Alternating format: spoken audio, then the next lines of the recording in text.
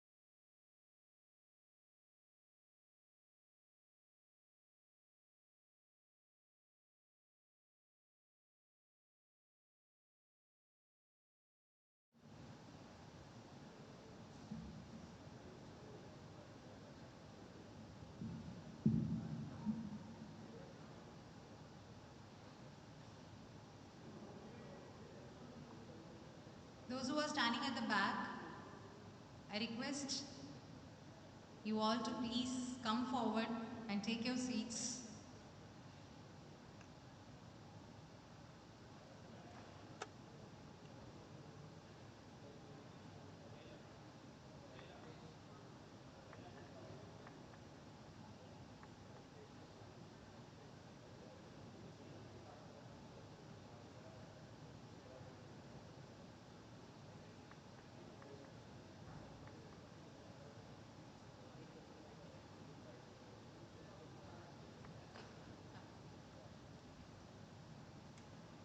I request Venkatesh sir to please help the crowd with their seating arrangements. Thank you so much.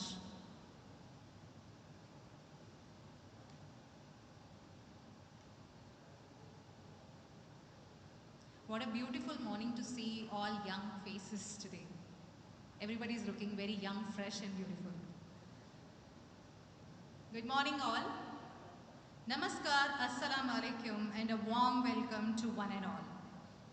The distinguished guests, respectful faculty members, GPS school management, GTO leadership, sponsors, parents and our dear students. It gives me immense pleasure to welcome you all to the Qualified Connect UAE 2026, an initiative dedicated to empowering young minds and helping students make informed academic and career decisions. Today's event brings together some of the finest educators, industry leaders, and professionals who will share their knowledge, experiences, and guidance to help shape the future of our students. Let us all begin this auspicious occasion by honoring the nation we proudly belong to and serve. May I please request everyone to kindly raise for the national anthem of the United Arab Emirates, followed by the national anthem of India.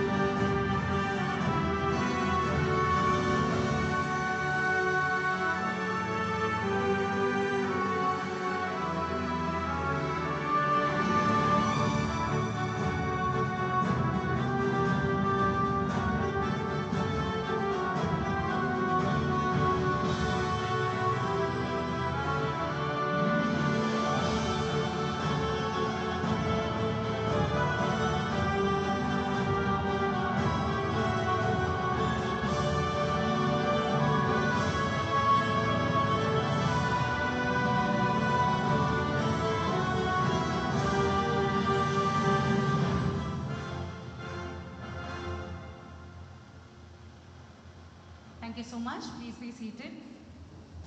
What a goosebumps moment. Ladies and gentlemen, every great journey begins with light, blessings, and wisdom. To invoke divine blessings upon today's event, may I respectfully invite our distinguished dignitaries to the ceremonial lamp lighting ceremony. May I please request Mr. Nishant Boraji, Mr. Vipin Maluji, Ms. Suman Jainji, Mr. Punit Jainji, the chairman of our committee, Mr. Lakshmanan Rao sir, and of course the Sanganis of this committee, all the ladies of this committee member to join the stage for the lamp lighting ceremony.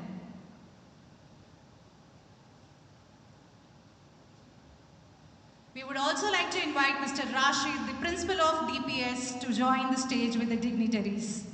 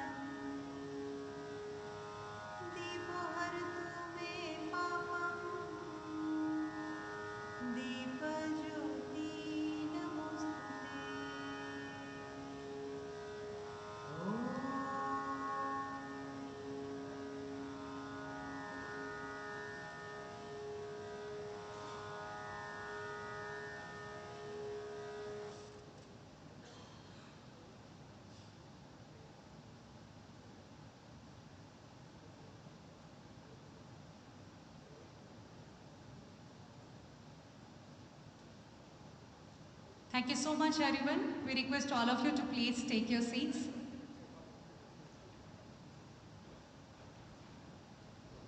You know, when I was a kid, I used to think what I want to become. I literally had a lot of aspirations and thoughts what I want to become today.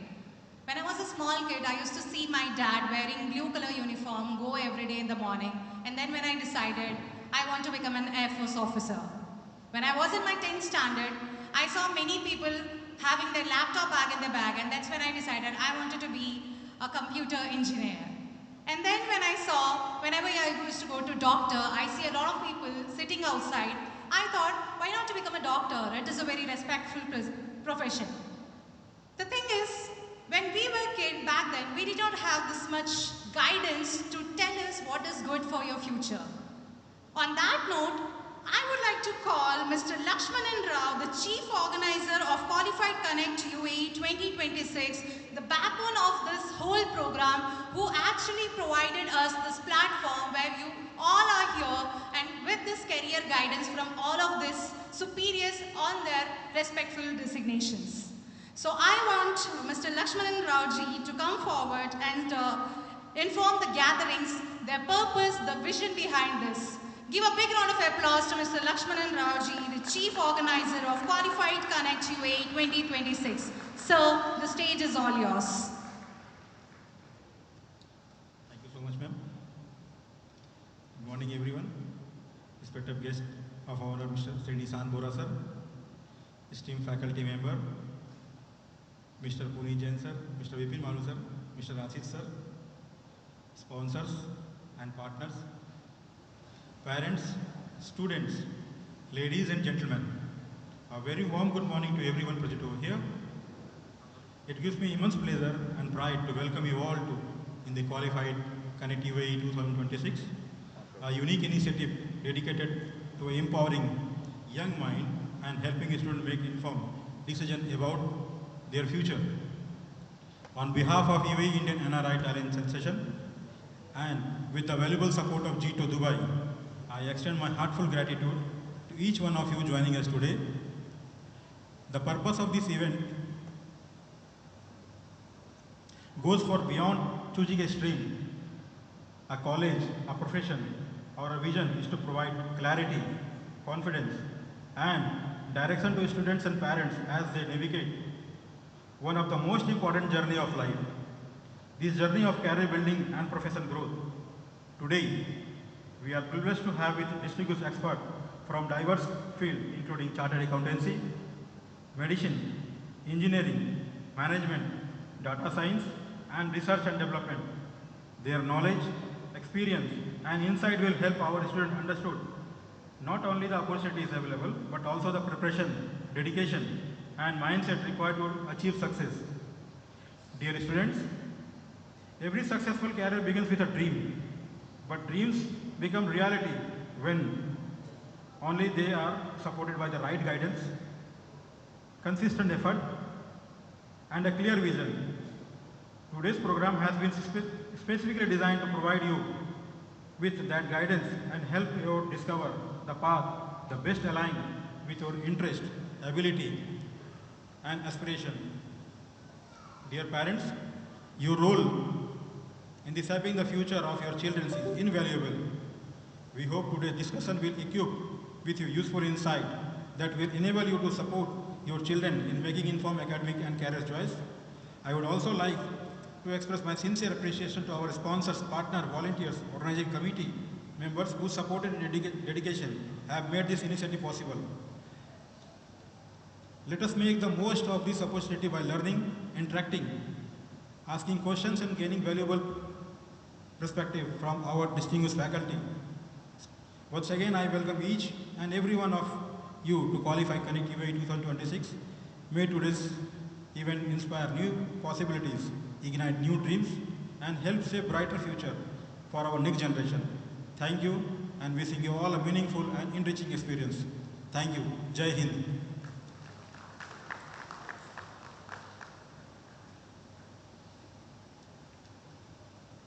Thank you so much, sir. Your inspiring words have beautifully highlighted the vision and purpose behind today's initiative.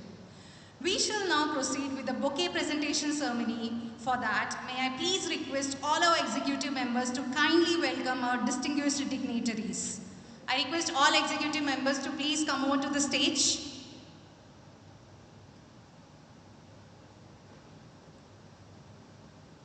I request Shri Nishant Vora ji to please come forward.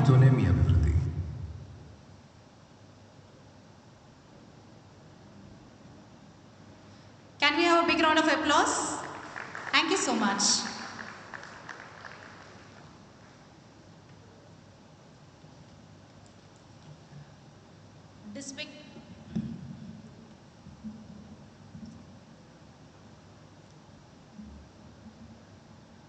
Respected dignitaries, distinguished guests, faculty members, parents, students, ladies and gentlemen.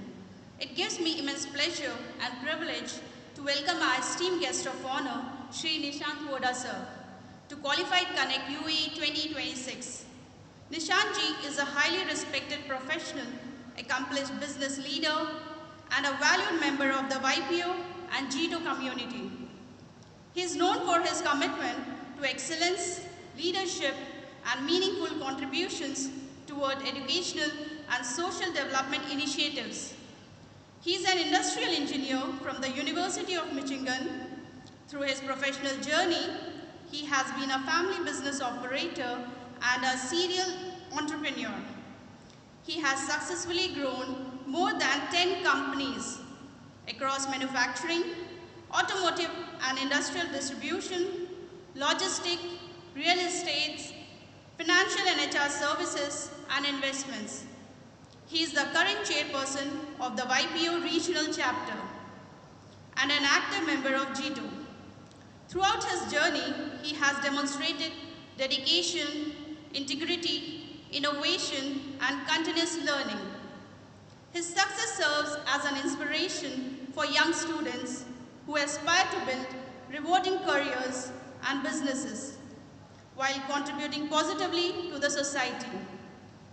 What makes his presence especially significant today is his belief in empowering the next generation through knowledge, guidance, and opportunity. At a time when students are making important academic and career decisions, insights from accomplished leader like Nishant ji provide valuable motivation and direction.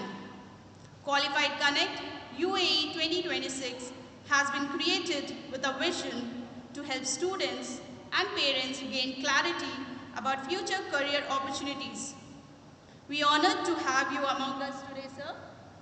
A personality who strongly believes in nurturing talent and encouraging young minds to pursue excellence. On behalf of UAE Indian NRI Talent Sensation, GTO Dubai, our organizing committee, faculty member, parents and students, I extend our heartfelt gratitude to Nishant sir for accepting this invitation and taking time from his busy schedule to grace this occasion. We welcome you, sir. Your presence adds immense value to this connect.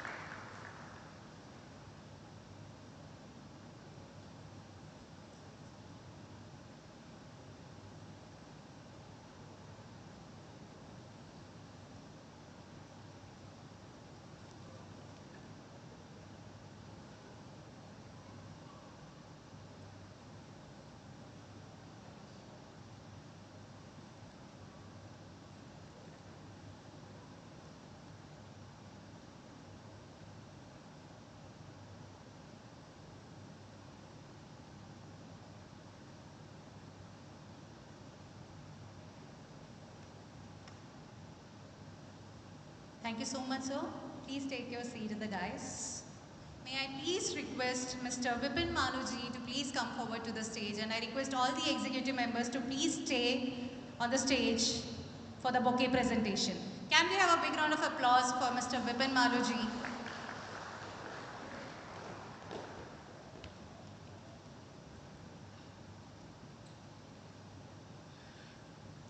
Ladies and gentlemen, it is now my great honor and privilege to introduce a distinguished leader, respected entrepreneur, community mentor, and a passionate advocate for youth empowerment and educational development. We are truly privileged to have with us today Mr. Vipin Malu sir, Chairman of GTO Dubai. Under his dynamic leadership, GTO Dubai has emerged as a powerful platform dedicated to promoting education, entrepreneurship, professional excellence, social responsibility, and youth development. Through various initiatives, GTO has consistently encouraged individuals to grow, contribute, and make a positive impact on society. Mr. Vipin sir is widely respected not only for his professional accomplishment, but also for his dedication to supporting meaningful initiatives that empower future generations. His belief in education, career guidance, leadership, and value-based growth perfectly align with the vision of Qualified Connect UAE 2026. We are especially grateful to GTO Dubai and Mr. Vipin Malu sir for their valuable support and encouragement to this initiative. This association has added tremendous credibility, strength, and inspiration to our mission of helping students and parents in making informed decisions about their future. Sir, your continued effort in nurturing talent, promoting educational excellence, and creating opportunity for young minds serves as a source of motivation for all of us present here. On behalf of UAE, Indian NRI Talent Sensation, Delhi Private School, our distinguished faculty members, sponsors, parents, students, and the entire organizing team, we extend our heartfelt gratitude and sincere appreciation for your presence and support. Ladies and gentlemen, please join me in extending a warm, respectful, and heartfelt welcome to our esteemed guest, Mr. Vipin Malu sir, Chairman GTO Dubai. A huge round of applause, please. Sir, we are truly honored by your presence and grateful for your continued guidance, encouragement, and support. Welcome to Qualified Connect UAE 2026.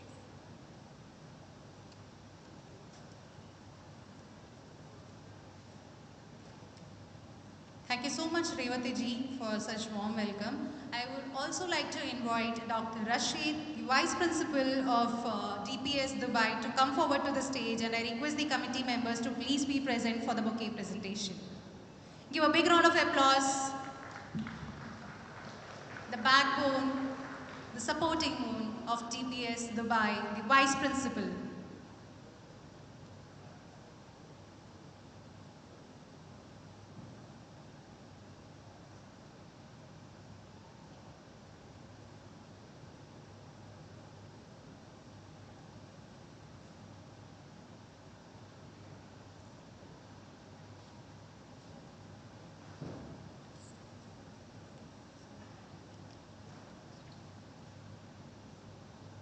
Thank you so much, committee members.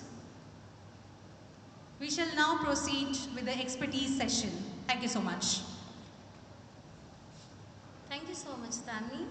Ladies and gentlemen, it is now my great privilege and honor to introduce a highly respected educator whose dedication, expertise, and passion for teaching have transformed the lives of countless aspiring medical professionals. With more than 27 years of outstanding teaching experience, Ms. Sarita Baid is one of the most accomplished and trusted biology educators in the UAE. She holds an MSc and BA from Calcutta University and has earned several remarkable academic distinctions, including being a university topper, gold medalist, gate rank holder, and securing All India Rank 2 in the prestigious ISI PhD entrance examination.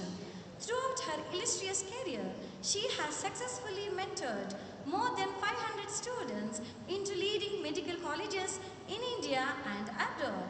Her students have secured admissions to premier institutions such as AIIMS Delhi, AIIMS Bhopal, AIIMS Jodhpur, JIPMER, KMC Manipal, SRM Chennai, Amrita Institute of Medical Sciences, and numerous top government and private medical colleges. Known for her ability to simplify complex biological concepts, build strong fundamentals, and develop effective examination strategies, she has guided several UAE NEET toppers towards exceptional success. Today, she joins us to share valuable insights on NEET preparation, medical career pathways, admission opportunities, and the roadmap to becoming a successful healthcare professional. Ladies and gentlemen, please join me in extending a warm and heartfelt welcome to Ms. Sarita Bait, Senior Biology Faculty, NEET expert, and one of the most respected mentors in the field of medical education. A big round of applause for Ms. Sarita Bait, ma'am. Ma'am, the stage is all yours.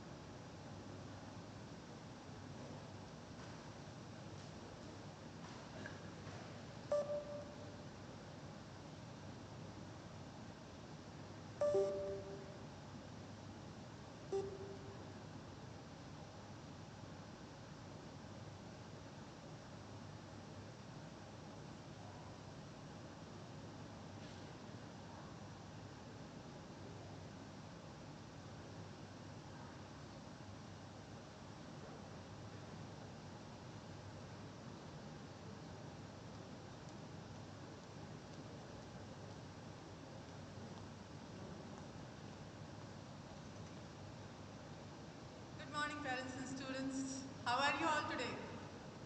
Looks like all dull faces. What happened? Sunday morning, yeah, difficult. Really appreciate to turn up and show yourself here in Sunday morning. I have a couple of questions. The first question, no, don't worry, I'm not asking anything from your subject. First question goes to students. Thank you. How many of you, tell me honestly, how many of you have been dragged by your parents on the promise that they will give you a nice treat after this event? Some show of hands? Yes, I can relate that. Okay, my next question goes to parents. Just tell me parents honestly, how many of you are here because your child seriously thinks to become a social media influencer? Some show of hands. No? Everybody is serious here? Okay, perfect. So, my name is Sarita and I'll be guiding you through NEET and MBBS in India and abroad. Students, being a doctor, isn't it the best way to flex yourself in society?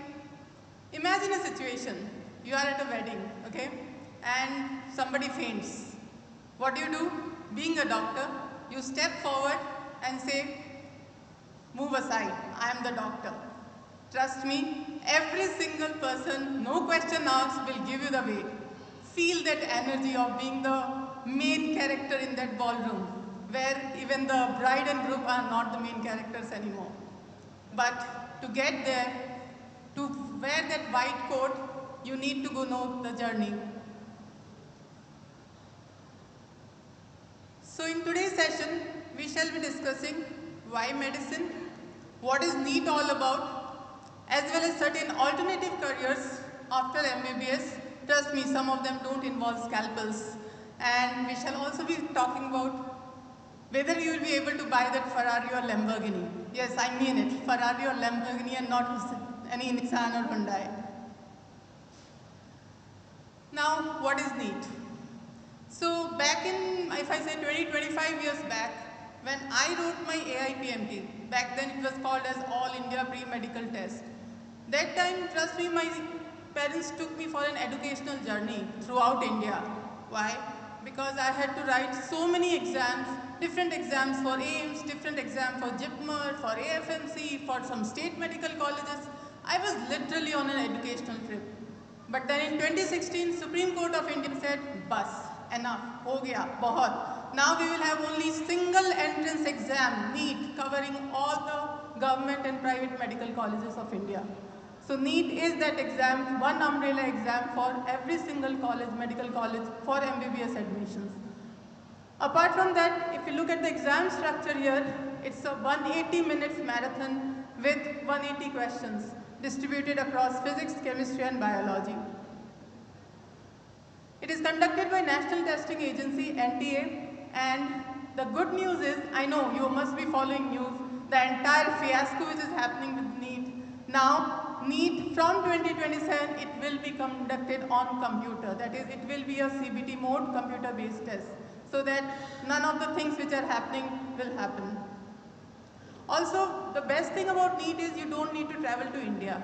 Yes, Dubai, in fact, UAE has its center of NEET in here. Now, what are the opportunities after medicine? A lot of opportunities apart from medicine. There can be, you can go for BDS and Ayurveda and research and all. We'll talk about them in shortly. What is the ideal start time?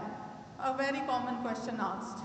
So the start time, yes, first of all, grade 9 and 10, that is the time when you build your foundation in your sciences. Secondly, 11th grade, that is when your intensive preparation begins. That is where you really need to focus yourself, you really need to work hard. And then in 12th grade, we mostly go for previous year questions, mocks and intensive revision. Now, let's do a reality check. Is medicine right for you? I guess everybody knows this, right? You should be empathetic, you should have good communication skill, you should have problem solving abilities. Yes, all these are, we know what does a doctor need. But you also need to develop that disgusting reflex, if I say. You know why? Because a doctor can talk about a ruptured spleen over his breakfast, or he can just stare at cadaver and enjoy a shawarma. Can you do that? If you can, then welcome to the club. Now, what are the major challenges for NEET? There are many. The vast syllabus, because for NEET you have to cover the entire grade 11 and 12 syllabus. You have to study the entire 11th and 12th syllabus to write the NEET exam. One of the greatest pressure which students feel here is not only for NEET, any kind of entrance exam, the balance between school and entrance exam preparation. Now, how do you do that? In school exams, what you have to do? You have to write beautiful stories, right, for 5 marks answer. While for NEET or any entrance exams, you have to literally pinpoint the trick and get the answer in fraction of second. Isn't it like doing a Bharatnatyam with karate? Isn't it? Like you have to literally understand the intricacies of board exams simultaneously you have to do with NEET. What to do about it? The best way is that if you have a curriculum design where the NEET and the school preparation or any entrance preparation goes hand in hand. And this is what we do in our coaching center at Esentria. We actually balance the school studies. We plan our curriculum in such a way that you don't have to do two different things in two different times. Whatever is done in school, the same thing is taken to the entrance level. What is the ideal study schedule? A very commonly asked question by parents. If I say so, there is no such ideal schedule. It differs for every single student. You are at an age where you should study, okay? That is the only option you have, trust me, considering the competition back in India and world. What, on the other hand, you should have the schedule is when to look into social media, trust me. When to go for your outings or your birthday parties. That is the schedule you need to make. And rest of the time, what you should be doing? Study, no other option, okay? Now, what is the best preparation strategy for NEET? NEET is based on NCERT. 75 to 80% of the questions are asked from NCERT alone. So NCERT is like your holy book. You have to study NCERT and then you can go to higher level problems. But if NCERT is not clear, then no point going to those heavy books. Apart from that, you have to regularly solve topic-wise questions, chapter-wise questions, previous year questions, as well as, yes, this is very important, not only for your entrance exam, for every single exam, you should maintain an error book. What is this error book? It's called a mistake book. Mistake book means whatever mistakes you're committing while writing a test, taking an assignment, those mistakes should come in your notebook. Because at the end of the day, when you're learning for your exams, you don't need to go through every single questions you have done in the past months. Rather, just go through your error book and trust me, it will really help. Very often we do the numericals, right? In physics or in maths, we do the problems. We keep doing them and we never go back and study that what numericals we did. And when the same things appear in the exams, students are like, oh, I did it, but what happened? I am not able to solve it now because you never revised them. So please go back and revise your numericals, and especially if you have maintained an error book. Go back and go through all those errors which you have committed during your test or during your assignments. And that is why analysis of questions, analysis of test becomes imperative, becomes very important in your lives. Very often it happens, students write the test, got the marks, full stop. Please go through your mistakes, maintain an error book, and try to revise it very often. Coming to test, not only mock test, any kind of test. The one answer when I asked, why didn't you write the test, bacha? They say, ma'am, I was not prepared. Are we ever prepared for any exam? I don't think, right?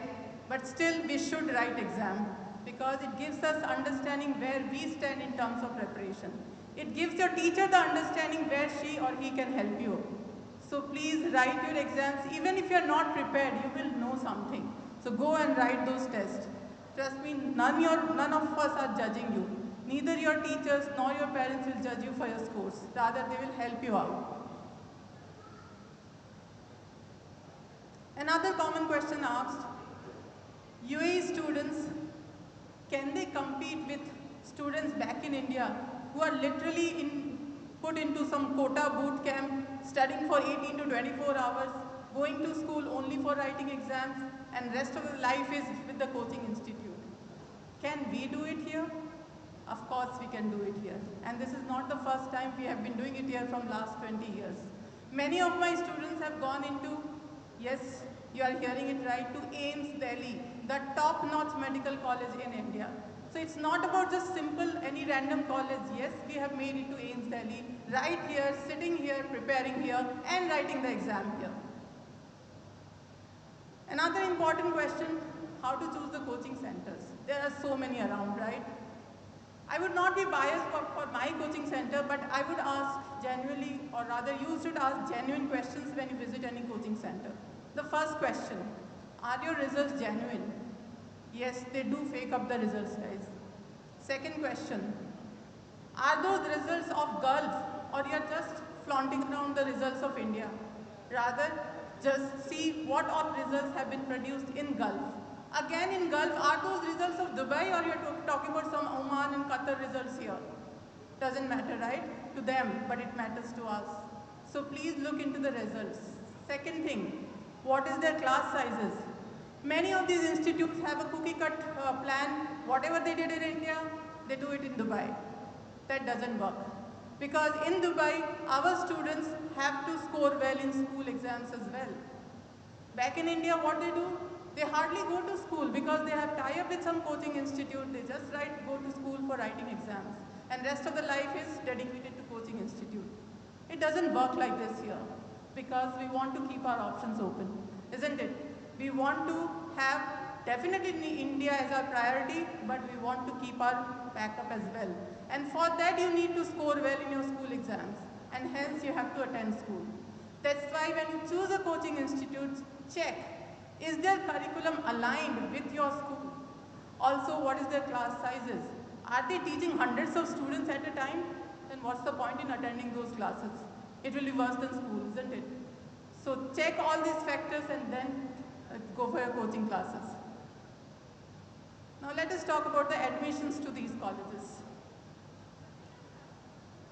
NEET is conducted out of 720 marks. And to get into the top tier medical colleges, including AIMS, you need to have 650 plus score. Yes, sounds little overwhelming, right? 650 out of 720, achievable. Last year itself, my students got 695 out of 720. Similarly, if you want to go for state government colleges, the score is somewhere around 500 to 620. Deemed universities and then other qualifying cutoffs are a little lower. What are the approximate seats through NEET? There are 100,000 seats in MBBS, about around 27,000 in BDS, and then in alternative medicines there are some around 52,000 total seats. Now what are these courses which you can do after NEET? So common idea among students and parents is that if you do NEET, you will only be qualifying for MBBS. No, NEET is for every single medicine course in India, not only MBBS. So if you are not okay with MBBS, you can make people smile by doing BDS. You can even go for alternative medicines which are booming nowadays, not only in India, in Western world, like the Ayurveda, the homeopathic, and physiotherapy. Trust me, I'm waiting for last 2 weeks for my physiotherapy appointment. They are busier than the doctors. So physiotherapy at times doesn't sound very good to us, right? Being a doctor, being a physiotherapist, but physiotherapists are earning more than some of the doctors. Because now people don't want to take medicine easily, right? You want to do exercise, you want to do something else apart from taking medicine so that you can get cured. If not India, yes, sometimes it becomes difficult, right? Living in the safest country, living in the most hygienic condition, and then you want to go to India. A contrastingly different scenario. Not a problem because you can also do your MBBS studies in countries like UAE here, or European countries like Italy, Germany, Ireland, Czech Republic, Philippines, or even in UK and Canada. Apart from that, if you don't want to do MBBS, you don't want to go into the core doctor thing, then you can even do something like alternative paramedical stuff, for example, radiology, occupational therapy, etc. One of the greatest myths, only doctors succeed. No, the healthcare needs entire team. Not only doctors, they need pathologists, they need radiologists, they need nurses, they need anesthesiologists. So many people are around to help you get better. Now, I would like to bring the attention of parents to this slide. The cost of MBBS in India and abroad. In MBBS cost is around 500,000 to 1 million in government medical college, that's an average. But I would like to ask you one question. Everybody wake up, hello. What do you think, what is the fees of AIIMS Delhi? Anyone, parents? What is the fees for total 5 years of AIIMS Delhi? No, okay. Shall we give some perks? Okay, whoever gives the answer gets a prize. Sorry? 1 lakh, sir is here saying 1 lakh. Anyone else? Come on, it's a wild guess, you can take. 50,000, okay. Anyone else? Parents, be happy, it's only 6,000 rupees. Yes, you heard me right. AIIMS Delhi 5 years MBBS is just 6,000 rupees, which is not equal to 200 dirhams. And if you perform well, they even give you back the 6,000 rupees. So literally you study for free. And that is why you need to go to India. Some of the other medical colleges, it will be some 50,000 or 1 lakh for the entire 5 year duration. The internship which you have to do after your MBBS is also free in India. It's not free in abroad. You have to pay for it. Second reason of going to India. What is MBBS all about? It's all about diseases, right? Where will you get these kind of diseases? Dengue, chikungunya, malaria. Do you hear anyone suffering from these here? Here we suffer from luxury disorders, isn't it? Obesity, hypertension. So if you want to have a first-hand experience with the disease, you need to go back to India. Similarly, very often my students from UK and all, they come and meet me while they are doing MBBS. They say that, ma'am, you know what we did? Oh, we were doing digital dissection. While the same other student who come back from India, ma'am, in the very first week we were dealing with cadavers. The dead bodies, yes, they are dissecting the dead body in the very first week of your MBBS admission. And that is all about MBBS. You need to have the first-hand experience, which you don't get in abroad. So guys, save the money of your parents so that they can buy probably a farmhouse in India, because if you see the fees in abroad, UK fees is as much as $400,000. UAE fees is around $250,000. And India, as I said, 6,000 rupees, right? So study hard, save your parents' money so that you can do probably MD or MS in your future in abroad. Now, how long and what specialization? MBBS, not happening. I mean, you do MBBS, nobody is going to come to you. You have to do MD or MS or specialization, which will take around 10 to 12 years. The question in the back of the mind, oh, we are going to study for 2 years of entrance exam for studying another 10 to 12 years. That's true. But look at the demand after 10 to 12 years when you become a cardiologist or a neurologist or an oncologist. While your engineering friends graduated probably from some of the IITs and NITs and got into some MNCs and buying Hyundais and probably Pracos and all, 10 to 12 years down the line, you become a cardiologist, you establish, trust me, within a year you will be driving Ferrari. That's the revenge you take from engineering students. So yes, it demands a lot of effort, it demands a lot of studies, but ROI is very good, right? ROI, return of investment, come on. So 10 to 12 years of hard work and you are officially allowed to write in bad handwriting prescription, still drive a Ferrari. So you're signing up to be a professional student? No, I'm not saying it is something demoralizing and all, but think of Ferrari, man. That's like beat everything, isn't it?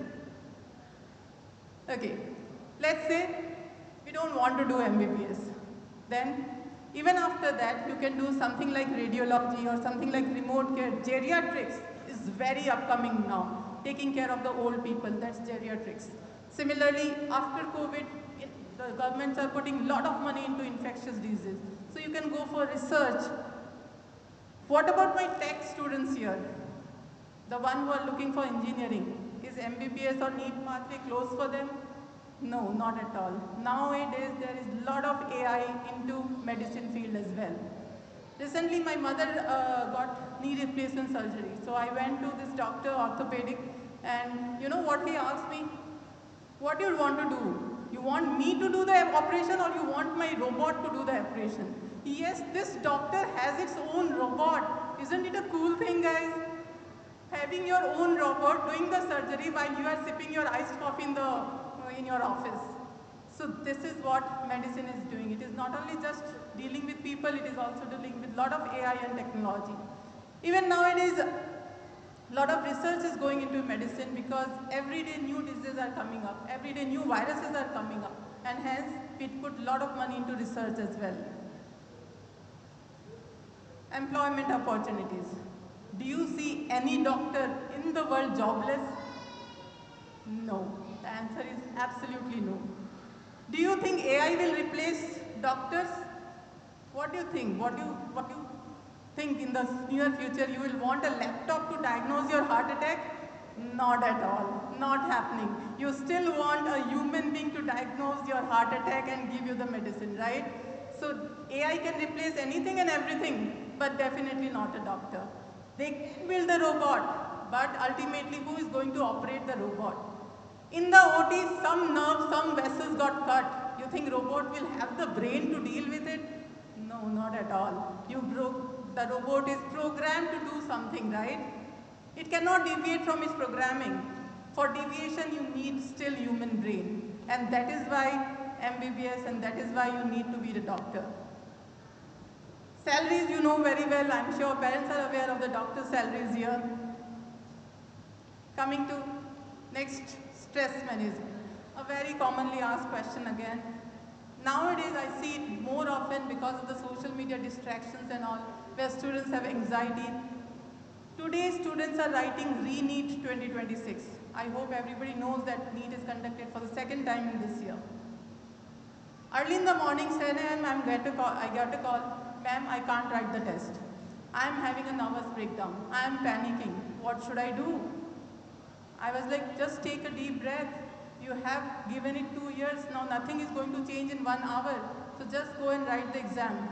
What I'm trying to say, stress is real. And parents, you also have to understand, during our time probably people did not talk about anxiety. I remember I once had a panic attack, mom slapped me gave me one nicely and said, go and write your test. What's panic attack you have? In fact, we didn't even know the word panic attack that time, isn't it? But these things are real and we have to deal with it. So one of the common mistakes which students do before exams is pulling all-nighters. They'll study whole night and think, okay, we'll revise every single stuff. Guys, it's not happening. You need time to register the things which you have learned. Your brain needs that time. So when you sleep, your short-term memory comes into long-term memory. So that is why you need to have proper sleep, especially before your exams. Otherwise, you will go blank. Again, sharing an anecdote. I'm a gold medalist. I'm all India second for ISA exams. But my grade 12 score, I don't want even to share. Why? I used to study a whole night. I want to revise every single stuff before the exam. And in exam, 12th grade exam, physics exam, I still remember, I was blank. I couldn't answer a single question there. I would start a question, then blank, leave in between and go to the next one. I barely managed to pass in physics in 12th. But then, I did get a gold medal in my bachelor's and master's. What mistake I committed? Yes, not sleeping properly, and hence I would go blank in my exams. So this is real, need to sleep properly and definitely digital detox. Advice for parents, as I said, please listen to your students, to your kids. If they say, simple last example, my daughter was preparing for law. She every single exam, got into the best law college. One fine day she comes and says, Mama, I don't want to do law. What did I do? No question asked. Chalo beta, let's find another college. That is the attitude we need to build so that students and your children trust you better. So consistency is what matters. And these are the key takeaways from today's session. I think I'm running best of time, so quickly. NRI students get admission in NRI seats? No. Every single student write under general category. There is no NRI seat for writing the exam. NRI seat is only applicable during your counseling sessions. And these are the results. As I said, AIMS Delhi, AIMS Bhopal, you name it and probably I have my student there. CBSE, ISC students do very well in the international colleges as well. And students receive equal, if not better, preparation here in Dubai if you are considering migrating to India. So guys, focus on your academics, please. That's all for the day. Thank you for an incredible audience.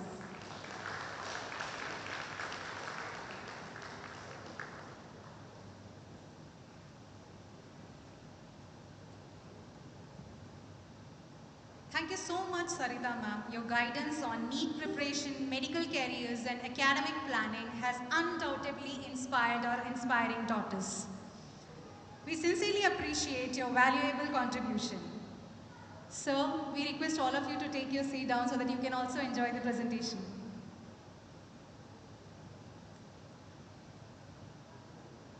How many of you want to become doctors here?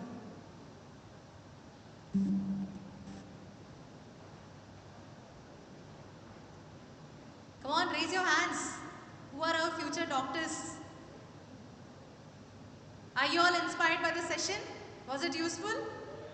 If so, can we have a big round of applause again? Yes. Thank you so much. Sarita ma'am, thanks for your inspiration.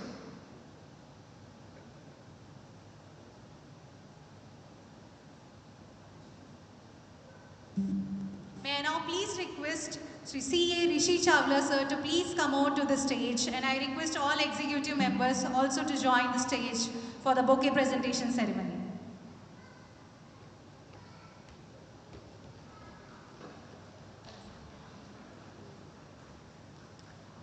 Ladies and gentlemen, it is both privilege and an honor our next speaker for today, a highly respected professional whose journey is an inspiration for aspiring commerce students and future business leaders. CA Rishi Chawla sir is a distinguished chartered accountant, business leader, mentor, and an influential figure within the professional and financial community of the UAE. He currently serves as the chairman of the ICAI, Institute of Chartered Account India, Dubai chapter, one of the most prestigious professional bodies representing chartered accountants outside India. With extensive experience in finance, accounting, taxation, auditing, corporate governance, and strategic business leadership, he has successfully guided numerous professionals, strategic business leaders. He has successfully guided numerous professional entrepreneurs and young aspirants throughout his remarkable career. His commitment to the professional excellence and continuous learning has earned him immense respect across the business and financial sectors. Beyond his professional accomplishment, CA Rishi Chawla sir is widely recognized for his dedication to mentoring students and young professionals, helping them understand the vast opportunities available in the field of commerce, finance, accounting, business management, and entrepreneurship. Today he joins us to share valuable insights on career opportunities in commerce, the chartered accountancy journey, professional qualification, global opportunities, skills required for success in the modern business world, future career prospects in finance and accounting. His guidance will undoubtedly help students and parents gain clarity on one of the most rewarding and respected professional pathways available today. Ladies and gentlemen, please join me in extending a warm, heartfelt, and enthusiastic welcome to our esteemed speaker, Chairman of ICAI Dubai chapter, mentor leader, and inspiration to many, CA Rishi Chawla sir. A huge round of applause, sir, for sir. We welcome you, sir. Thank you. The stage is all yours.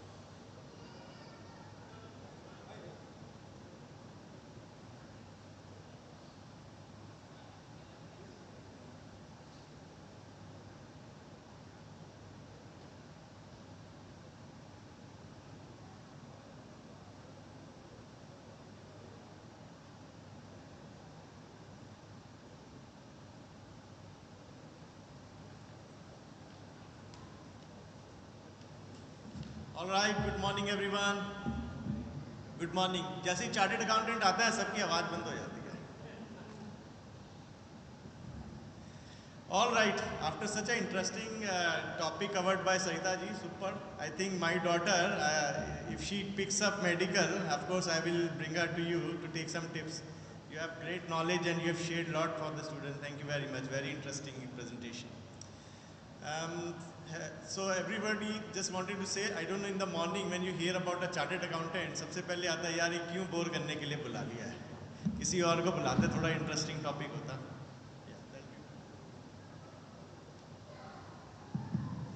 थोड़ा interesting topic होता, but what happens is that ultimately we can always have an enjoyment in life, वो तो होता ही है, but what is important is to have a career which gives you very important respect, which gives you money, which gives you a strong career which grows everywhere. So CA can I have the clicker? CA one thing I'll tell you is that, you know, like for example, if I take Sarita ji's learnings a little bit, अपनी body में सबसे important क्या होता है? Heart होता है, right? So CAs are the heart of any organization that way. So ultimately, if there is no money in the business or in the company, there is nothing done, no storytelling, कुछ नहीं होता है. So you need to have money in the business to run the business, and a chartered accountant manages the money. So the most important position, of course, is the business idea, of course the strategy, but strategy without money is useless. So ultimately what happens is the chartered accountants always find a role, important role in the organization, very, very important role. So I'll tell you my story, how I became CA. Like in my extended family, nobody's a CA. I'm the only first person who has become a chartered accountant. And how I come to know is that, like when I was in the school, somebody said that CA is a very respectable profession. Plus, it earns you a lot of respect, a lot of money, and the career is very good. But at the same time, it is very, very hard. So like MBBS or those doctor courses, CA is honestly is a tough degree. It's not easy to do it. It takes a lot of energy, it takes a lot of power, but if you really want to do something unique in your life, you really want to be like reach to something different in your career, then CA is the best, I would say. For Indians, definitely I can say. In the world over, wherever you go, you will always find Indian chartered accountants sitting in the top positions. Like if I talk about UAE, I am the chairman of the Institute of Chartered Accountants of India Dubai chapter, where we have 3,500 roughly members. I go to any organization, you call it landmark, apparel, or pick up any large company, small company, you will always find CA sitting there. And the good part is CAs have also gone a little bit ahead from being just the finance manager or accountants. The CAs have become the strategy advisors, CFOs and CEOs. For example, the DP World, the current CEO of DP World is an Indian chartered accountant. So like the CEO of Imar is an Indian chartered accountant. So what it means is once you became a CA, it not necessarily mean that you will only deal with finance as a subject. If you are good, you have that ambition, your skill, you can go to the CEO position, because finance actually gives you the right kind of knowledge how the business functions, because it is the heart of a business. Let me something about CA, so about Indian Chartered Accountants. So you'd not believe the ICI, the Institute of Chartered Accountants of India, was established even before the Constitution of India was written. So that is the history of ICI. It's so old and so proud that before even we define how the country will function, we defined how CA functions. CA is there. So that is the kind of importance CA holds in India even till today. So now we are in the 77 years of history. Dubai chapter itself is very old. It's in the 44th year. I am the 44th chairman of the chapter. Right now, ICI is the largest accounting body in the world. More than 500 chartered accountants in India, and there are about 1 million students which are there right now. The ICI has about 175 branches in India, and globally it is present in about 47 countries with 50 overseas chapters, 31 representative offices. So for example, when I go to any country, I always find some CA institute or some kind of representative office or a branch to meet people. So no matter where I go in any country, I always find CAs there, because CA is not, let me tell you one more thing. CA, even if it is an Indian qualification, it does not necessarily mean that you have to be in India to practice that profession or to live with it. CA, once you become a CA, the profession opens a lot of doors for you. You can go anywhere in the global. So for example, as I said, 50 overseas chapter means, for example, you go to say US, UK, anywhere you go, you can always find job for finance professionals. And Indian chartered accountants are very respected. Another important thing I want to mention is that once you become an Indian CA, there are a lot of MRA or say mutual agreements which are signed by ICI with a lot of other professional bodies. Like for ICAEW, there is a pathway program. Now if I want to become ICAEW after CA, I just have to give one thesis. There is no exam for me. Similarly with Australia. So a lot of MRA, MOUs in ICA has signed. So it is a very international body. At the same time, an Indian body is the most respected profession of India. One of the most, I would say. There are a lot of other respected professions as well. So how to really go about it? The good part with CA is you can actually start after your grade 12. I did my CA after my 12th. So I finished my 12th, I did the foundation course, there was the CA inter, and then I did my finals and finished my CA. I actually don't need a graduation, though I have done the graduation. but in CA course you can very easily and start very early. One of the striking point with ICI is CA is that this is not only theory. It's not like you just keep mugging up all your books and then kind of just go and go into a company being a finance manager or accountant. Not necessary, not like that. So once you pass your foundation, say for example if you're going through foundation course, you can always go to the graduation course and you do your inter. So there are two groups in the inter, or we call it IP, IPC, and the name keeps shifting. I've done my CA about 20 years back, so a lot of things have changed since then. One of the important things in CA is that you have to do 2 years of articleship training. It was 3 years before, now it has become 2 years. So what this 2 years mean is that you have to actually work practically with a practicing chartered accountant and learn the business. Learn the business, how audit work, how taxation work, how consultancy work. And not only that, there is also possibility to work in the industries also. So there is something called industrial training also that can be done with that.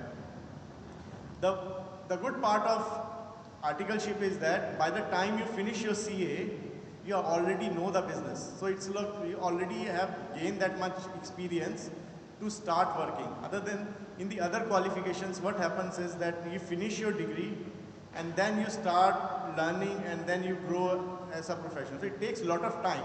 CA on an average, if you are a good student, you can finish in about 3 years maximum. It doesn't take more than 3 years. It's not that easy. It took me 1 year extra, finished in 4 years, because the failure ratio is quite high, because the passing ratio in institute, when I passed, that time it was only 3%. Now it has improved a lot. Now it is about 8 to 10% passing rate has increased. The passing rate has increased, reason being the demand for CAs has increased a lot. There is a lot of need for Indian chartered accountants. So even as per our president of ICI recently gave the lecture stating that the Indian chartered accountants needs have increased so much that we are getting like requests from the government that why we are very few CAs in India with such a huge population. So it's a growing profession. So what are the different kind of career lines? So you can do the audit assurance, which is a standard, then taxation, consulting, corporate leadership, CFO, CEO's position, entrepreneurship. So starting like I run my own business. So entrepreneurship and startups. So once you become a CA, there is a lot of things that can be done. Some of the things which are striking about is it starts at low. The cost of doing a CA is not even about 50,000 rupees in the entire course. It starts with low earnings, I would say, in the initially, but when you start growing up, the salary continues to increase in this profession. Like when I started and I came to Dubai, I was with Ernst & Young, I was getting about 7,500 dirhams that time. It's about 20 years back.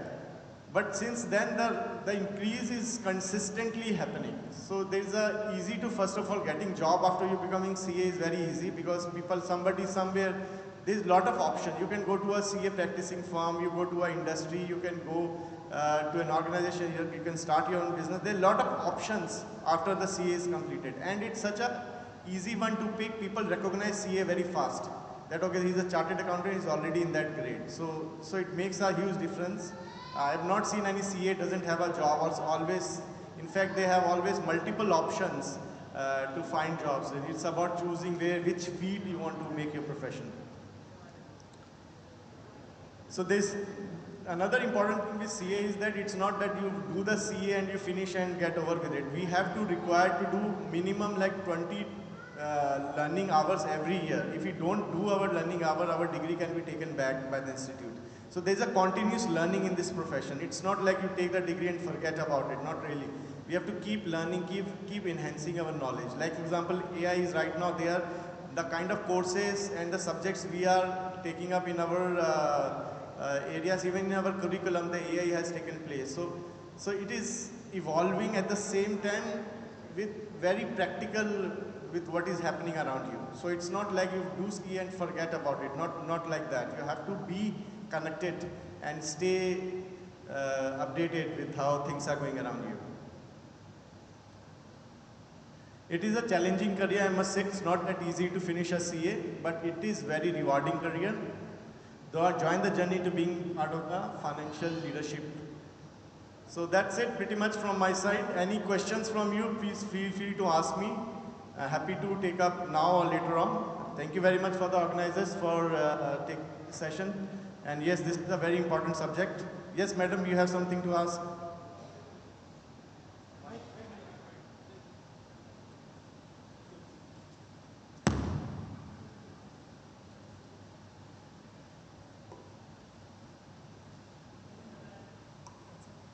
Hello. Thank you very much, sir, for the lovely presentation. It's a good knowledge sharing session from you. Thank you very much, sir. Sir, can a science student opt for any certification, because chartered accountancy is a certification course? I'm not able to hear. Not able to hear you very well. Thank you so much, sir, for the lovely presentation. Question is, a science student after doing degree can opt for any certification here, if he cannot go for chartered accountancy, similar certification for a year or two? Just to answer you, ma'am, let me tell you, there are a lot of chartered accountants who have done their graduation from science. Oh, that's lovely, Yeah. sir. So that is important, because what happen is there are a lot of, for example, sometimes what happen because of parents' pressure or say peers' pressure, people take science, but their interest stays in commerce, or they feel that numbers is their strength. So you can always do science, CA, even if you have done your graduation with science. There are a lot of chartered accountants I know personally who are science graduate and who are chartered accountants, because it's all about doing the hard work. That's it. So there is no restriction that way. Thank you, sir. Just one more question. For that, they must have one subject related to this commerce stream in science group, yeah? I mean, I am not very sure. But when they are in 11th and 12th, they need to choose one subject which relates to this field? So 10th and 12th, like for example, the auditing subject actually starts in the grade 12, 11th or 12th. So that is something it is good to have. Accountancy is again accountancy subject, you have to take it. But other than that, if you are taking maths, it's good, but not necessary. There is no such rules that you have to. But accountancy, yes, you have to pick up accountancy. That is important. Thank you very much, sir. Yes, sir. One question here.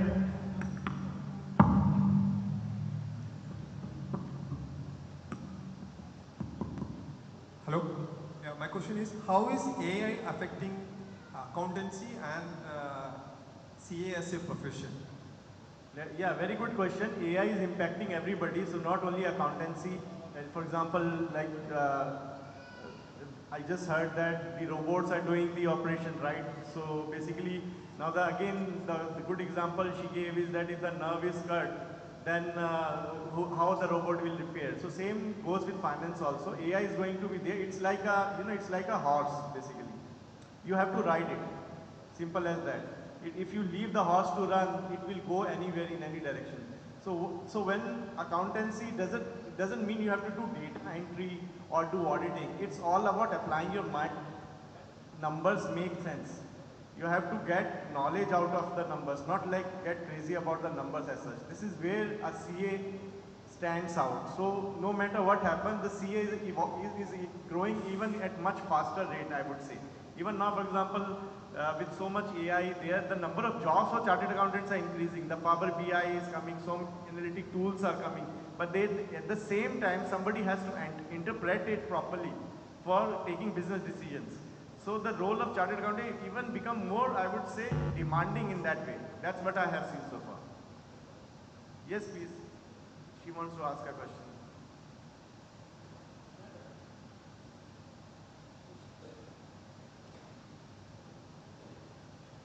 Sir, usually CA for like India, and it's like the way money deals in India, right, sir? Suppose we are going abroad or somewhere, they have their own rules and regulations. Are we supposed to do some separate course for it, or does our degree work there as well? Like for UAE it's ACCA and there's CFA as well. Like are we supposed to do it differently, or is it the same course? See, ACCA, CA, ICAW are all different courses. Like ACCA is not a UAE course also, it's again a UK course. ICAW is also a UK course. The only difference, only one subject which is very specific in any qualification is their local taxation. Like only thing which you study extra which is not international in India, in Indian CA is the tax. Other than that, everything is an international subject. Accountancy, auditing, even now international taxation is part of the curriculum in the CA, and then organization management. There's a lot of things are there which are international. It's not necessarily subject to one. Only tax is one area, and whenever you go to any country for that matter, say for example if you're working here in UAE, there's huge demand for CS in UAE also. Okay, so now that learning the local tax, you have to read it. You have to, tax is something you have to read, understand and learn it. So that's how everybody is doing it. So I don't see a big issue with that. Yeah. True, like are we supposed to like have a certificate to show them that we're qualified in this taxation as well? So once you do a CA, you get a certificate from India. Now the thing is whether you want to work in the industry or you want to work in the practicing, like in the auditing profession like that. So for example, if you want to go into the industry, there is no need of a certificate. You just self-study and continue doing that. If you want to go into the practicing like an auditor, like you have to sign the audit reports or the financials, then you have to take something called the equivalency here. For signing, Ministry of Economy issue a specific certificate for the auditor. Like I have the auditor certification certificate, I sign financials. So in that case, you have to now give 3 exams are required. One out of that is your tax. And there are that one is audit and another one is there. I have not given exam that one because I did my long back thing. But that will be required. If you go to say UK, you go to like even if you go do say like if for example is CA, I can very well take ICAW by doing a pathway without giving any exam. But if I go and practice in UK, I have to take certification in the tax of local taxes before I start signing. So I think that is pretty much the regulation is. It is not that difficult to achieve that, let me tell you. If you are CA, you have already done the hard work. You'll get it very easily. Sir, one thing. My son is studying in commerce actually. He's in 11th grade. So for completing the CA, whether it is better in UAE or in India? See, right now UAE, Dubai, you can give exams. The exams happen in Knowledge Village here only. See, main thing is about either he is doing self-study or he is taking coaching. What happens with coaching, honestly, it becomes faster to finish because the subject is quite lengthy.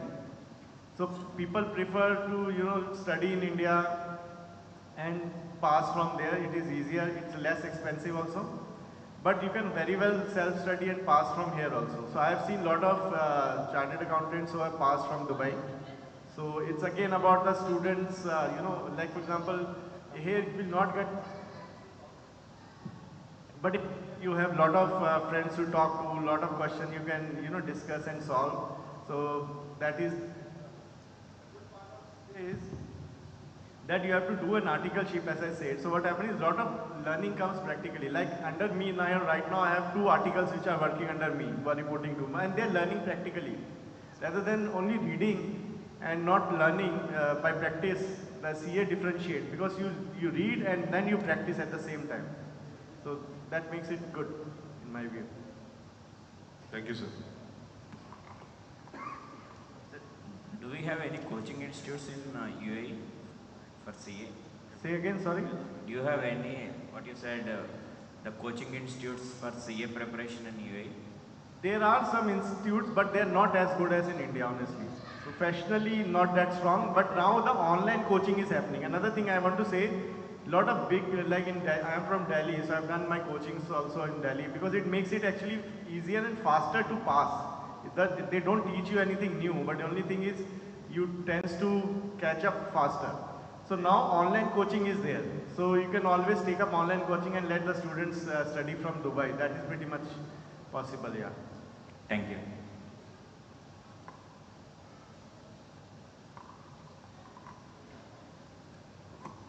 Morning sir sir मेरा भाई लोग CA करता था I mean they was trying for attending for CA but unfortunately many attempt का बाद में भी they are not qualified so in such cases can you suggest some similar courses which can try for them CA कर रहा था, नहीं हुआ, नहीं हो गया या तो उस केसेस में क्या है कि first I will say try again, क्योंकि सीए में तो ट्राई करते रहना चाहिए जब तक होगा नहीं.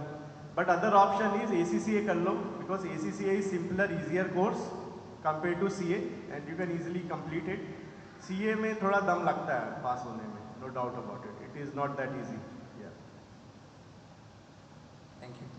Thank you. Thank you everyone. Thank you for your time. Have a lovely morning.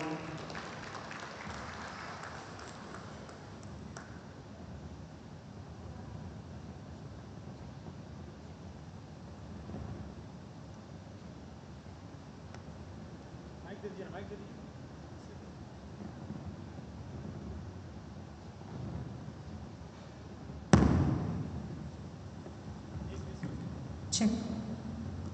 Sorry for the delay, sir. Can we have a big round of applause? I think this is one of the most question asked session. This means everybody here has enjoyed your session, including us. I did have so many questions, but I think they have asked many of my questions. So that makes it very clear that how many of you wants to become a CEO, CA? How many chartered accountants in the house? Raise your hands with all pride. Come on. Chartered accountant, don't worry. Very good. So many CAs in the house. Thank you so much, sir, for this amazing session. Your valuable insights into commerce, chartered accountancy and professional opportunities have definitely provided clarity and confidence to all our students and their parents. We sincerely appreciate your time, wisdom and guidance. Once again, a huge round of applause for such an amazing session.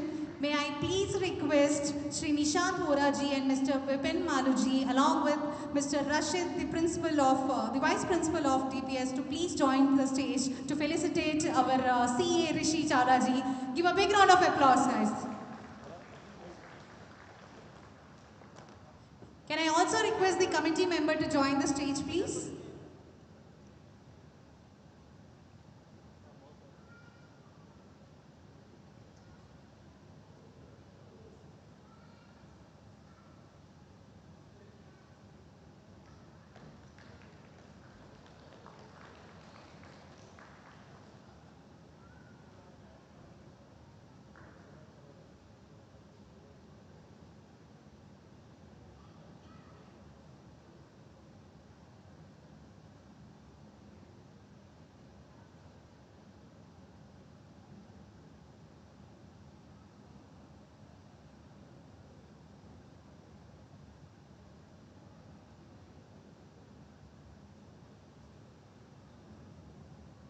As a token of our appreciation and gratitude, we also have a small hamper which you already have in your hand. Thank you so much. Thanks a lot. We have truly honored your presence, sir, and I hope you all are enjoying the program. Are you all enjoying the program? Are you all enjoying the program? Come on, be louder, guys. It's morning. Yes? Yes? Yes? Yes, okay. So we'll move into a question and answer session after some time, because I also want to have a live interaction. Let it be like a interaction session, not that, when you are in school or college, when you have listen to all these things. I know I was also a student, everybody here, sub students right? So we will have some interactions and you're open to ask any questions that you have, because this is for you that they have created such an amazing event, right? So before we move on, why not to relax a little bit? How about some good music? Some live songs? Yeah? Okay. It is my privilege and my honor to welcome Master Siddhant to the stage, who was the winner of Season 1 UAE NRI Singing Sensation. Can we have a big round of applause? Come here, Siddhant. I remember meeting this guy an year back. He was so shy and small actually. He had, how many rounds did you have in UAE NRI singing? How many rounds did you clear? 3 rounds, I think so. From the beginning, 3 rounds. Actually, 4 rounds. There were 2 auditions, a semi-final and then a final. How was your experience after winning that program? Are you recognized? Are people recognizing you? How was it? Actually, I'm feeling a little bit strange because I walked in and everybody started recognizing me, telling me that they listen to me sing, that they enjoy me sing. You know, it's actually a happy moment for me. A big round of applause because he is one among them representing so many kids that this committee had organized before the UAE NRI singing sensation. There were many kids, but he was the winner of it. Now he is going to relax you all with his songs. Are you ready? The stage is all yours. Big round of applause, guys. Come on. Taaliyan to banti hai, please. Thank you. Hello, check.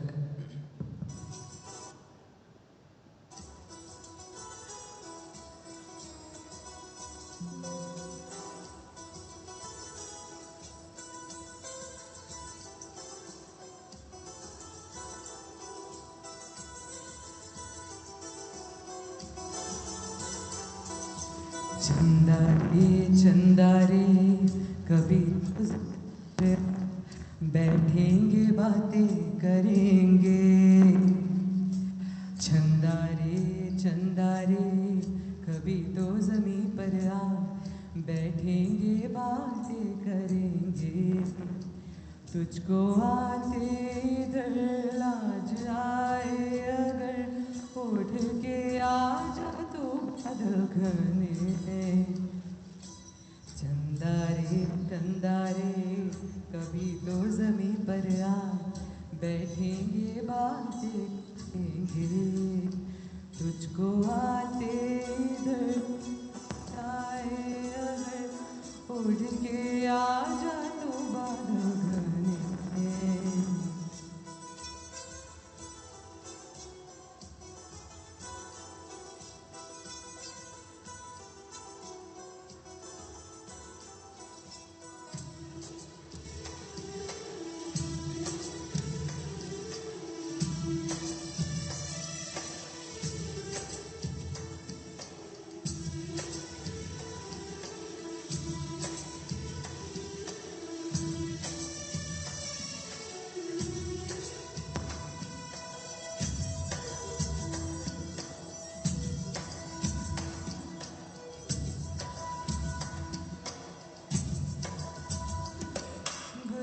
गुलशन वादी वादी बहती है रेशम जैसी हवा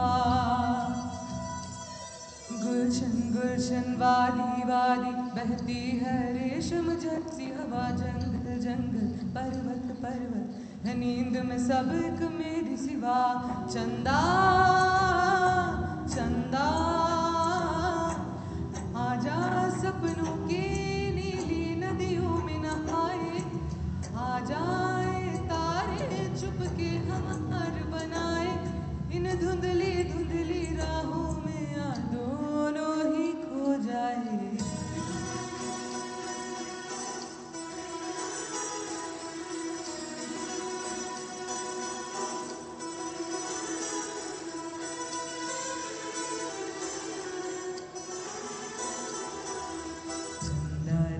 चंदा रे कभी तो जमी पर आ बैठेंगे बातें करेंगे तुझको आते इधर लाज आए अगर उठ के आ जा तो बादल घने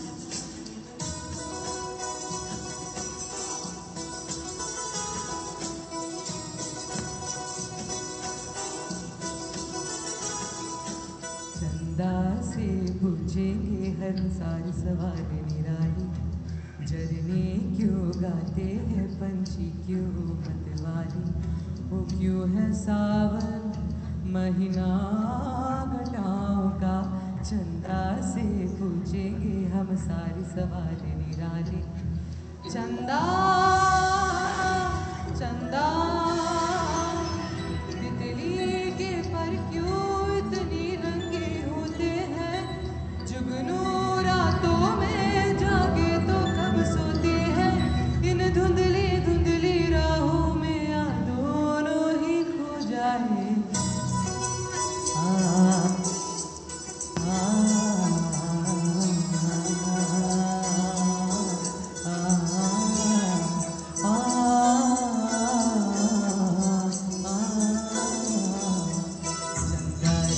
चंदारे कभी तो ज़मीं पर आ बैठेंगे बातें करेंगे, तुझको आते अगर लाज आए अगर उठ के आजा तू बालकों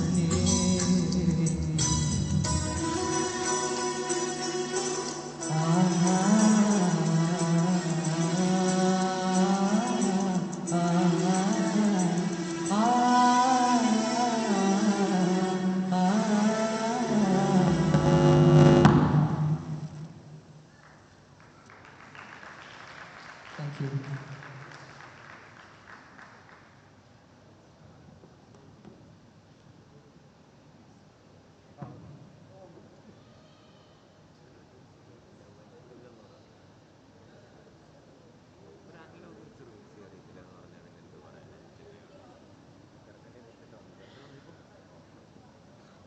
Check, check. Guys, because you all love the music, did you all love it? Once more? One more song? We'll go ahead. Are you ready? Yeah, go ahead.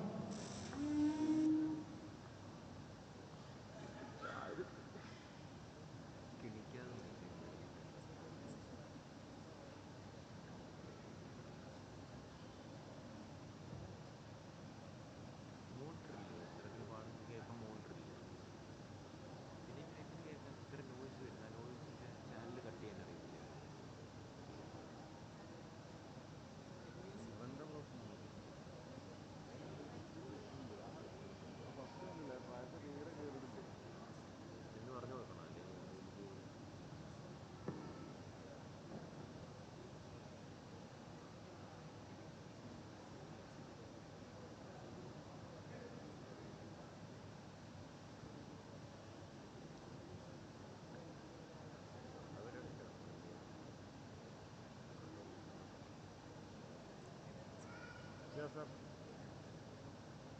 Yeah, yeah, okay. Yeah. No, no.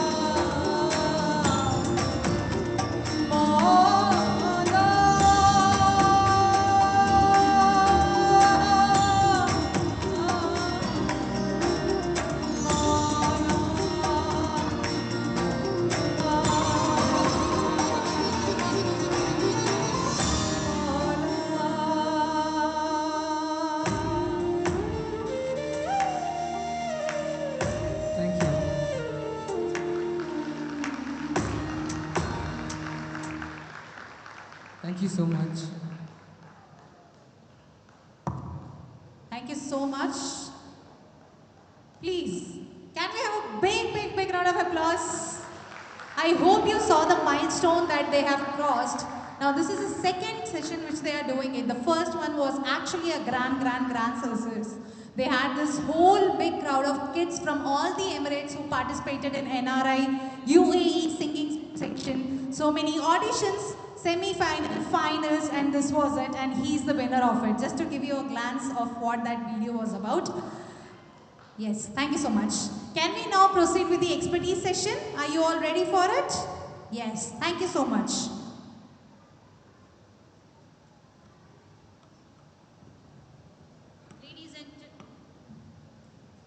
Ladies and gentlemen, it is now my distinct privilege and pleasure to introduce our next speaker, a visionary leader, accomplished strategist, and an inspiring professional whose remarkable career journey exemplify excellence, innovation, and leadership at the highest level.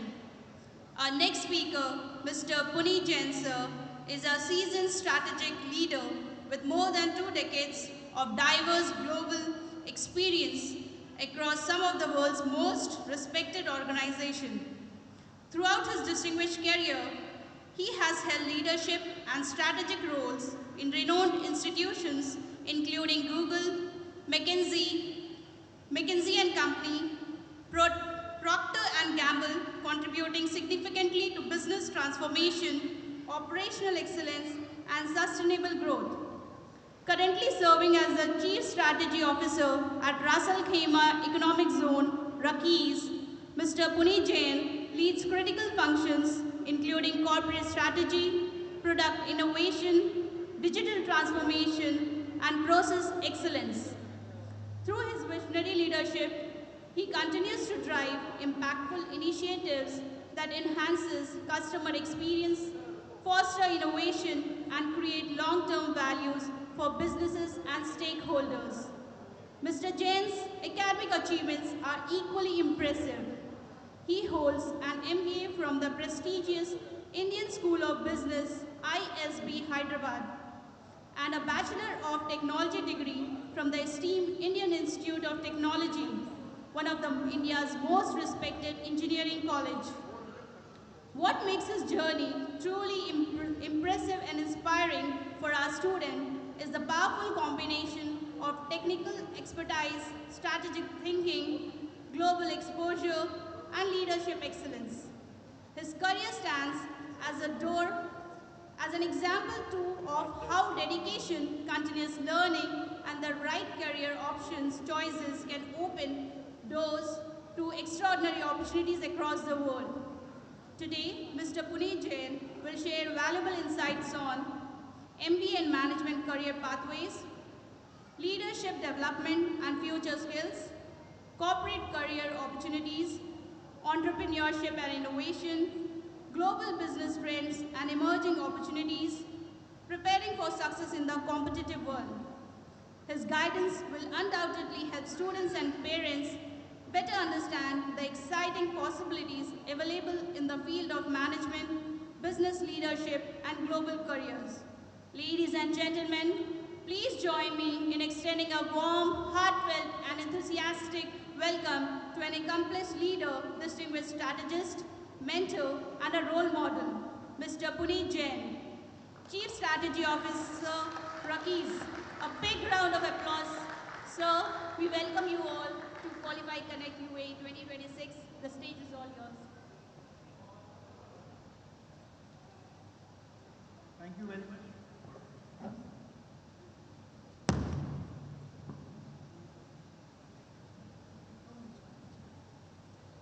Thank you very much for the kind introduction.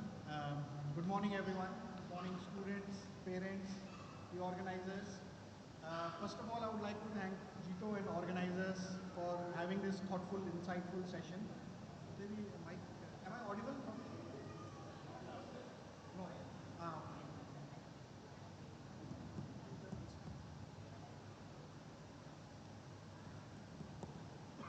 Hello. Yeah. So first of all, I would like to thank Jito and the organizers for organizing this thoughtful initiative. And I truly enjoyed all the presentations so far. I think Ms. Sarita and also Rishiji, I think talking about NEET and CA was very helpful. I do not have a presentation planned, and I'm also not affiliated with any of the institutes directly, so I will try and answer some questions specifically about admission. But here, mostly what I would like to talk about is as a practitioner or as somebody who has lived through a career after doing an MBA. I'm happy to share my journey. I'm happy to share what I have learned along the way, and hopefully that you find insightful. But I think after this, then maybe any questions that you have, I would also be happy to answer. So I think before I begin, let me start with a question to all the students here. How many of you at this point are clear about what is it that you want to do? Show of hands. Who are clear and have a clear area identified for themselves? I don't see, okay, there are some hands there, yes, yeah. I don't see many hands.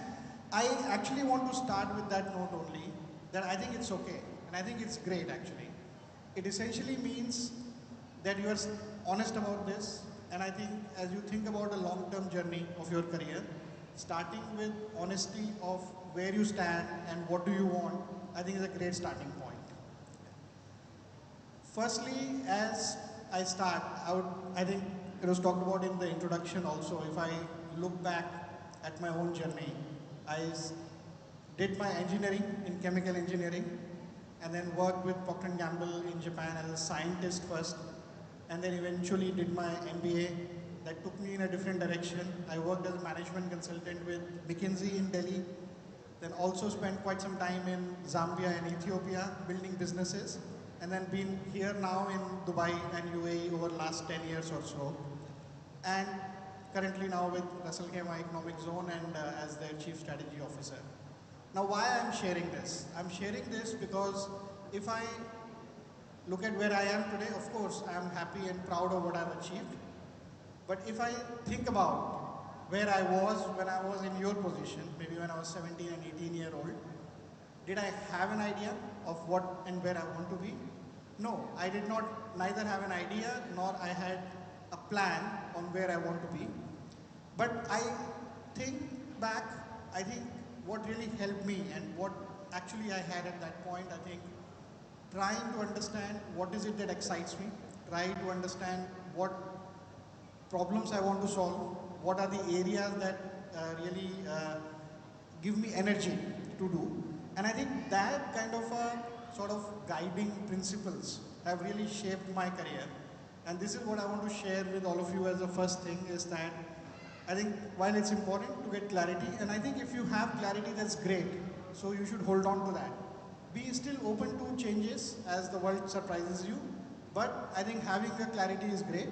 But if you don't, I think that's also okay. I think it's important to know yourself, be self-aware of what drives you, what motivates you, and that can be a guiding principle for you.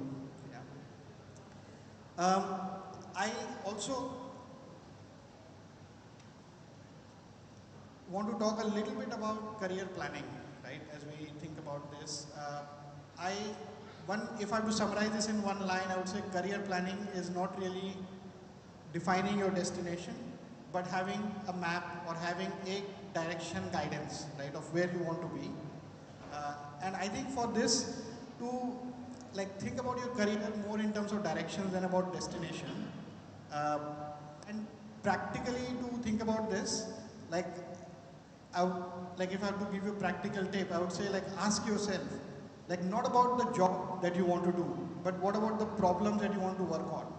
Do you enjoy making things? Do you enjoy selling things? Do you enjoy fixing things? Do you enjoy interacting with people? Do you enjoy building business or building organization? I think those are the more fundamental and foundational questions that you need to ask, which will eventually help you think about how you evolve in your journey on this career.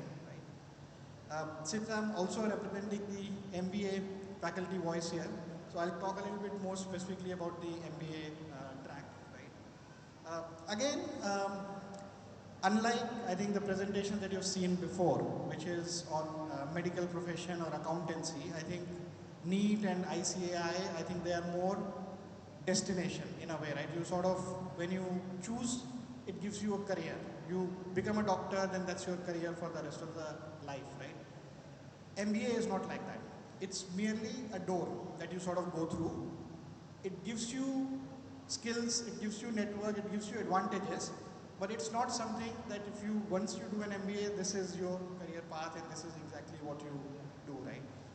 If I look back at my own experience, I think doing an MBA from ISB, it really helped me learn how to think about business in general, and that may be applicable in any business, for example. It also helped me build a network of the alums of that college or similar minded people who have done MBA and sort of get connected into that community. It also gave me a lot of confidence. I think when you go through an MBA program, whether it's the communication skills, whether it is the ability to be able to have conversation with in different contexts with different people. So when you think about MBA, I think MBA you need to not think necessarily about a profession, but it's more a gate, a door which opens like opportunities for you in future and helps you build skills for life. Yeah. I think maybe also one more thing I would highlight is that MBA, and as I've done myself, I think is also done best after some experience. So it's usually not something that you would think out of the gate, or as you are now in grade 11 or 12, it's not something that you ideally want to do right away. Across the globe, most MBA colleges have education. The way MBA education works is through case studies, and for that, I think having some experience, right? After you finish your school or you finish another education, get your hands dirty, do some work, build something, sell something, and after that, when you do an MBA, after some work experience, I think it really, you can relate to the education which is there, and also the learnings that you will have will help you throughout your life, right? So that's the other thing I want to highlight. It's not something which you do right after your schooling, for example, but think about it more as a next step later on. I think before I talk maybe more specifically about what you can start doing, I also want to talk a little bit about the world that we live in. And I think as you think about your career planning, some of the things that I think we should keep in mind. One, I think artificial intelligence, everybody talked about. That's not in future, that's here now. I think already almost all companies are using artificial intelligence. And that's something that you need to be aware of and also start building your skills. I think there was a question asked earlier, how is AI changing CA job or accounting? And not just that, I think all jobs, right? And think of AI as a tool, think of artificial intelligence as a tool.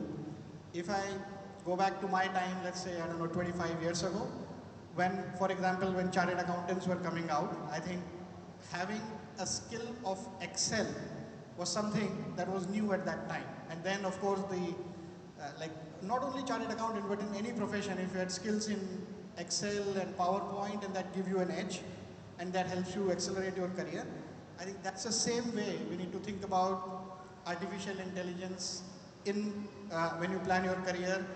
You need to acquire that skill, and irrespective of whichever profession you choose, it's something that I think you'll be able to leverage and will give you advantage in any of the career that you will take. Yeah. I think second one, I would say, is more related to geography and where the opportunities are. I think if you look at globally, the relevance of what is called as Global South, right, which is the India market or Africa market, Middle Eastern market, I think this is where some of the largest and the fastest growing economies are. And I strongly feel that all the Indian kids who are in the UAE are, I think, at the right intersection, where you have the heritage, you have the linkage to India, which is one of the largest, fastest growing market, but also being in this region, which is fast growing, I think is also something which will open a lot of opportunities. So when you think about, let's say, where you want to be eventually, where you want to learn, where you want to acquire education and work, I think being in this part of the world, including even Africa, I've spent quite a few years in Africa, the opportunities are immense. And the way some of the large economies within Africa are growing is across industries opens up a lot of opportunities. Yeah. So I think those are a couple of things to sort of keep in mind as you plan your career. Now, maybe I'll leave you with a few things which you all can start doing now, even in grade 11, grade 12, which can help you eventually build a career across any stream, but also particularly if you're looking for career in management and career in MBA, I think that will be helpful.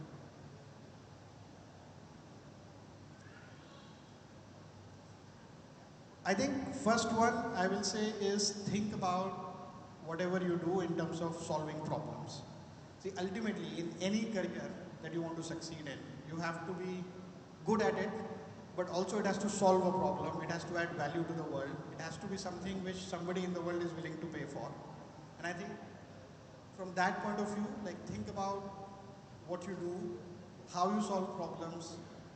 If you have big problems to solve, could be in your projects or could be in school assignment, could be as you prepare for your entrance tests, etc. Try and break them down into smaller problems, and I think tackle one part of them at a time, and that will help you really build the skill for all of you in the long run. The second one I will say is focus on impact, not just activity.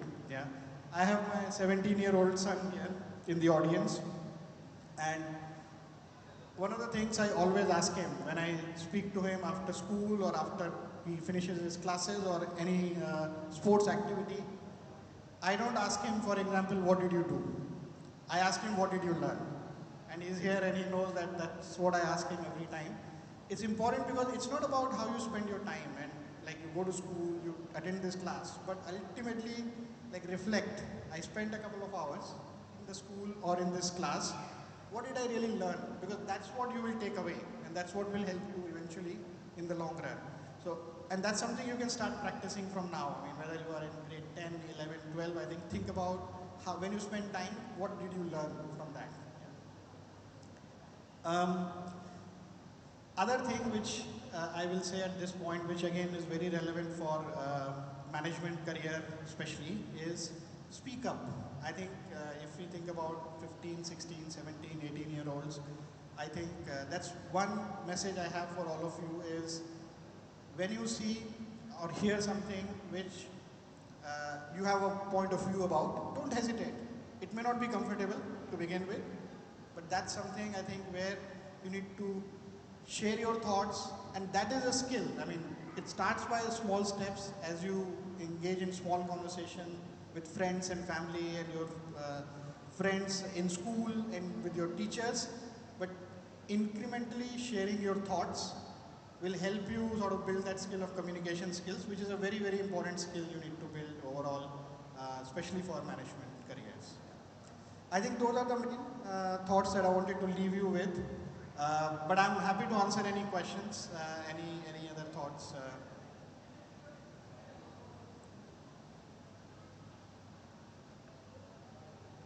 All right. No, thank you very much for your time and attention. If you have any other questions, we can answer later also. Yeah. Thank you. Thank you very much. Thank you so much, Puneet sir. Your inspiring journey and leadership insights have opened new horizons to our students. Your guidance on management, leadership, and golden opportunities is truly appreciated. Once again, thank you so much, sir. Big round of applause again.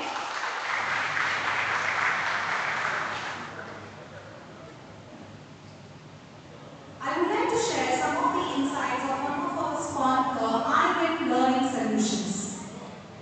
Ladies and gentlemen, at Qualified UAE Summit 2026, our mission is not only to help students choose the right career path, but also to guide them towards the right preparation strategy that can transform their aspiration to achievements. Throughout today's event, our distinguished experts have shared valuable insights into various career opportunities, including engineering, medical science, commerce, management, and data science. However, Identifying the right career is only the first step. The next and equally important step is preparing effectively to achieve your goal. Today's students face intense competition in examinations such as IIT, JEE and NEET. Success in these examinations requires much more than just hard work. It requires the right guidance, continuous practice, performance tracking, concept, clarity, disciplined learning, and of course a started preparation schedule. That is where the iWin Learning Solutions can play a vital role. iWin is an innovative learning platform specially designed to support students from grade 8 to grade 12 while simultaneously preparing them for competitive examinations such as IIT, JEE, NEET and various entrance examinations. The platform combines school curriculum learning with the competitive exam preparation, helping students build a strong academic foundation while developing analytical skills and problem-solving skills. One of the most unique strengths of iWin is prioritizing learning methodology. Through diagnostic assessments and performance analysis, the platform helps students identify their strengths and areas of improvement. Allow them to focus on the topic that requires greater attention rather than spending time revising everything equally. For the IIT aspirants, iWin offers topic-wise and chapter-wise assessment, intensive question bank with detailed solution, JEE-oriented mock examinations, performance tracking and improvement skills, structured preparation for both JEE Main and JEE Advanced. For NEET aspirants, iWin provides comprehensive biology, physics and chemistry preparation, large collection of exam-oriented practice questions, chapter-wise revision modules, mock tests based on actual NEET platforms, continuous performance monitoring and techniques to improve accuracy, speed and confidence. What makes this platform particularly relevant to the vision of Qualified Connect UAE 2026 is that it encourages students to become self-disciplined learners. Students can study themselves. Dear students, choosing the right career is the first step. Preparing for that career with consistency, discipline and right tool is the second step. Success is achieved when both steps work together. At this point, we would like to share a short presentation that will help you better understand how iWin supports students in their academic and competitive examination journey. May I please request all your attention towards the screen?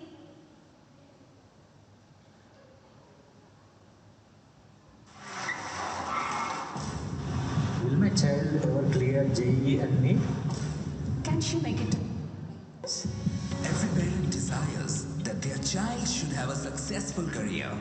In today's competitive world, your child requires competencies beyond the classroom. It is not necessary to spend 12 to 16 hours on daily preparation for competitive exams. Methodical preparation for 2 to 3 hours can make your child successful. iWin is an interactive portal for science and mathematics from classes 6th through 12th and competitive exams like JEE and NEET. iWin is an intelligent platform allowing students to learn from rich text and videos. They answer simple questions to complex questions, improving their capability for competitive exams. iWin makes learning fun. The portal uses AI to guide students strengthen their weak areas, and each student is provided with an individual development plan. iWin has tests in different topics, chapters, and the whole subject. For standards 11 and 12, the portal has a number of mock tests which simulate an actual competitive exam. The timer in each test trains the student to optimize time. The status report of each student is shared with parents and teachers to monitor and guide them in the right direction. Your child can get his doubts cleared anytime by highly experienced iWin faculty. In our institutions, we are using iWin app. which is most useful to the students. We are able to save a lot of time by using this Ivan app. It enables us to give assignment to students in few minutes. Ivan is a very wonderful app because it has a lot of various features compared to other apps. Ivan test contains subject test, chapter test, topic test and mock test, and it is very useful to many students who are preparing for JEE and NEET. Many students have succeeded in JEE and NEET after learning on Ivan. The success rate has been very high. All you need is a smartphone, laptop or a tab and Ivan. If you are not digitally connected, still you can use Ivan through printed study material, which we will print just for you. Ivan makes both you and your child happy for life. Ivan is to win. Give your child the Ivan advantage now.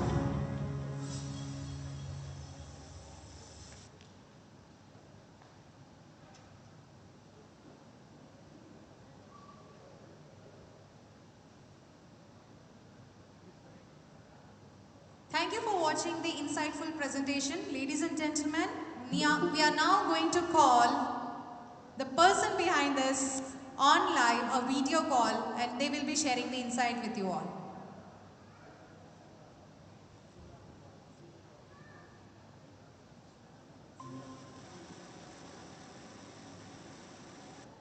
We are going to call the CEO of Ivan Solution, Mr. Shivaram.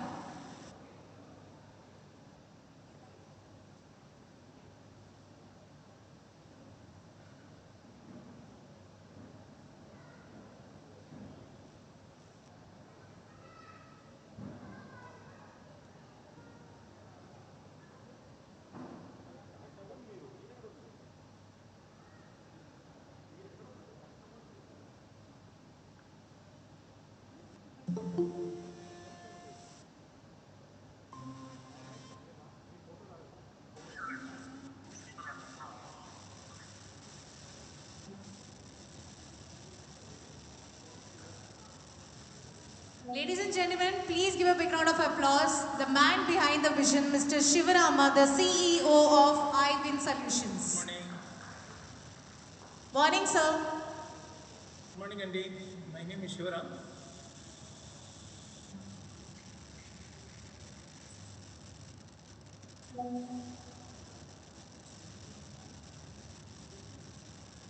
Hello.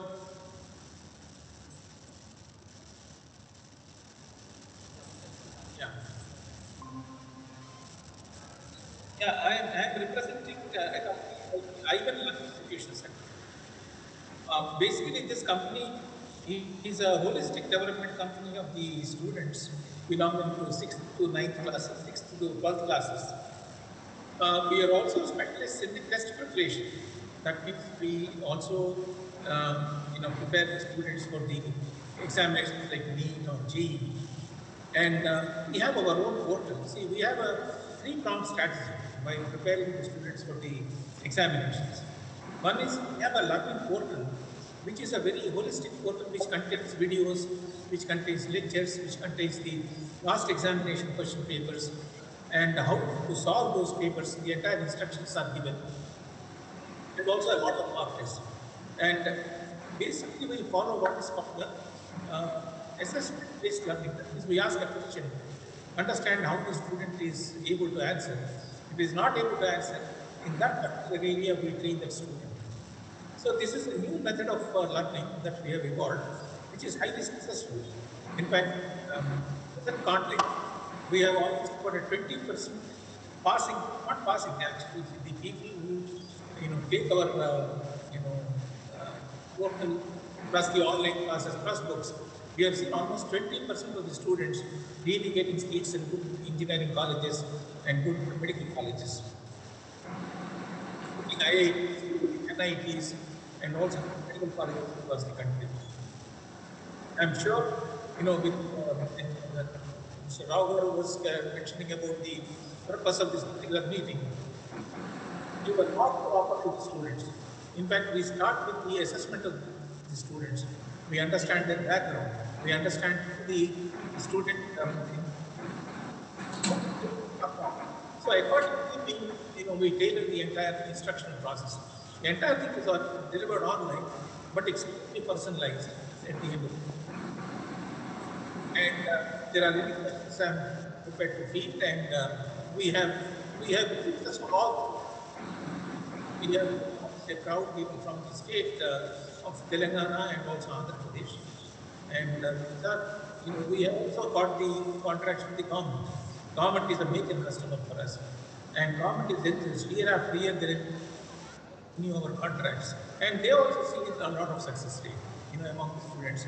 And we look at the personality. We also make sure that any capabilities like analytical capability or critical thinking, all these are simultaneously integrated so that the student is able to, make a career, not just a cognitive examination. Career.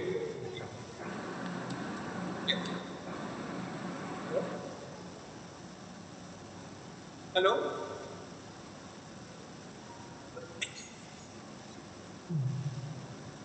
We have, we can provide some sort of a pilot.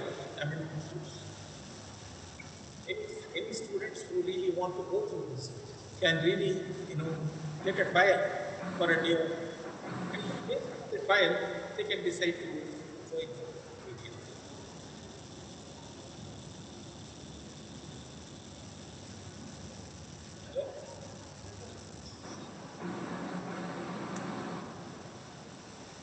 Yeah, we provide our public portal, we provide books, and we provide the online classes.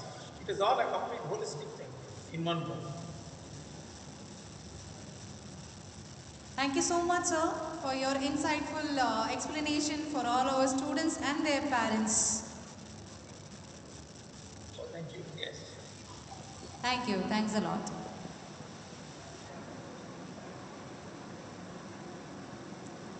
Ladies and gentlemen, as we have witnessed today, one of the key objectives of Qualified Connect UAE 2026 is to help students identify not only the right career path but also the right preparation pathway to achieve their dreams. Whether a student aspires to become an engineer through IIT JEE,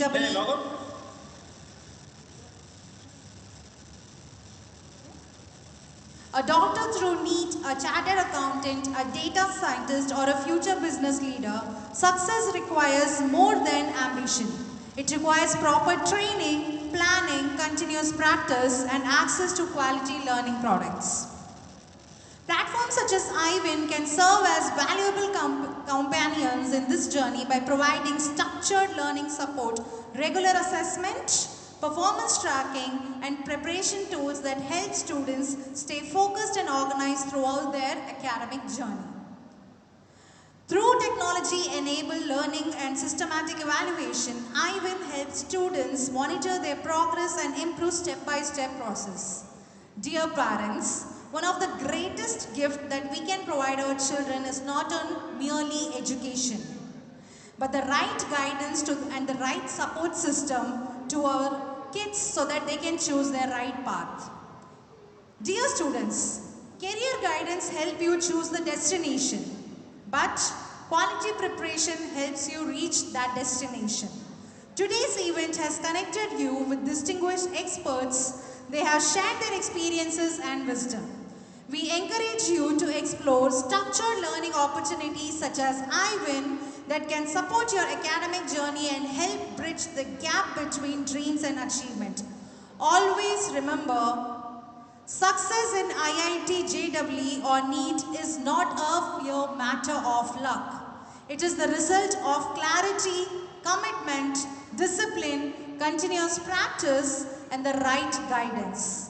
On behalf of Qualified Connect UAE 2026, we sincerely thank iWin Learning Solution for supporting educational excellence and empowering students to become confident, capable, and future-ready individuals. Ladies and gentlemen, let us express our appreciation with a warm round of applause for the iWin Solution and their team. Thank you so much. We will now continue with our expertise session.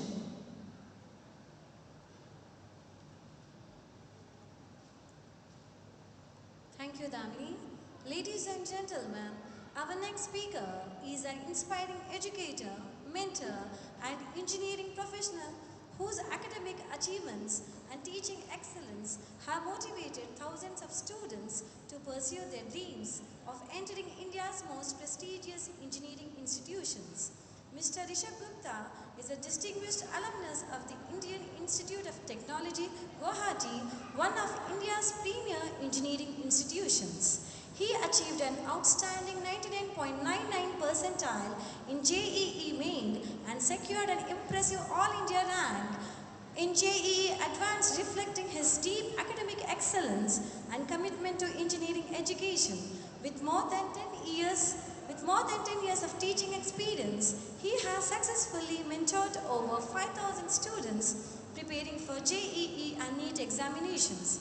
Having received advanced training in Kota under renowned physics educator Amit Gupta, popularly known as AD Sir, Mr. Rishabh Gupta has guided numerous students to exceptional ranks, including multiple top-performing JEE candidates. He is widely appreciated for his unique four-pillar learning model, which focuses on conceptual understanding, analytical thinking, problem-solving ability, and examination readiness. His approach not only helps students succeed in competitive examinations, but also develops a strong scientific mindset and confidence. Today, he will guide our students and parents through the complete IIT JEE journey, covering preparation strategies, engineering opportunities, branch selection, future technologies, and career prospects in the rapidly evolving world of engineering and innovation. Ladies and gentlemen, please join me in giving a warm and enthusiastic welcome to Mr. Rishabh Gupta, Senior Physics Faculty, IIT Guwahati alumnus and JEE expert. A big round of applause for Mr. Rishabh Gupta, sir. The stage is yours, sir. Thank you. Thank you, ma'am. Good morning, everyone. So, before we start, let me ask a question to the audience. How many of you are dreaming about engineering? Please raise hand. Students, engineering from any of the college, top engineering college, India, abroad. All right. How many of you are dreaming?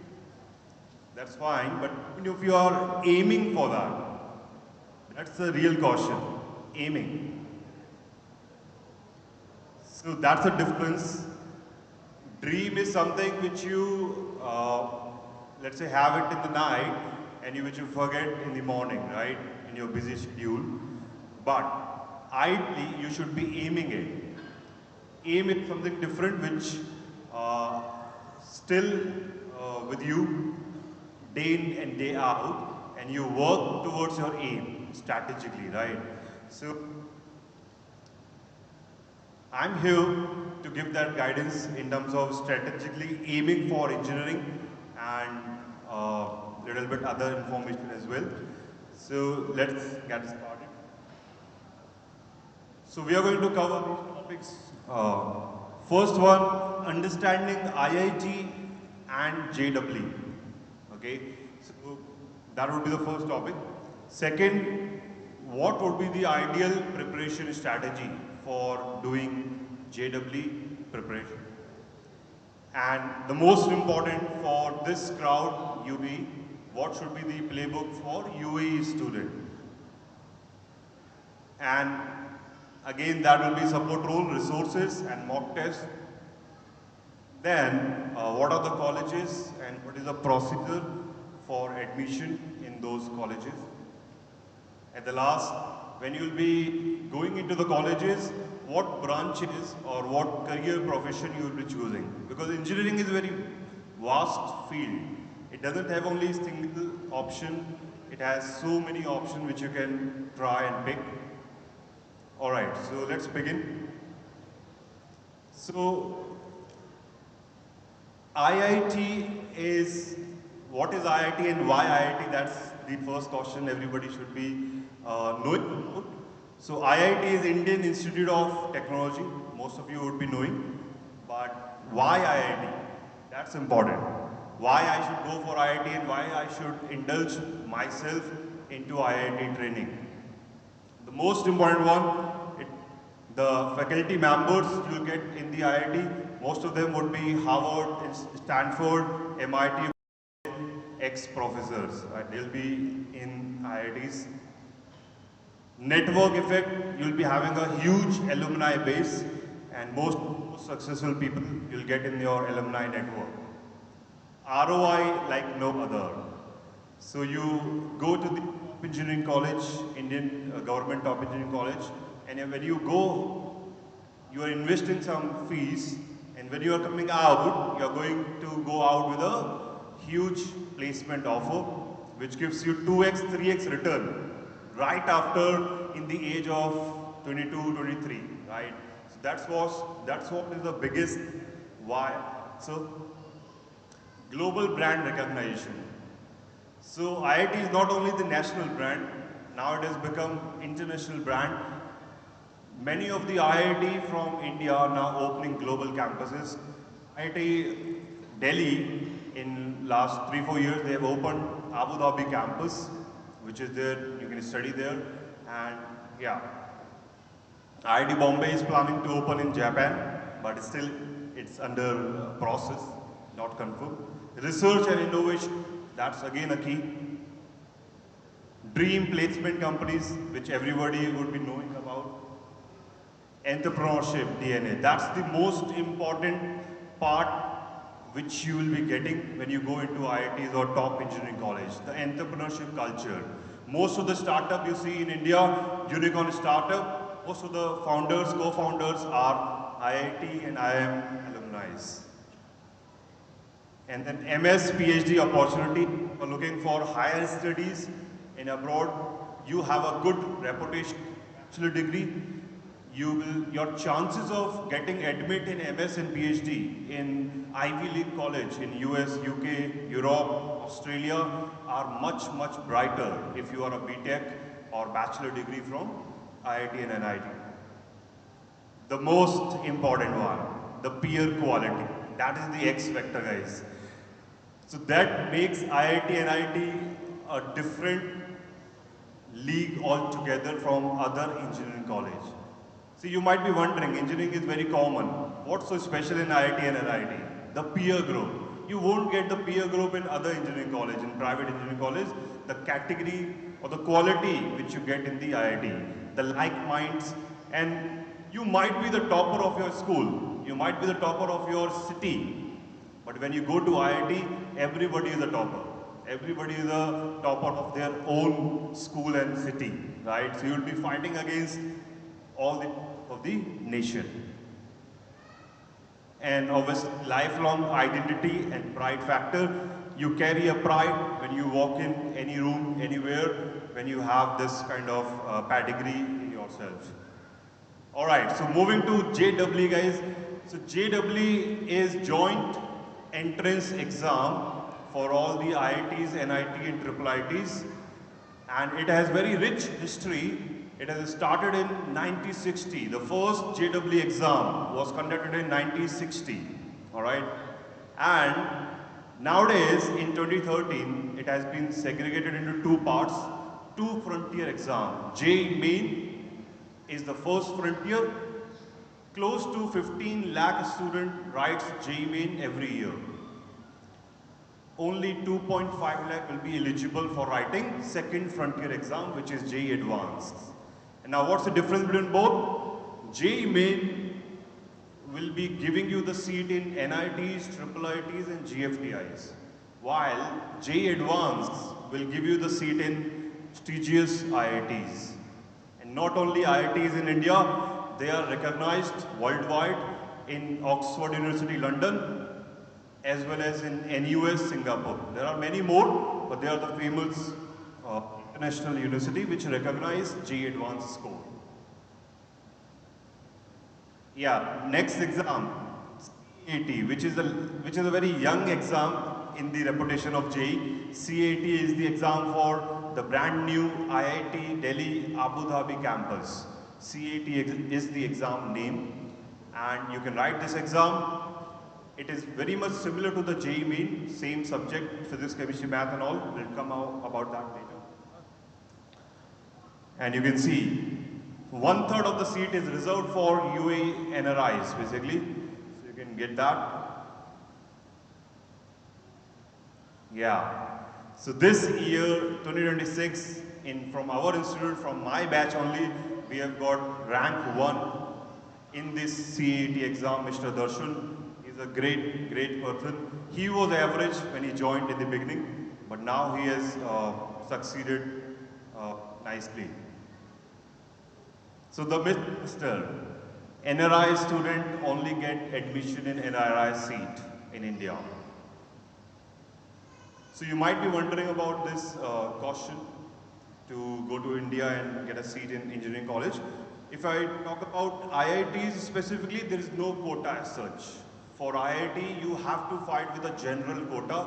There is a category-based quota, but not NRI or not like resident Indian or non-resident Indian, not like that. You have to fight with the general category only for IIT JEE Advanced. But if we check JEE Main, NIT and Triple IT, yes, they have the quota. But that is not called as NRI quota. That has a separate name. They called it as DASA and CIWG quota. DASA is direct admission for student abroad. That is 15% seat, which is open for all the NRI across the world. All right? Out of that 15, 5%, or basically total ka 5% is allocated to CIWG, children of parent working in Gulf. So that's a big positive for Gulf parents and Gulf students. You can get the NIT, Triple IT seats with much more ease as compared to Indian student preparing in India. That's the most advantageous factor to be in Gulf for engineering perspective. And then comes to the preparation and strategy. So I'll be talking about grade-wise plan, when to start, and grade-wise roadmap. So grade 9 and 10 guys are the days where you can focus, you can think about it, you can aim about it, but you still have to focus for school, right? You have to go to school daily and do the daily routine. But my advice to you is focus on maths, focus on science. If you're really interested in those, so focus on math and science and build your aptitude. So join some aptitude classes, take some books which has aptitude, like quantitative aptitude, mathematical reasoning, logical reasoning. Those kind of thing you have to do in the early 9th, 10th, apart from your school curriculum, right? Nothing is special. The main preparation for JEE starts in grade 11, which is the moving year. Grade 11 JEE syllabus will begin. Because JEE syllabus is 11th and 12th combined. So 11th is the beginning. You'll be taking a coaching. You should be taking it because competition is increasing day by day. So that's the role. So you can take a coaching. Preferably, you should be taking it in UAE, offline, because offline is incomparable. No matter how online progress, but when you go to the class, meet teacher, interaction directly, it's irreplaceable. Teacher can do the diagnosis just like a doctor, right? It's just like an online consultation versus offline consultation, right? So you can understand who can do better, right? Yeah, in the 11th you'll be joining coaching, and then you'll be taking your classes, you'll be doing homework, you'll be attempting test. And most importantly, the test analysis after that. Grade 12 would be the final frontier year, where you'll be trying to cover the syllabus as early as possible in October types, because JEE Main would be the first exam in January. Even before the board exam of grade 12, which is generally in February, March, you have to write the JEE Main 1. There are 2 attempts of JEE Main, one January, one in April. So you have to prepare for JEE Main 1. So your syllabus should be done by October, November types, so that you get enough time for revision. And you can join the All India level test series as well to get your comparative ranks. Yeah, key subjects guys. If you are looking for JEE in engineering, then physics, chemistry, maths become your key subjects for JEE. And daily study hours, you know, right, for the grade 9, 10 student, 2-3 hours is fine per day. But 11th student, 4 to 5 hours. 12th grade, 5 to 6 hours. Self-study hours, basically. That much is bare minimum. I'm talking about this data based on UAE kid who is going to school regularly and want to prepare that. What about mindset? Growth mindset. Everybody, it's a long training, right? It's a 2-year training. So there will be ups and downs for sure. So you should be always looking for a growth. Whenever you are down, you talk to your mentor, you talk to your teacher, parent, and then try to overcome that dip. Consistency wins, guys. That's very important. It's a training of 2-year long. It's not a 100-meter race. It's a marathon. You have to save your energy. Don't burn out in 11, right? So that you drop it in 12. So make it steadily, nicely in the grade 11. Grade 11 it will be very tough to begin, but you can just start kicking it and then keep moving slow and steady. Common mistakes which a student does, skipping NCRT and moving to JEE Advanced, high level of books directly. Absolutely wrong. So JEE also take care of NCRT portion. NCRT portion is important as anything. It's a building block of any competitive exam in grade 12. NCRT is must. Neglecting weak chapters and only focusing a strong chapter. That's a common mistake people do. They go apart or they go far away from their fear, right? Generally we fear from our weak topics, but it should not be like that. That weak topic might be the most scoring topic of the entrance exam, right? So you have to do that as well, at least up to the average level, not strong. So not taking mock test, that's also very interesting. I have seen in my career of 10 years, I have seen many students, they are afraid of writing mock tests. They do well in the day-to-day class, they do homework, but they don't write mock tests. They tend to give excuses of missing the mock test. I'm not prepared, I'm not prepared. Mock tests are just preparation, part of a preparation, dear. You are learning daily, coming to class, doing homework, write the mock test. No matter what level you have done revision, no matter what, you write the mock test along with the classes. Over-relying on coaching without self-study. That's also important. Whenever you join any coaching, you should do the self-study as well. Because self-study is incomparable. Coaching is basically to guide you, to teach you, but you have to go home and revise and do practice. Poor time management. That again, it's very important. You can discuss with your teachers whenever you enroll, right? Yeah, so the important part is JEE is only for bright student. Can an average student crack JEE? Answer is yes. Only thing required, which is the most important part, consistency, regularly. Average student who is consistent 2 years, they have a much better chance than bright student who have just prepared 1 or 2 months and then break, then 1 month, then break, then 1 month. No, it will not work that way. So you have to be consistent enough regularly. Mythbuster, JEE is impossible to crack from overseas. You might be wondering, we are sitting here and in India people are studying day in, day out. They are doing dummy school. So how we can compete with the Indian counterparts starting in India? You can do, my dear. From my personal experience, I have taught here in Gulf. It's my 6th year. I came in COVID 2020. It's 2026. So we have produced rank 100, rank 125 in JEE Advanced from Gulf only, along with the school, everyday school. There's no dummy option in Gulf, right? I hope everybody is knowing, because the KHD and government authority do not allow dummy schools, right? So yes, it is possible. Here is the proof. 101 rank, as I was talking, Mr. Pranav Anand in JEE Advanced. And this year also it's nothing different. Mr. Prateek from Indian High School got admission in IIT Kharagpur from here itself.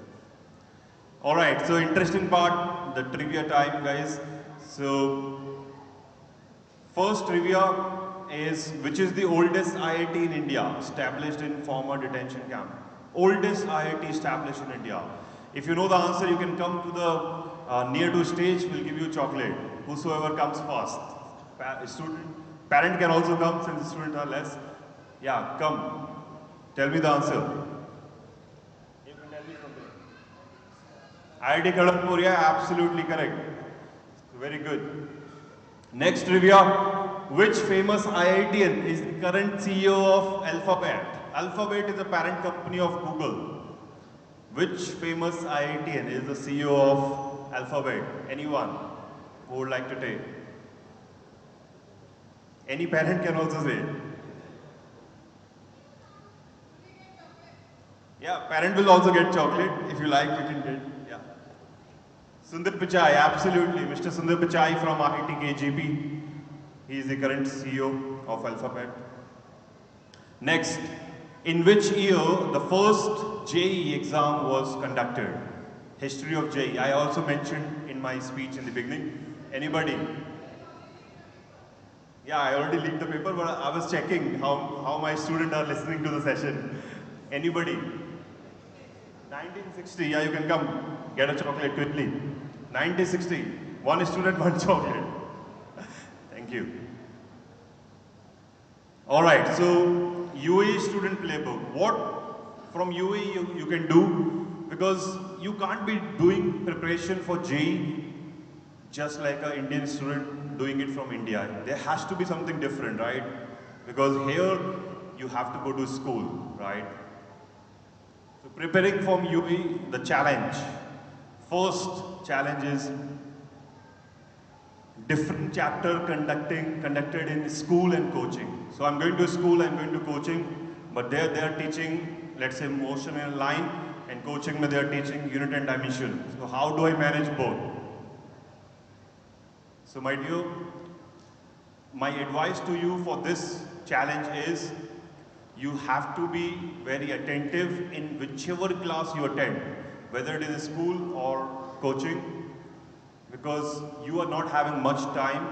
You can't waste school time. For a student in Gulf, your school is also a part of JEE training. Your school time, whenever you are attending physics, chemistry, math in school, that's also a part of JEE training. You have to be attentive in their classes as well. And do revise whenever you go to bedtime every day. Every day you just do that much. Revise the lecture notes, whatever you have learned that particular day. That's the key to manage. Limited JEE coaching offline available. Earlier, if you asked 10 years back, yes, it was very limited, but it is not now. Now we have so many good level of offline coaching. Accentria is one of them. Accentria is the oldest in the Dubai in offline mode. Lack of competitive peer environment, I have already talked about it. You can definitely do better from Gulf, from UAE. CBSE board exam pressure. CBSE board exam pressure is not much for Gulf student. It would be there much for the Indian students because they are doing the dummy school. You guys are not doing dummy, right? You are going to school daily, you are writing unit tests, you are writing midterm, you are writing end term. Subjectively, you have that skill, you have been practicing daily. So more than the Indian student, this pressure is for them, not for you, right? Last, clash between school and coaching class. Sometimes school keeps extra classes on the weekend morning. Then what to do, sir? How we will attend those? So most of the coaching do provide recording. We also provide recording classes, live recording, hybrid mode. You can attend classes from JLT to our center in Bardubai, right? Anywhere you can attend. It's a hybrid and recorded as well. Every session is recorded. All right. Ideal study plan. So NEET ma'am, Sarita ma'am in NEET has already talked about that ideal study plan. So yeah, start, grade 11 is the beginning year, grade 12 is the main year. So you can do that way. But I'll talk about coaching versus self-study. So coaching gives you the strategic preparation, when to do what, when to write the test, when not to write, what to write, and how to do analysis. If you do self-study, it's a very big samundar basically. 90 chapters are there in PCM, 90. You can imagine. And it's not grade 9, 10 level chapter, it's very depth. So in that kind of plethora of chapter, if you do self-study, you will be in a dilemma how to do daily scheduling, right? So 2 years, 90 chapters, it's a long journey. You need the strategy. All right, so best books for physics, chemistry and math. Obviously, we have the Centria modules, which is the combination of all the books only, overall, and plus our teaching experience. S.C. Verma, IIT professor, IIT Kanpur professor book, which is very great, is a must for everybody preparing for JEE in physics. NCRT, and then IE Rodolph is for advanced physics. Chemistry, again same NCRT and Accenture module, and then we have J.D. Lee, Narendra Avasthi, O.P. Tandon, the famous quota teachers. Maths, again Accenture module, NCRT, SLONI, Aryan, and there are multiple books. So basically, my advice for books, wherever you join, wherever you prepare, you should listen to the teachers. Whatever they are saying, that you should follow like an obedient student. Whichever book, whichever material they are asking you to do it that much. That's your ekmatra kartavya, right? Single most important life goal for you, just listen to the teacher. That's the easiest as you like. Okay. College, rank and fees. So we have 3 categories basically, IIT, NIT and triple IITs. So I'll go through with all. So guys, IIT are the most prestigious. There are 23 IIT right now in India, 23. There are old 7 and there are new IITs as well. And they take from JEE Advanced, we already talked. You need around 15,000 rank, all India rank to get into IIT. There are close to 16,000 seats. So to get a good seat, you have to have that much. Annual fees in IITs, annually it is 2 lakhs, which is 10,000 dirham per year. So for a BTech of 4 years, guys, 40,000 dirham. That would be the fees. And if you can expect average package ranging from 15 lakh per annum to 70 lakh per annum. This is a combination of all the branches, all the IITs basically. So you can expect it, close to it comes out to be 18,000 dirham in AED, right? So 14,000 dirham you are investing, and in return in 4 years you are getting double, 2x as an average only. If you do well in engineering, you can get 3x, 4x as well. So that's the best ROI you can get from any stream. NITs are the second alternative, tier 2 best colleges, again government colleges, 31 NITs are there.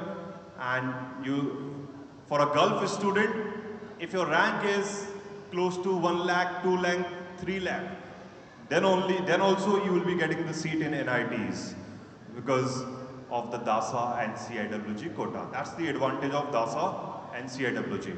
Fees wise, it's same. Average package will be little lesser as compared to IITs. Triple IITs, now what is that?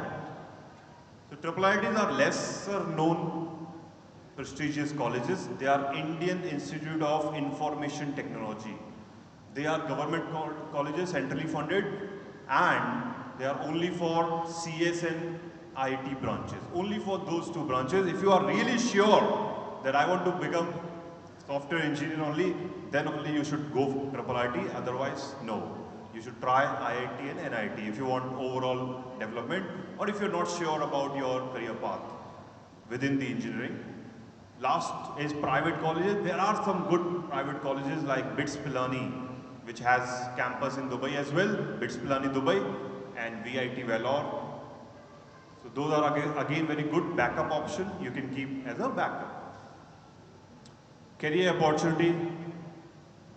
So yeah, as everybody would knowing, it is in news always. Computer science and engineering is the most looking after branch. Yes, it is. It is in highest demand. AI is also a part of CS only. AI is nothing new, right? AI is a subcategory of CS. It's a branch, co-branch of CS only, right? So AI and machine learning. For AI and machine learning, there is a specific branch which is called as mathematics and computing. If you are seriously looking for engineering and you love mathematics, so mathematics and computing is the one which you can go for if you are looking for ML and AI as a future. Robotics and automation, again, robotics is a co-branch of mechanical and electronics and CS. All three combined is a robotics basically. It requires mechanical, it requires electronics, it requires coding, right? And then other high demand branches like electronics is very high demand. Electronics is the intersection of electrical and CS. So if you're not sure about CS, if you're not sure about electrical, take electronics. Electronics will give you both the worlds. Then we have chemical engineering, which is very important for engineering, green energy initiative of the universe. Aerospace and mechanical, again super duper important branch because mechanical is a broad branch. Robotic, aerospace, automobile, production engineering, industry engineering, all the engineering are a subcategory of mechanical. Alright, so IIT alumni, what they have done, you all will be knowing, right? So they are world famous, most of the alumni. World famous is CEO of Alphabet, Sundar Pichai, from IIT Kharagpur, CS branch. Mr. Arvind, CEO of IBM from IIT Kanpur, electrical branch. Mr. Sachin Bansal, CEO, co-founder of Flipkart, IIT Delhi, CS branch. Mr. Nandan, co-founder Infosys, IIT Bombay, mechanical. Mr. Raghuram Ranjan, IIT Delhi mechanical, former RBI governor. Mr. K. Sivan, former ISRO chairman, IIT Madras, aerospace. Mr. Dipinder Goyal, who is very famous nowadays because of his exceedingly well doing company called as Zomato, and they acquired Blinkit also. So IIT Delhi MNC, Mathematics and Computing MNC. Mr. Manohar, former Defense Minister, IIT Bombay Metallurgy. So one thing which is common among all these names and many more is they are from different IITs and they are from different branches as well. They are not from CS, everyone you can see. They are from different branches. So that's very important. People are running towards CS like that is the only branch exists in engineering. So my advice to you, don't run behind CS. You do whatever you like to do in engineering. If you like machines, go for mechanical robotics. If you like coding, coding will be there in every branch more or like. Okay. If you like, let's say energy, sustainability, go for chemical, go for engineering physics, those kind of branches. So every branch has its aura. So you should choose accordingly, right? Do not go with the flow. Alright, trivia number 2, last trivia at the end. So true or false, the acceptance rate of IITs is lower than Harvard and MIT. Is it true or false? Anybody who can come on the front and tell? True or false? IIT acceptance rate is lower than Harvard or MIT. False. False. It's true. It is lower than Harvard and MIT's. It's more tougher to get into IIT than the Harvard, right? Second, what does DASA stand for in the context of admission of overseas student? DASA full form. Anybody? Yes, DASA. Direct admission of student abroad. Very good. You can get a chocolate when you are done with eating, okay? So that's good. Number 3, the most important for the girls student. Do you guys know about supernumerary seats quota of girls in engineering in IITs? It is there to encourage girls in technology because girls are generally they take medical as a field, they don't take engineering as a field. So Government of India has introduced this quota, and how many percentage? Do you know? Anyone? Anyone? 20% seats. And they are not the seats taken away from the boys.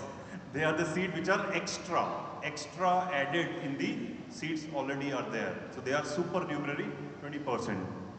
But they are only in IITs, not in NIT and triple IT. Okay? So for girls, if you are looking for engineering, your chances are much, much brighter. I can give you example. So let's say if you are a girl and secured, let's say 40,000 rank. 40,000 rank in JEE Advanced, and a boy has secured 20,000 rank. Both are as equal chances of getting a seat in IIT. So that's the much, much better advantage of a girl child. Last message for students and parents. IIT training is not equal to preparation for victory. The preparation itself is a victory. So IIT training is not the tayyari for jeet. It is not the tayyari for victory or jeet. Tayyari is itself a victory. Tayyari hi jeet hai. It's not jeet ki tayyari, it's tayyari for jeet. So whenever you do preparation every day, that's a victory you are doing. That's a victory. When you get IIT and IT, that's a bonus. Okay, that's a bonus only. But if you're doing 2 years of hard work, you can achieve excellence, you can achieve success even without IIT and IT. Right now only I was sitting on the couch and studying a news. There was one student who could not qualify JEE Advanced twice.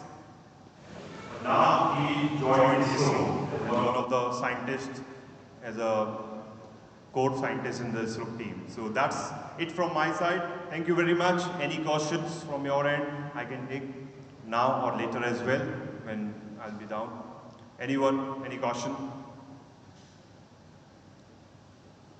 Yes, any caution? All right, so thank you very much. Everybody, take care. Yeah, bye-bye.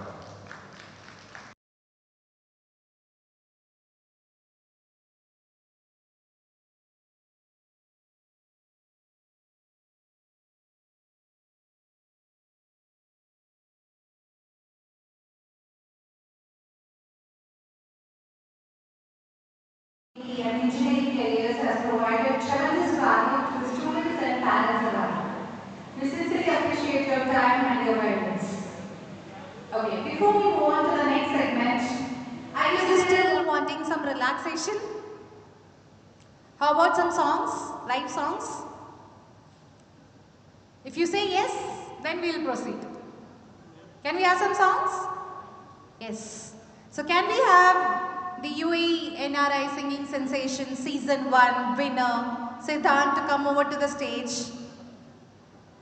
And Siddhant, this time we need some fast numbers. We want everyone to have that energy back.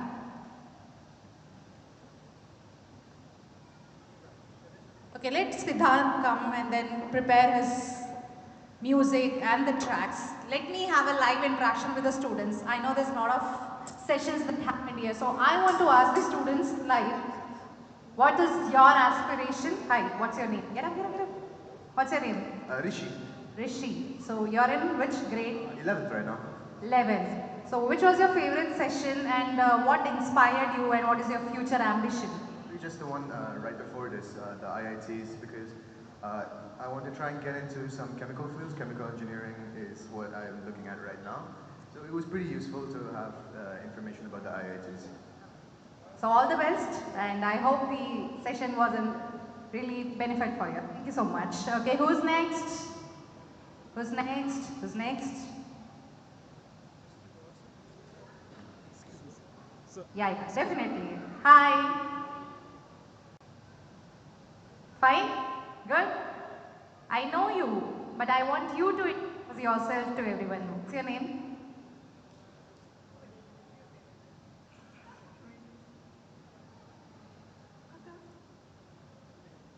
I'm Chanel. Chanel. Hi Chanel, where are you coming from? Abu Dhabi. Abu Dhabi, okay. So what do you want to become? What is your aspiration? What's in your mind, your ambition? Not decided yet. Not decided yet? Okay, what was your favorite session? What inspired you in today's session? Probably the IIT one. IIT one? So you also want to become an engineer. What engineering? No, I'm not interested in engineering, but like the topic was like pretty interesting. Like medical or what sort of, some idea you will have, right? Which grade are you in? I'm in 10th right now and... Okay, what are you going to choose? Which subject? I mean, what is your core? I'm good at maths and bio so far, so I had to choose something in that. So basically science. Science, yeah? Maths and bio is science. So probably a medical or an engineering concept. I don't want to do medical, that's the thing. You don't want to do medical, okay. So whatever your plans are, I hope today's session was useful to you and all the best for your career. Have your seat. Hi, what's your name? Nichelle. Are you both are sisters? Twins, so you're also in 10. Okay, Both are so participants of season 1 as well. yeah, I know, that's what I said, I know her, but I was confused. Who participated? Both of you? Yeah, both are. So we can have one song from you also, no? Actually, we want one small song, but before that, I want to know, what do you want to become? I don't know. You also haven't decided yet? Any idea after having today? They'll decide. Decide. Really? So it is upon you. You will decide what they want to become. It is you actually. It is you. It's your career, your interest. We will support you for sure. So you have to say what's in your mind. Probably medical because... So you want to go for medical. You're twins but totally opposite. She doesn't want to get medical and you're medical. Right? Okay, no problem. All the best. Have your seat. I can see people are actually little busy with their reference. So let me ask their parents. Hi, your name? Renu. And where are you coming from? Sharjah. Sharjah. So how was the session today? Was it beneficial to you as a parent? Yes, it was very beneficial. So she's in 5th grade, so I'm dreaming of medical for her. I don't know what she's taking in, but then for me, yeah, it's very informative. what's your name? Bhadra. Dr. Bhadra, is it? Your mom already decided, the initial. It will be Dr. Bhadra. So what is your interest? I'd like to be a teacher or an engineer. Engineer.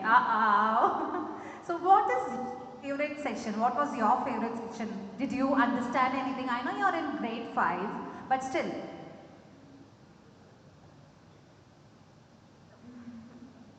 So mom has already taken the homework. Now from today onwards she is going to feed you. Doctor. Anyway, all the best for your career. Thank you. Are you ready? Can we? Okay. Not taking much of all your time. Siddhant is ready with a song. Siddhant, the stage is waiting for you.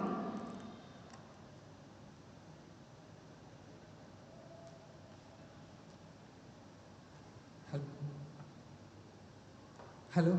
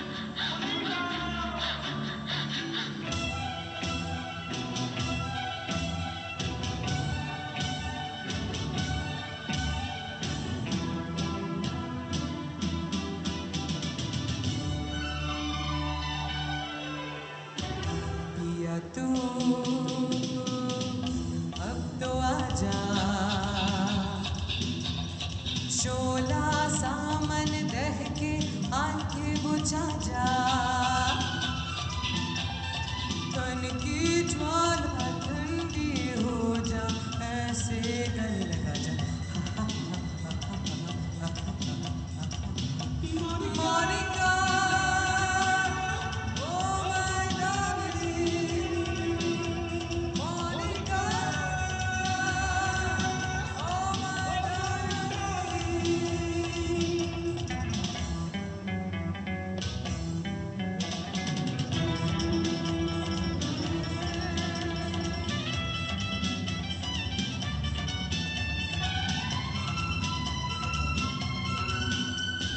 प्यासे प्यासे इन मेरे लबों के लिए, तेरे होठों ने हजार वादे की, भूलने वाले कोई जिए तो कैसे जिए, अरे हाँ अरे हाँ अरे हाँ हाँ।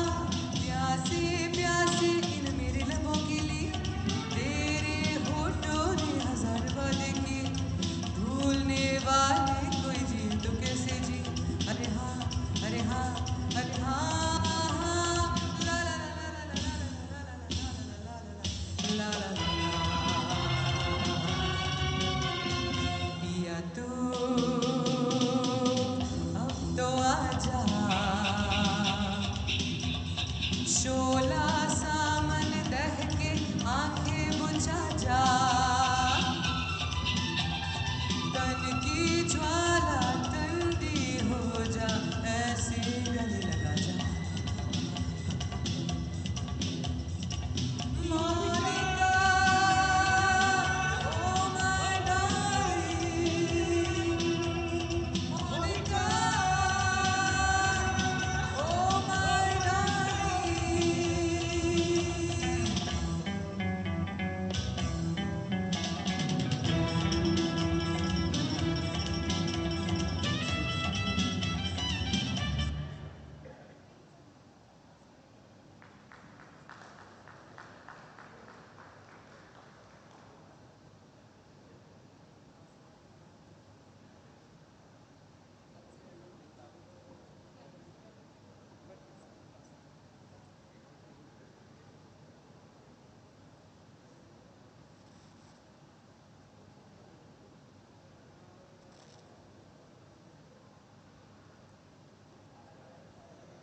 I would like to sing a song by Hariharan and Kavita Krishnamurti.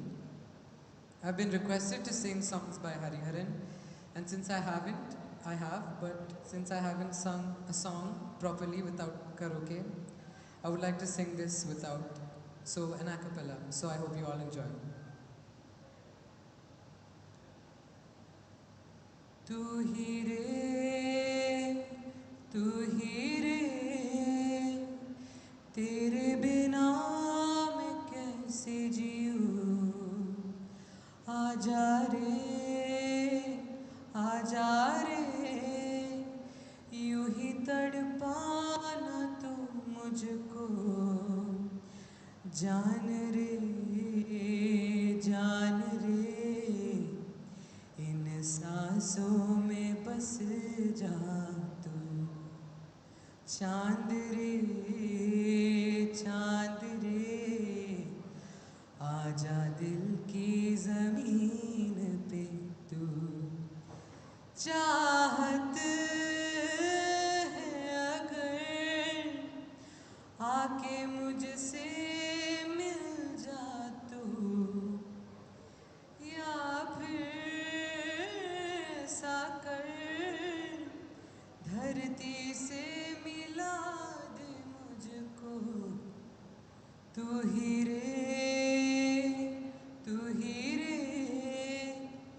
तेरे बिना मैं कैसे जीऊं, आजा रे यूं ही तड़पाना तू मुझको, जान रे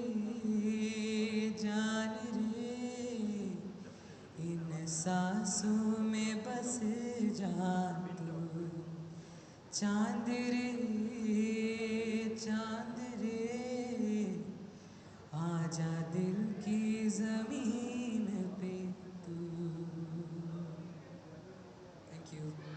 you. I think this one was my favorite. Yeah, we could actually hear his voice and now we understood why you were the winner. Thank you so much. Have your seat. Once more, a big round of applause, please.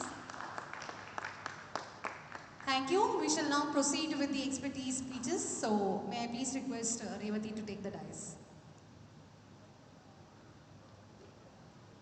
Ladies and gentlemen, it is now my distinct privilege and pleasure to introduce our next distinguished speaker, an accomplished academician, researcher, mentor, and thought leader who has dedicated his career to advancing education, innovation, and future technologies. Dr. Bin Alex Baby. He is a highly respected educator and researcher associated with the University of Greater Manchester Academic Centre, Ras Al Khaimah. With an impressive academic journey spanning international research, higher education, and engineering innovation, he has inspired and mentored students from diverse backgrounds to pursue excellence in science, engineering, technology, and research. Dr. Ben holds a Doctor of Philosophy degree and is recognized as a Fellow of the Higher Education Academy, FHEA, reflecting his commitment to academic excellence and student development. He is also an associate member of the Institute of Mechanical Engineer, United Kingdom. Throughout his academic and research career, Dr. Ben has contributed extensively to emerging fields such as artificial intelligence, data science, renewable energy, sustainable technologies, engineering, innovation, and advanced research methodologies. His work has been presented and recognized through various international research collaborations, conferences, and scholarly initiatives. What makes his presence particularly valuable for today's gathering is his ability to connect education with industry, helping students understand not only what to study, but also how future technologies are helping students in transforming their careers across the world.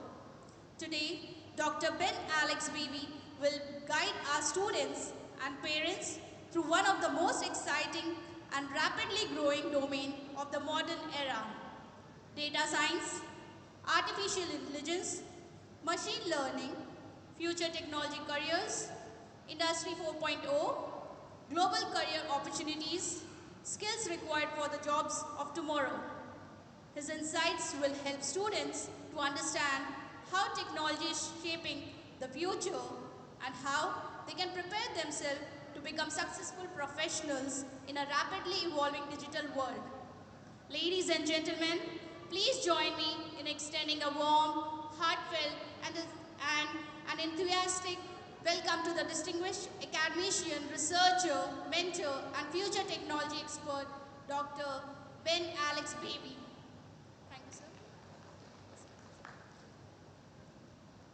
Thank you so much for the elaborate introduction.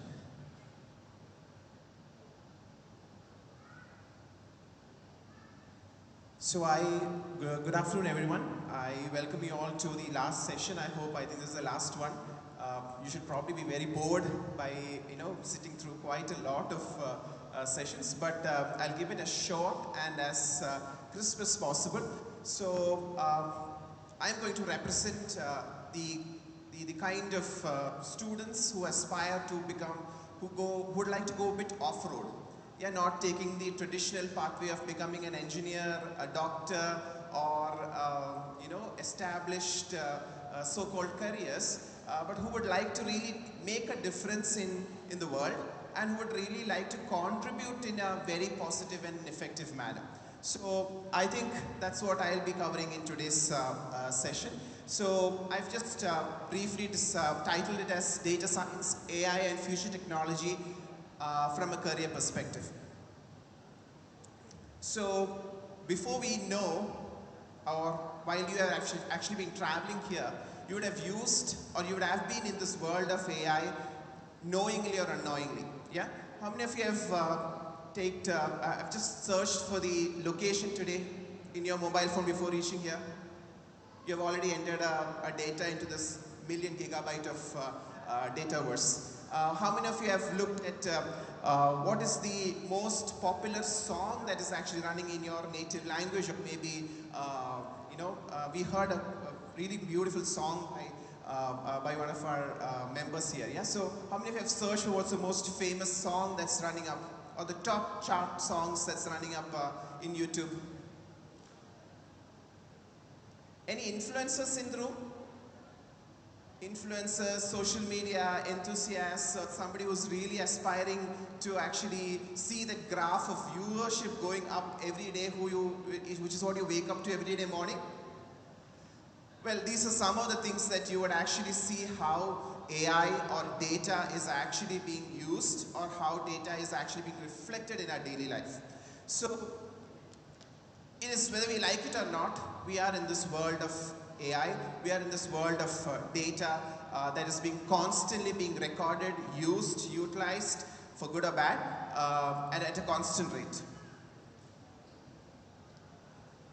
Some of the things that you would have noticed in some of the famous applications is basically how some of your banking apps are very much sharp in identifying that there's a fraudulent transaction happening. Or sometimes even if it's a 50 dirhams that you'll have to put it across, you have to still undergo the step of confirming it through your mobile application. And a two-step verification is something that you would almost be forced or compelled to do in all of your day-to-day activities or day-to-day advanced applications. So these are all some way in which you are actually seeing how data is being captured and utilized. You are all at some point or the other at the receiving end of this data.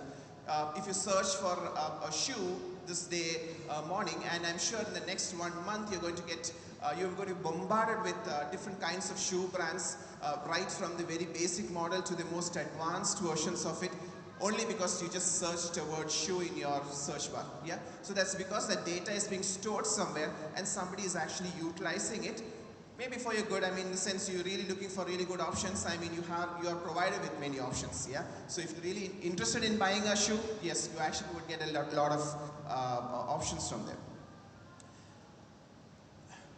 Now, data science is basically the art of how you can actually turn these evidences into decision making. So what different companies utilize is not just that you clicked a shoe, but they're going to check what is your preferences. Are you booking for your boyfriend or your girlfriend, or are you booking it for yourself, or what is the kind of color palette that you like, basically in all of the other items that you're purchasing. So these are all data that is actually being stored, but the decision making that each of these companies actually make, or how they use this data to take decision making, is the most critical element. So as data scientists, as artificial intelligence users, what is going to happen is this decision making is the one that actually makes all the difference of the data that is being collected. I'm sure, sir, when you are working with different businesses, you would actually see that how different companies are working on a plethora of data, this huge amount of data, to make some sense of it. Yeah. So this is where data science or data analytics actually comes into play. So it's not always about coding. Okay. So I don't want anybody who does not know so much into coding to be averted that data science is only about coding. It is not just only about coding. It's also about making meaningful inferences or meaningful outcomes out of these data that is being captured. Now that becomes, that could be anything. For example, you're watching a YouTube video, yeah, and then you would stop it midway. Yeah, you would have, there would have been a lot of videos that you would stop midway. Actually, YouTube or any of these social media platforms collects this data, and then users of, respective users or publishers actually get this data into their repository, knowing that this video was stopped at some point, or maybe sometimes they see a peak in the viewership at certain minutes or certain instances of their video. So these are all indicative of how the data that you are using, or the data that is entered, is interpreted for a particular decision making. Now that decision making is when, as an influencer, I would try to make more inputs or more comments or more content on what actually is capturing the actual the larger crowd. And again leave away what are not very much important for the actual crowd. Now, I think you're presented with different names. Just in my last 2 minutes, you would have heard a lot of names. Analytics, data science, machine learning maybe is not something, is not a word I had introduced at least as of now. AI is a word that you are always, anytime I think you're hearing or you're just exposed to. So, what do these words differ, or what are these words actually meaning, or what does it actually mean in specific? So, analytics basically, as I mentioned, you search for this location is going to be one data that is entered into the repository of Google or whatever platform you use to come here. Now, analytics basically means how much time did you take to reach. So if you search a location, you would actually get a time span, right? It takes 1.5 hours to reach. And it is constantly monitoring your data, and then it's telling you that it's going to take another 20 minutes, 25 minutes, 15 minutes, 30 minutes to reach the location. So that means this data is being continuously being processed and analyzed, and you're getting an output out of it also regularly. So basically this is data analytics. That means data is being analyzed and it is constantly being supplying information to you. Data science basically is something that is trying to find such patterns, similar patterns. So for example, I lost my way to here and then I took more time than usual, okay? There's somebody else who would have reached faster than me because they use a higher speed, or they go to the maximum speed of this, that the road is permitting. There could be somebody else who's actually used a different alternate pathway to reach here. Now data science basically tries to find such patterns. What are the patterns, or what are the, I usually avoid tolls, as far as possible I usually avoid tolls. So what happens is, this data or this information is being stored and is fed back to me, or is analyzed and fed back to me as an information. So this is where data science come into play. Machine learning is basically, after this data analytics is done, what are the patterns, what are the trend lines, what are the most commonly used or most commonly observed data. That is actually what machine learning is about. It also learns from examples, and it suggests some improvisation, or it also suggests some enhancements. Now, artificial intelligence is the king of all these things. It's a pinnacle of all these things, where it is allowing you to come up with newer models, allowing you to come up with better options than what it is already being trained. So this is where you actually see, this is how you can differentiate each of these different kinds of commonly used terms that you hear, but this is the differentiation you can actually see.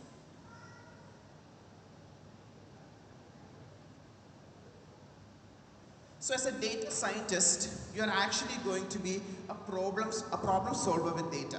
Okay? So how are you going to become a problem solver with data? You're going to ask useful questions. Now, any data captured is as good as the question that you have asked, or what objective you are trying to attain. If you're having a very weak question, or if you're not having a right objective, the data that you collect is as good as rubbish. So asking the right question, or asking the most useful question, is one important thing in any data science analysis.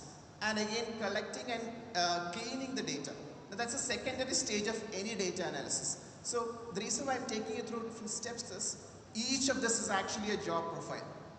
Each of the section that I'm talking about is actually somebody in a near future is going to be assigned a role into it. So data cleaning and also having the clean data is an important aspect of data science. And the third part is where you observe these patterns. What are the patterns that you're observing? What trend lines are you observing? Is there an increasing or a decreasing trend line? Or is it stagnant? All of this actually makes sense to somebody who's analyzing it.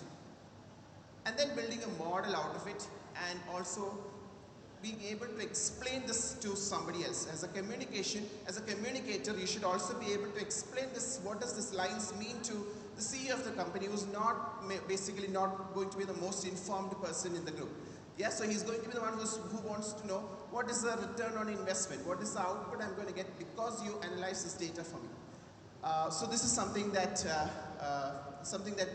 the data scientists will actually be doing. And lastly, improving a decision. Yeah. So how many of you have had a Toblerone chocolate? It's most, I think, some of your favorite chocolates. There was this long back before data science and all those were very popular. Somebody in the team found out that if they increase the width between each of the peaks, they could actually use lesser chocolate and lesser amount of quantity of chocolate that can go into the same packet. So it's a very small kind of a finding, but it's not very prominent back then.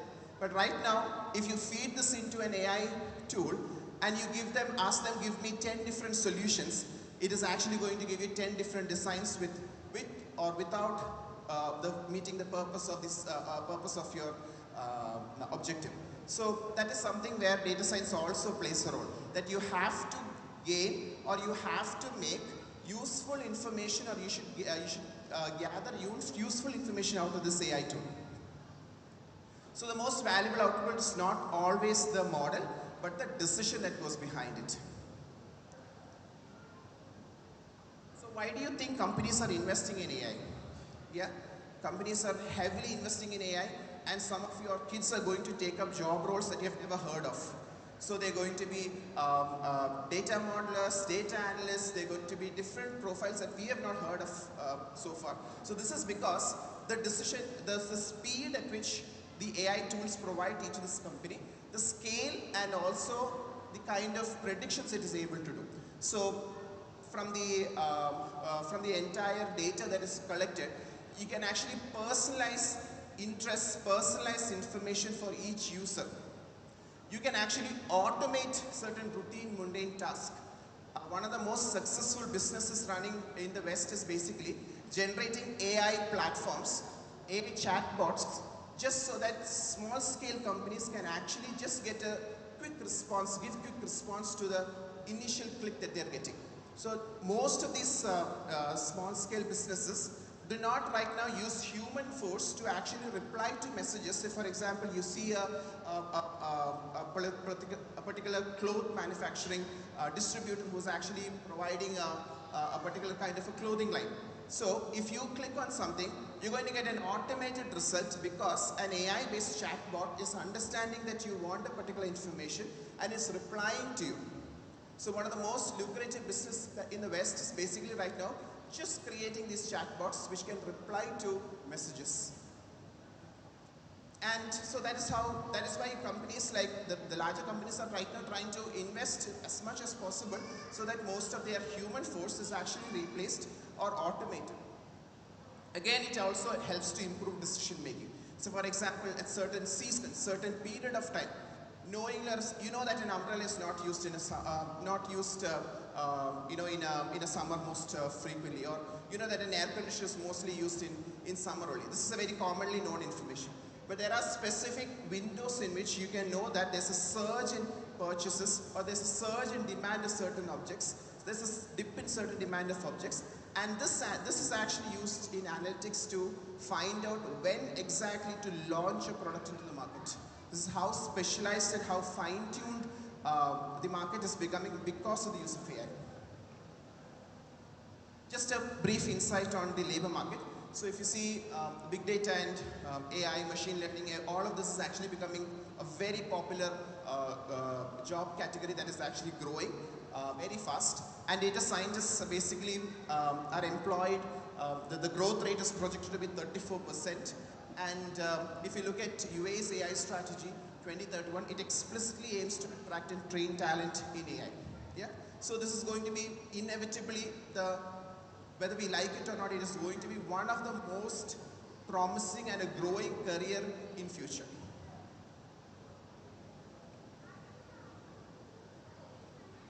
So it's just one career or one field and lot of career opportunities that you have.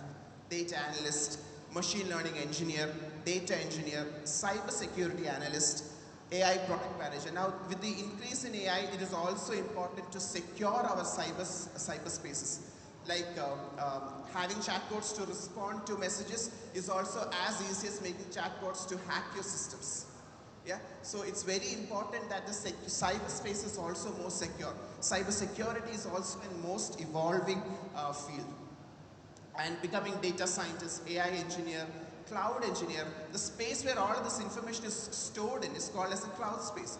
You cannot physically store all of the, a million searches that you're having in a day into a space, into a physical space. It's actually all it's all stored into a cloud space. Now this also requires this also requires engineers who can manage, who can operate easily or seamlessly to make this function as easy as possible. Again, robotics engineer, AI specialist, responsible AI specialist. So that the term basically is very important because sometimes, as I mentioned earlier, you can use AI for your betterment and also for harm.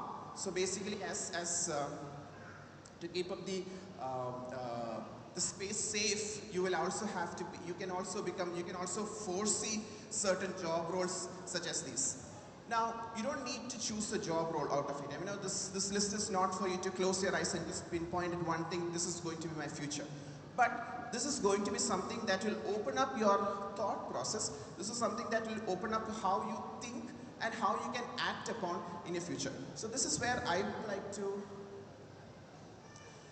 I was hoping that we have a crowd of this range. Okay, so for example, if some of you are parents of an 8th grader or an 8th grader, which is basically just the high school level. So what can you do to train your children?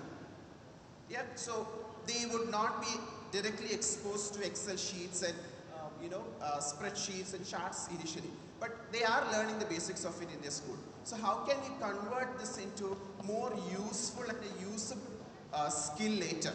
So this is something that as parents you can think of for an 8th grade to 10th grader. From 11th to 12th grader, yes, Python coding or teaching them some basics of coding. You don't have to be an expert in coding at this moment. Right now it's only the need of understanding coding that you require. How well you can understand, how well you can know the algorithm of coding is what is more crucial or critical at this stage. Again, at university stage you can specialize in not so popular engineering streams.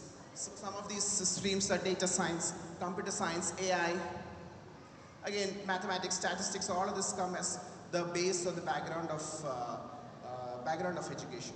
So these are something that, some insights for some of your parents and some students that are here already to start thinking. If you're looking at this career pathway, this is something that you can start from. So coding is just, something that is as a precursor. It's just something that's going to open the door. But you need to keep thinking, critical thinking as a skill that you need to develop, which will actually make more useful output than just the techniques of the coding. So this is something that I would like to wind up my thought for today with. The safest career skill is learning how to learn. Yeah. So how do you learn? Or what can you learn? How can you keep improving yourself every day is something that you can take up from today's session. It is something that AI tools are doing faster than we think. I'll just take a minute also to just introduce this institution that I come from. So University of Greater Manchester is basically a UK-based university that has been in Ras Al Khaimah for the last 18 years. So we are basically based off Greater Manchester in UK, and we've been in UAE for the last 18 years. And these are the different courses that you can pick from. School of Engineering, School of Computing, and School of Business are the different programs that we offer here. And BA Honours in Mechanical Engineering, Civil Engineering, Electrical Engineering, MSc in Engineering Management are some of these programs that we offer. School of Computing in itself has different programs like Computer Science, Software Engineering, MSc in Artificial Intelligence, Data Analytics and Technology. So if you have this basic CS degree, you can also go for these MSc programs. And this is a list of UK-based institutions that we are affiliated to. Some of our courses and programs give direct membership to these international UK professional bodies because our program is affiliated, or our program is validated by them. And we have a very student-centric teaching approach. So the attention that your student gets as part of the university learning life is going to be more student-centric, and then that's what we always that's our most popular, most what we take pride in. Student council, the career fair, different kinds of companies that meet. We just winded up our this year's career fair last just yesterday, with over 35 companies coming to grab our graduates. Just the students who have actually graduated this year, there were 30 plus companies who had just come.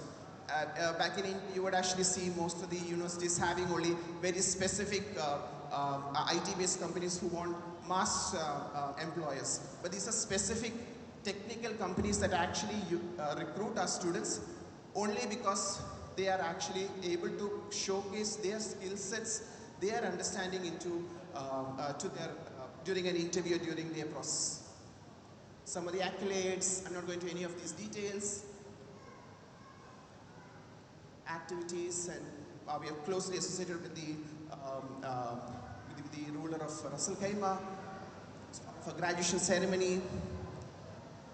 Thank you so much. So if you require any further information, we also have our marketing representative here, so you can also consult them before you leave for the day. And I hope you've gained some kind of an information from today's session. Thank you so much.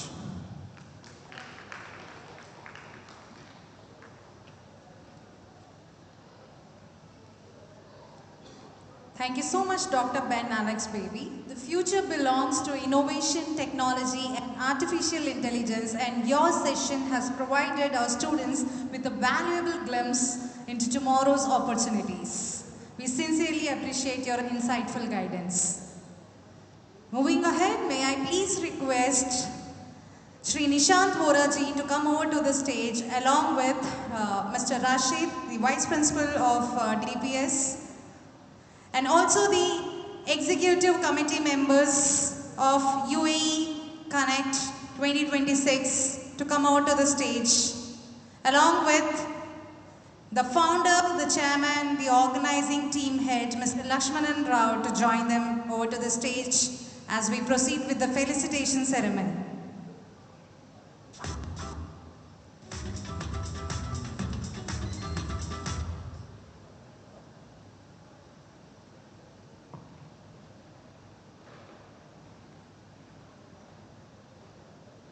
Thank you so much, sir. Can I also please request all the committee members to join them to the stage, please?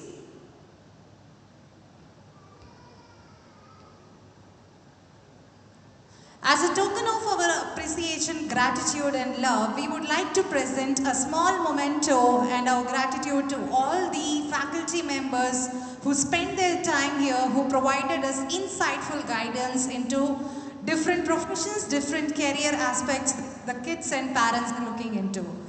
So the first I would like to call Ms. Sarita Bait to the stage with a big round of applause, and I request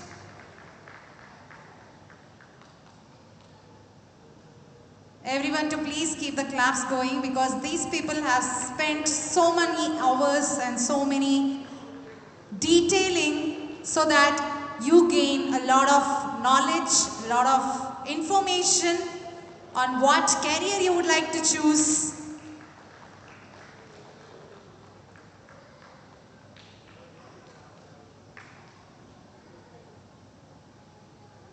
Thank you so much, Ms. Sarita. Next, I would like to call Mr. Punit Jain to the stage with a big round of applause.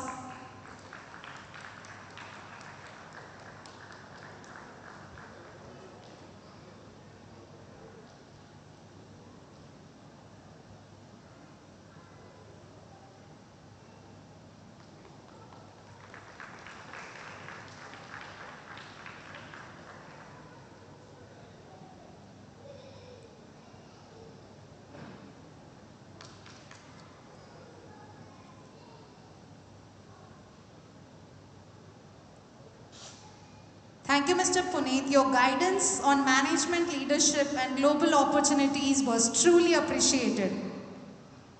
Up next, I would like to request Mr. Rishat Gupta to come over to the stage, please, with a huge round of applause.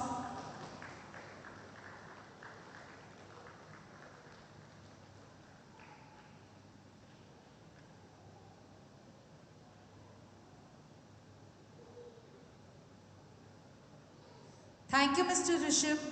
Your practical roadmap for IIT, JEE and engineering careers has provided tremendous value to students and of course parents alike. We wish you continued success and thank you for sharing your expertise with us.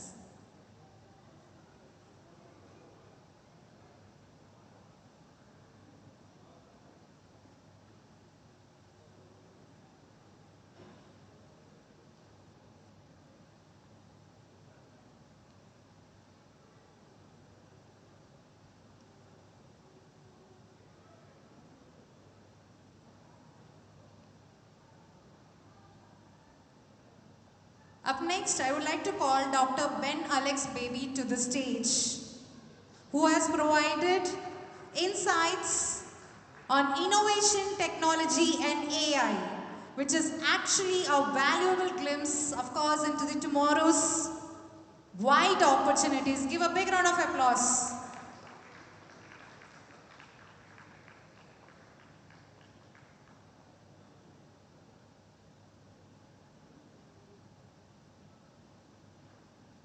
Mr. Ben, please stay back. I request all the 3 faculty members also to join for a group photograph, and we also have a small gift hamper from our end which we would like to give it to you.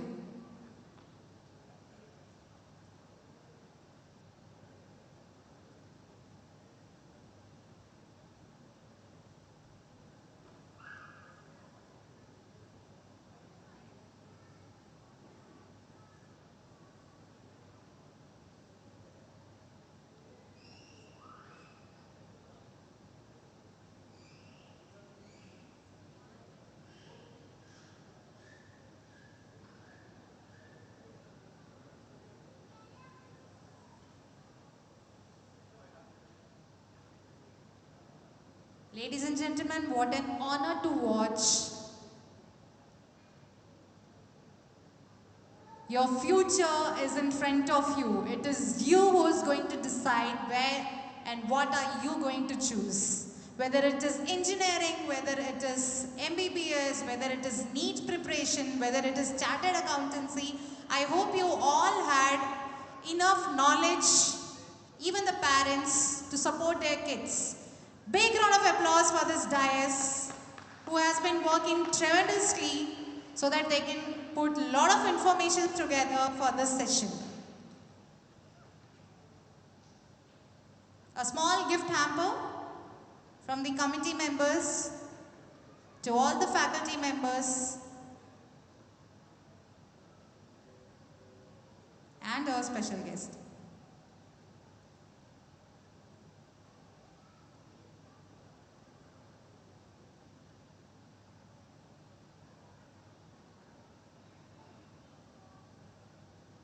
Thank you so much, everyone. Thanks a lot.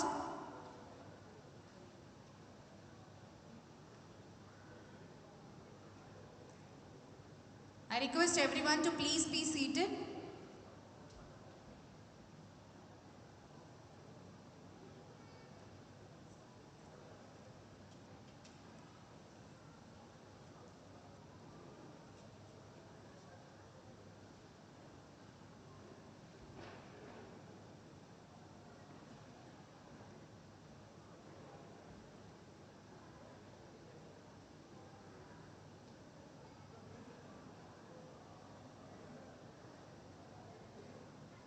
Punit sir.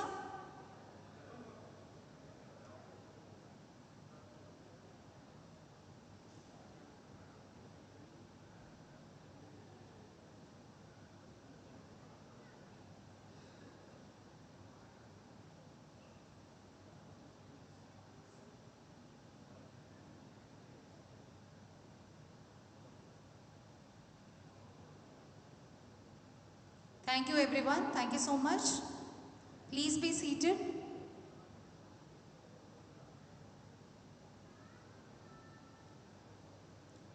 I'm going to hand over the mic to Ms. Kusum for the next announcement. Thank you, Damini. Ladies Ladies and gentlemen, it is now my great privilege and honor to introduce a distinguished professional, an accomplished researcher, and an inspiring leader whose journey beautifully reflects the perfect blend of knowledge, innovation, dedication, and lifelong learning. Our next distinguished guest, Dr. Srinivasa Reddy Mora, currently serves as the Global Manager, Research and Development at Hira Industries LLC, one of the leading industrial organizations in the region. In his role, he successfully leads and coordinates research and development initiatives across multiple manufacturing facilities located in the UAE, India, Vietnam, and the United States. Dr. Reddy holds a doctorate in nanopolymers with specialization in polymer nanocomposites, demonstrating his deep commitment to scientific excellence and innovation. His expertise spans advanced material sciences, HVAC technologies, rubber-based products, product innovation, and global R&D integration. Beyond his professional achievements, Dr. Reddy is known for his love of travel and reading, reflecting a continuous pursuit of knowledge, personal growth, and broader perspectives on life. Today, he joins us not only as an accomplished scientist and industry leader, but also as a mentor who will share valuable insights on a topic that is highly relevant to every student, parent, and professional present here. Designing a life along with a career perspectives on true success and fulfillment. In today's fast-changing world, building a successful career is important. However, creating a meaningful, balanced, and fulfilling life is equally important. We are confident that Dr. Reddy's experiences, wisdom, and practical insights will inspire all of us to think beyond conventional definitions of success and understand how to build a purposeful future. Ladies and gentlemen, please join me in extending a warm and heartfelt welcome to our distinguished guest, Dr. Srinivasa Reddy Mora. Sir, we are truly honored by your presence. The stage is yours.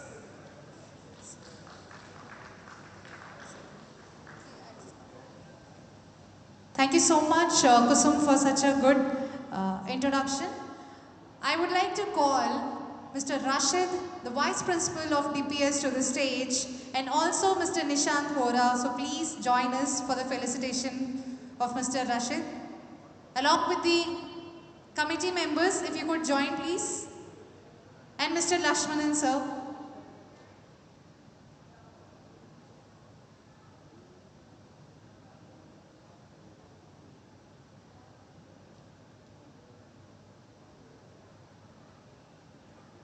Give a big round of applause.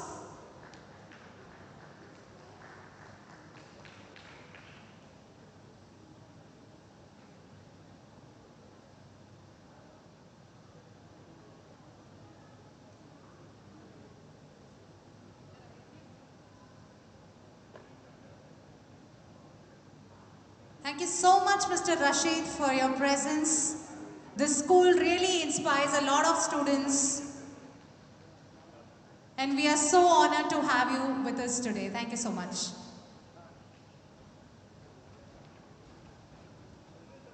Srinivasa, sir? Yes, the stage is all yours. Thank you.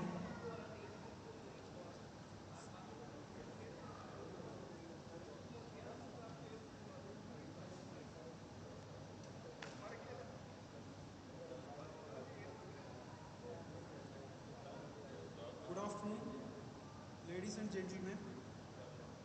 Thanks for your patience for waiting up to this time. And our expertise, Dr. Berry and other gentlemen have given some specific inputs regarding different field career prospects and all. Actually, certain information is even knowledgeable for me. And just here, what I am trying to touch the basics are regarding planning for future perspectives. Either you take MBA, CA, or data science, or engineering, or medical. For parents and teachers, students both, planning is required. At our childhood at the time of studying, there is no such proper planning and career guidance, counseling, etc. Fortunately, my father used to be a government employee. We have brought up to certain extent. Now I have seen my education, my kids' education, my grandkids' education, and I hope to touch what will be the planning and guidance to mold a student category towards constructive and contributory citizen to the country, or he may become entrepreneur after some time. So there are the basics: specific, measurable, achievable, and realistic and timely. Specific is specifically what students' interest one has to understand. Now, either 9th grade or 10th grade or 11th grade, student what do you want means 50% of the students, they are having very clear goals depending upon their knowledge, basics, interest and support, and members of the family belongs to any particular tradition. I want to become a doctor, I want to become an engineer, I want to become a businessman, etc. But rest 50%, they are going on influence. Here, parents has to distinguish really the student is having interest or is being influenced by certain factors, like my friend's brother has become doctor, I also want to become a doctor, or somebody told that now future is of artificial intelligence. If you are taking artificial intelligence, it will be good for the career, like chartered accountants or MBA or something like that. So at this point, parents has to find out what is actual student's capability and in which field he is having real interest. Whatever he is showing as a doctor or engineer or data scientist, whether it is his own interest or he is influenced by some other factors else. Because till today we have got some specific inputs on specific fields. But whatever your kid or girl is going to choose specific field, whether that is really suitable to them, that parents' role to understand. And now, earlier there is some psychologists, counselors, doctors, etc. It is there. They'll try to find out and they'll be suggesting. Now, Dr. Berry's field and lot of artificial intelligence judgment agents have come. Psychologists are very perfect. Suppose kid want to become a doctor and you are 100% confident that he can do doctor, it's fine. Otherwise, there are a lot of what you can call evaluation measurements are available in the market. So this is the first suggestion. First, you ensure 100% that whatever your kid is selecting, that is a right path for him.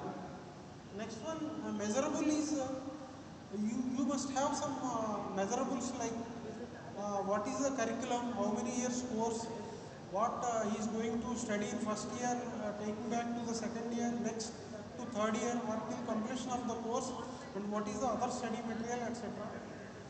And achievable, and what is going to achieve is quantification. That is not only the subject or mark 60% or 70%, something like that. There should be a knowledge where it has to be contributed to his upcoming field, not only for an employment, maybe they may go up to an extent of entrepreneurs. And realistic and timely, almost both are same. Realistic is whatever you are studying, be in that, don't go to the extraordinary things, like a lot of information is coming through social media which is dominating the original syllabus or something like that. And timely activities, whatever we have to complete, or your kids' education, even students also, they need to plan what is the semester, up to what extent they have to study. If they are coming in advance, if they are referring next semester material also, they will be having very good knowledge.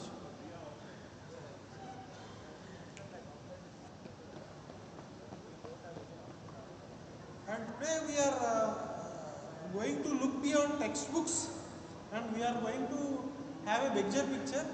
The shift in perspective for Generation Alpha. Generation Alpha, who has born after 2010, they will be called basically Generation Alpha. All students, I hope they are belongs to Generation Alpha only. In our education time and all, there is a traditional view: pick a job, title early, follow a straight line, work for decades, retire. That's all. Max to max, up to employment only, until unless a family is having a heretical continuity of business. After education, people mostly used to go for employment only. Now modern reality has come. Careers change constantly, industries evolve rapidly. AI automated tasks. This AI automated task now it has come. Earlier in ERP, other manual program coding, AI is there. But now the dominance is very high that in each and every segment, artificial intelligence is helping and simplifying and improving the accuracy a lot. Now the new approach is design your whole life first, fit your career inside the design. If necessary, you can start a career as an employee till getting an experience in your segment and try to become an entrepreneur. Here the basic difference, what I have seen is here career prospects explaining and career counseling and all.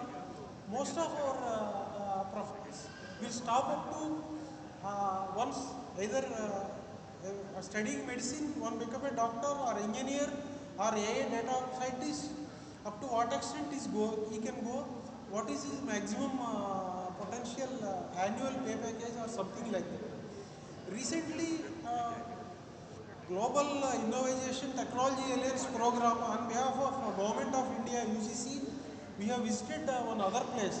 There it has gone up to such extent that suppose a student has opted an MBBS, he has become a doctor.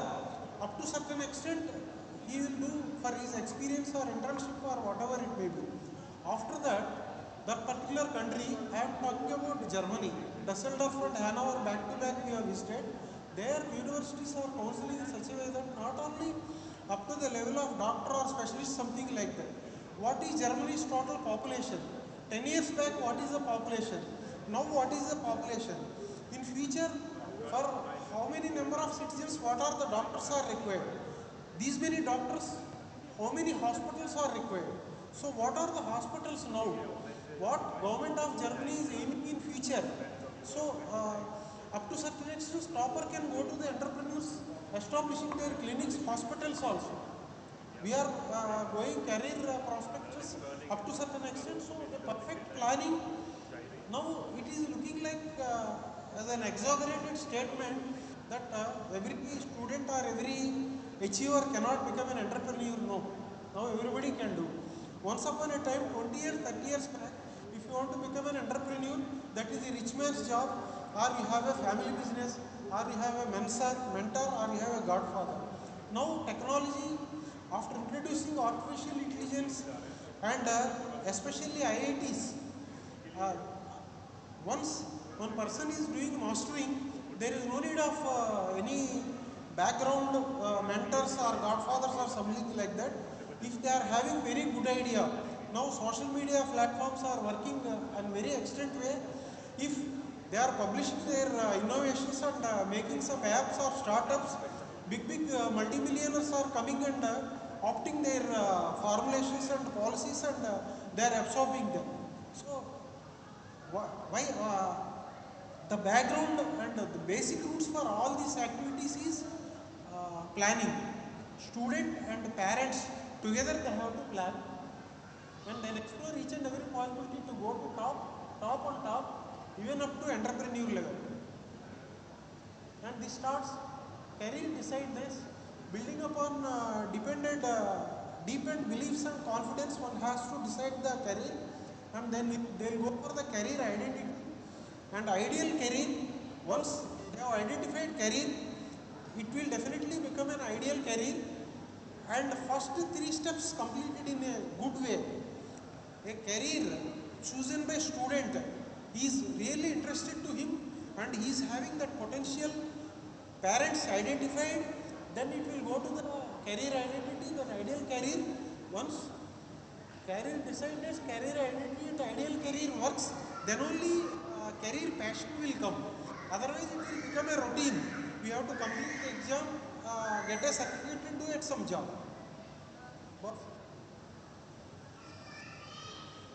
And this is the three pillars of design: alignment, integration, and adaptability.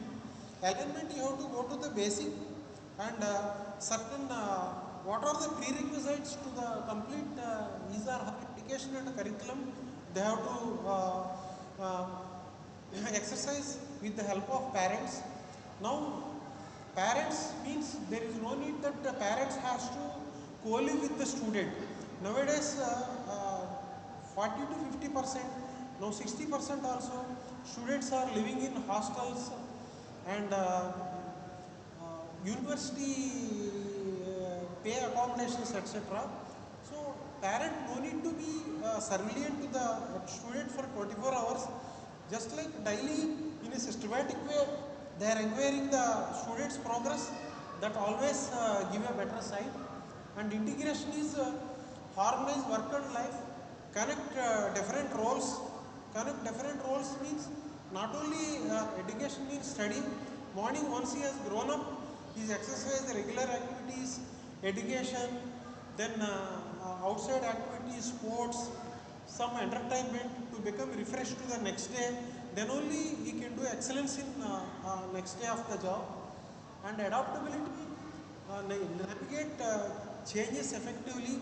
Suppose you are at one particular course and after that, that is going to further intensify, and without any hesitation, the student has to adapt to that change and put forward.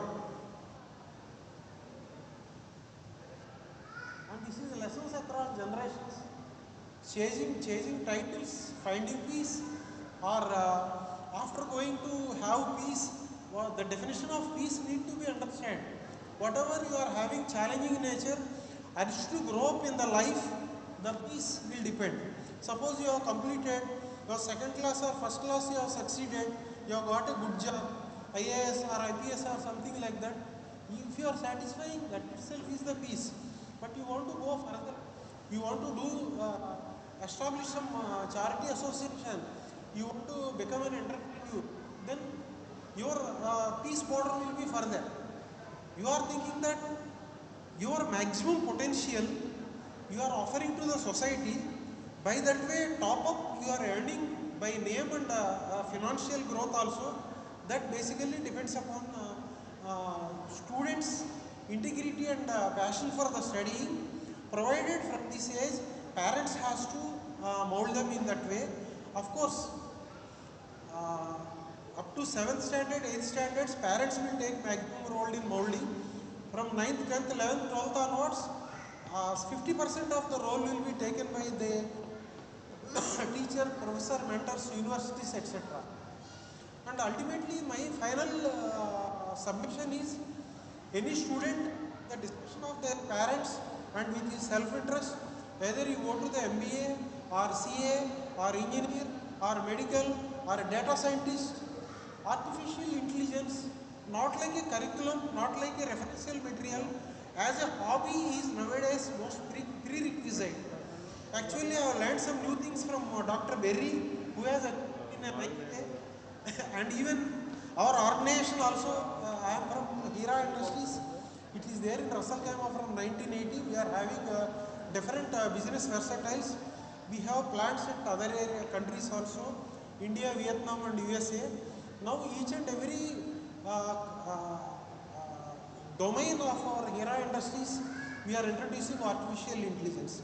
Now there are a lot of benefits. For example, logistics. Earlier we have to export the material. Material has to go to Netherlands. Shipping agent will take and he will give one website for tracking. Just like courier we will put, somewhere it will come. And if due to some reasons it is not cleared, Dubai customs also, it is showing that it is under sea crossing Hormuz. But it's not a fact. Now artificial intelligence have come. We have taken some module like flight tracking radar. We will be knowing where is our consignment, because for each and every container going out, we have put a GPS chip. So somebody, if a shipping agent want to give some wrong information also, we can catch hold of them. This is one side, our type precaution. Same thing we share it with my client. He'll also looking at. So no need of following 100 times. We are giving something like that. And recently, we have attended last month, I think, on behalf of Baba Atomic Research Center, one counseling program. The people are students, parents, everybody has come. With artificial intelligence, they have put an agent, one Indian counseling promoting agency. AI is stating that if you are selecting a profession, up to what extent you can go. After that, this is the main profession. This is the adopted separate course if you are doing. What are the chances of entrepreneurship? Where you can go? And now comparing with general business, now what are the monopolies are going to come? Something like that they are explaining. So see, this is a very lengthy subject. Just I want to conclude here that here, apart from students' interest, parents' role is very. Parent has to guide the student properly. Again, there are 2 points. Number one, a student is having real potential. He want to join in MBBS, he want to join in CA, he want to join in MBA. It's fine.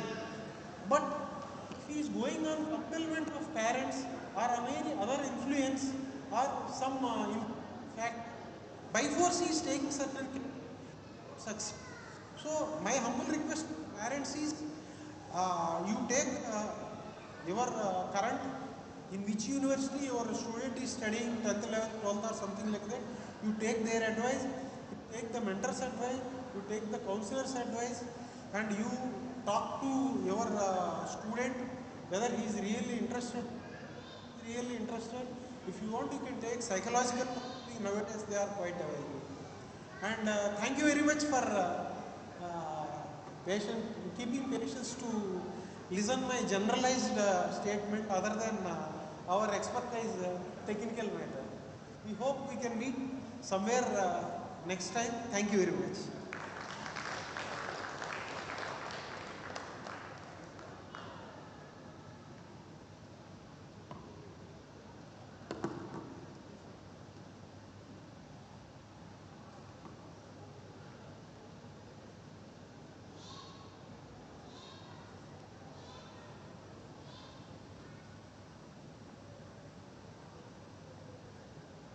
Thank you so much, sir. Your speech was really good and really inspiring. I would like to call Nishant Vora sir to the stage, please. It's time to felicitate our supporters, the backbone of this program, of course, our sponsors. I request Lakshman Rao sir also to be there in the stage with Mr. Nishant Vora sir so that.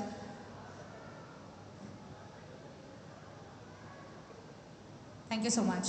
Can we proceed? Yeah.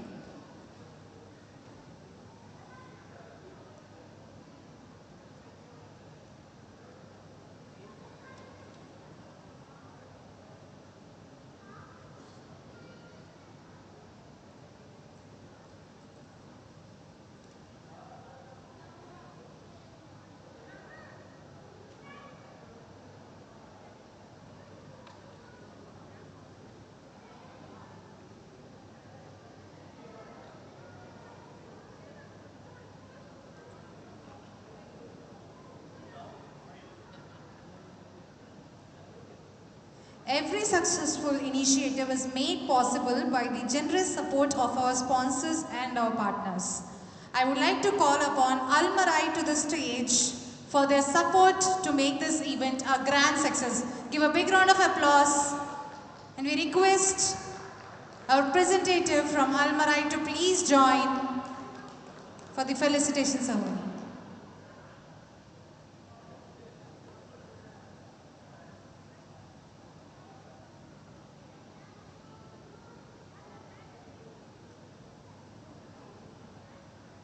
Thank you so much. A big round of applause.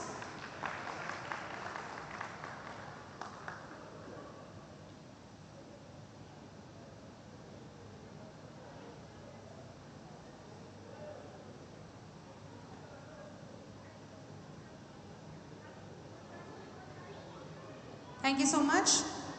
Next, I would like to call Dabur Herbal LLC to come over to the stage for the felicitation ceremony. A big round of applause for the representative for Dabur Herbal. Your gifts are just wow. Thank you so much for your support.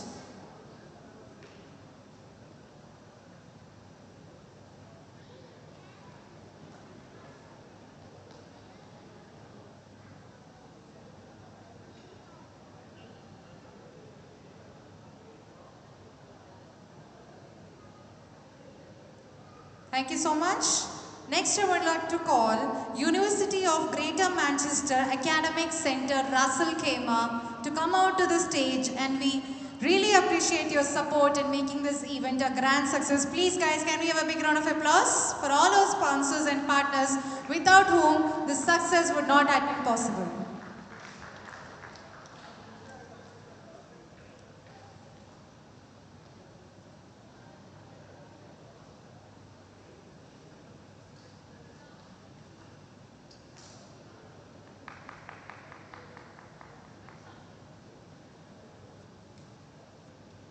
Thank you so much.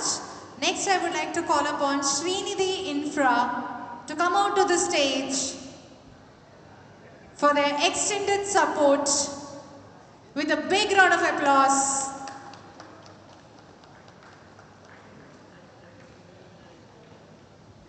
Guys, Zoda Talia, come on, ek baar. Bring back the energy.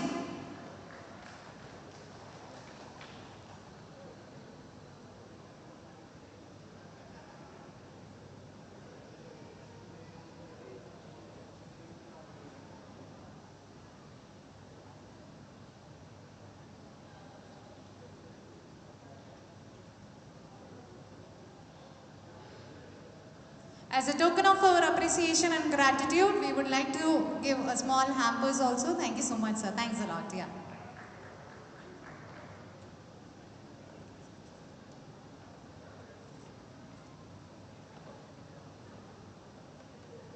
There are few sponsors who couldn't make it today, but yes, their support is always with us. I would like to mention their name. A huge gratitude as a token of our appreciation. I would like to tell their names. The first one is Sony Technical Mechanical. The second one is Al Nahlam Passenger Transport. The third one is Nellai Lala Sweets. Stories Real Estate. European Insurance Broker. I know that these people are not today here with us, but their support, we are really thankful for their support. Thank you so much. Sir, we would like you to address the gathering and to cast the vote of thanks. Thank you so much. Thank you so much. I'm going to keep this quite quick. First of all, thank you everyone for coming here, students, parents, educators, distinguished guests, and of course all the experts who took their time out today to share their knowledge with everybody. Special acknowledgement to Mr. Lakshman Rao for his energy, commitment and spirit in bringing this community together, organizing an event involving ambitious students, competitive examinations and concerned parents on a Sunday morning. That takes a lot of courage. So well done, Mr. Rao. I would just like to introduce myself. I'm an entrepreneur, a family business leader. Over the past 3 decades, my journey has taken me across 10 different ventures. Out of these 10 ventures, 8 of them are alive. 5 of them are doing well, 3 of them are babies right now, and 2 of them failed. The 2 ventures that have failed were actually from software and pharma, which are success stories of Indian businesses. So, these are good industries, but they were simply not the right businesses for us. And what this goes on to say is that failure always doesn't mean that the opportunity was bad or the individual was incapable. Sometimes the person, the opportunity and the timing simply don't fit together. In many ways, I find myself at the same position as you students are finding yourselves today. You guys are going to go and enter university, lead the best part of your lives ahead. The future is wide open for all of you students. And at my end, I also find that after these 10 ventures, I have also learned a lot, and I am also really looking forward now that I'll be 50 and I have hopefully another, 50 more years to go, since we are in the AI age and, medical advancement age. What I would like to highlight is that today Indians are succeeding at the highest levels globally. As you have seen in, I think, Rishabh's slide, you saw the Google CEO, the IBM CEO, even in public policy you have Raghuram Rajan. All of these guys are very well-known, accomplished, extraordinary Indian professionals. This is a big achievement. In the next phase, what we would like to see is not only more Indians leading global companies, and like Mr. Reddy also pointed out, but we want more global companies being imagined, founded and built by Indians. That is where we need to be. That's the future what you guys have to build. And we have demonstrated already that we can operate and transform some of the world's greatest institutions. Now we must move from serving these institutions to creating these great institutions. Building a company is surprisingly similar to preparing for an entrance examination. It requires discipline, long hours, concentration, sacrifice, and relentless hard work. There is, however, one major difference. In business and in life, regardless of how thoroughly you prepare yourself, the final question paper is usually completely different from every past paper. And occasionally, it is not even from the same syllabus. Now I'm going to request you to participate in a small exercise. Puneet was talking about MBAs and case studies, right? Let's have a little bit of a case study here in the next few minutes. Imagine that this is the summer of 2017.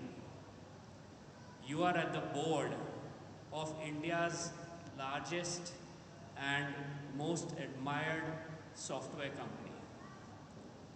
3 years earlier, you appointed a guy as the company's first CEO who was not from the founding group. This CEO is unconventional. He speaks constantly about artificial intelligence, software platforms, and transforming your business from a traditional services company into an innovative global powerhouse. 2 years earlier, this guy, under his leadership, made your company invest and become an early supporter of a small non-profit artificial intelligence research organization called OpenAI. So this was done in 2015 because of him. Now let's come back and remember OpenAI at that point, 2017, there was no ChatGPT. There were no 100 million users. There was only a bunch of researchers, right? Researchers like yourself, Mr. Reddy. Now let's come back to 2017. The CEO's new initiatives are consuming management attention, capital. Some are beginning to show promise, but results are not visible. There is criticism over governance, acquisitions, spending, executive compensation, and leadership style. Your fellow founders are unhappy. The market is unhappy. The public is unhappy and uncomfortable. You are a successful company, your traditional business model is super profitable and very respected. Now you have a decision to make.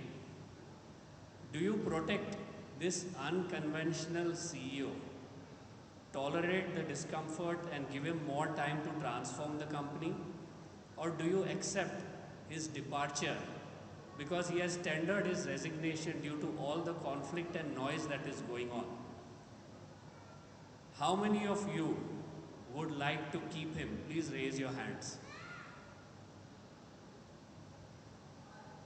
Thank you.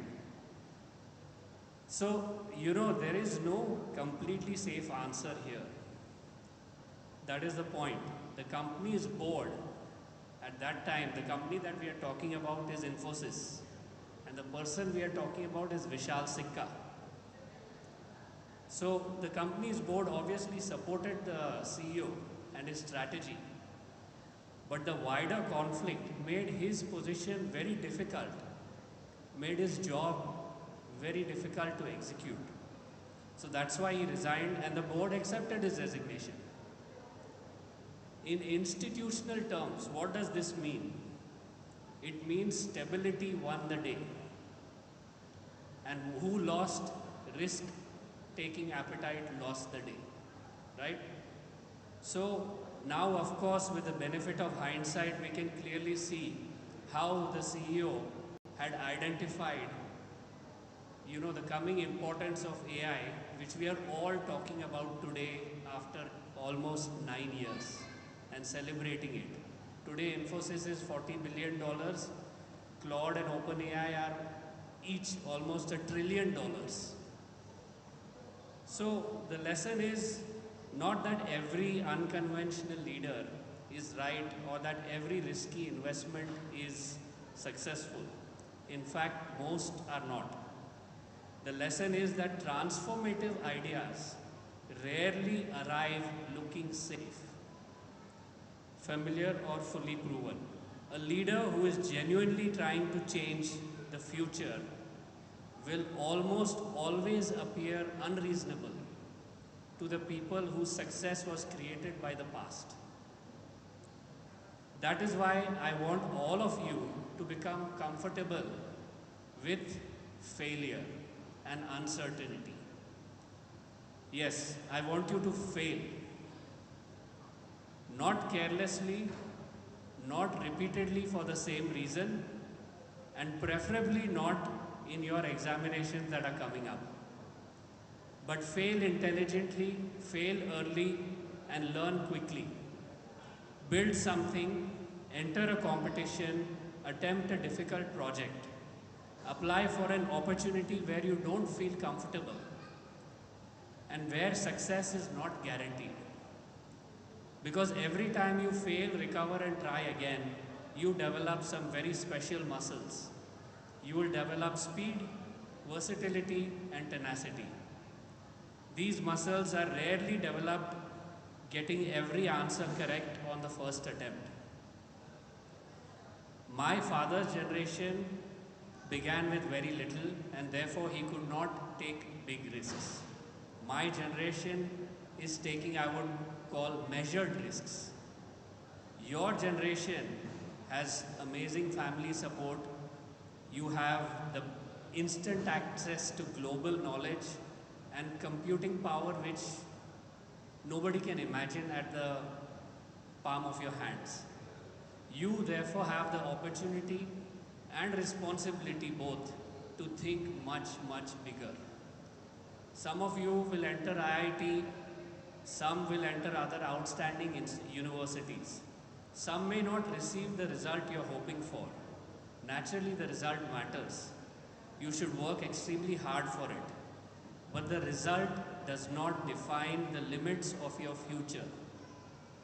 IIT, IIM, MIT and Stanford are excellent institutions, but they are platforms and not guarantees. Do not allow the name of an institution to become either the ceiling of your ambition or the definition of your identity. Instead, imagine becoming the people who create the institutions that the future generations will dream of joining. After all the valuable insights you heard today from my amazing fellow speakers, my message is simple. Begin by taking thoughtful risks early. Learn to remain steady when outcomes are uncertain. By the time you graduate, do not merely be academically qualified. Become a seasoned problem solver, a thoughtful risk taker, and someone who can recognize an extraordinary opportunity even when it looks nothing like the textbook. Then when life finally bowls you that rare perfect delivery, you will recognize it earlier, step forward, and confidently hit it out for a 6. Thank you, and my very best wishes to every student who is here, and perhaps even more importantly to every parent for the journey ahead.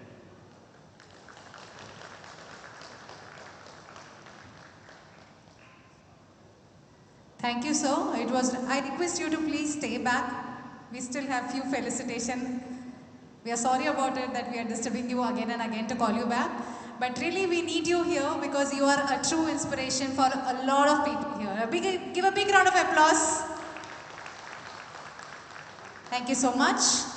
So we request you to please join the center stage along with Mr. Nishant Voraji. I would also like to invite Mr. Bhaskar Raju and Mr. Manoj Pillai, the executive committee member of this Qualified Connect UAE 2026, to join them to the stage. They are also the pillar of this committee who have been with this for almost 2 years now, working tremendously tirelessly to make this event a grand success.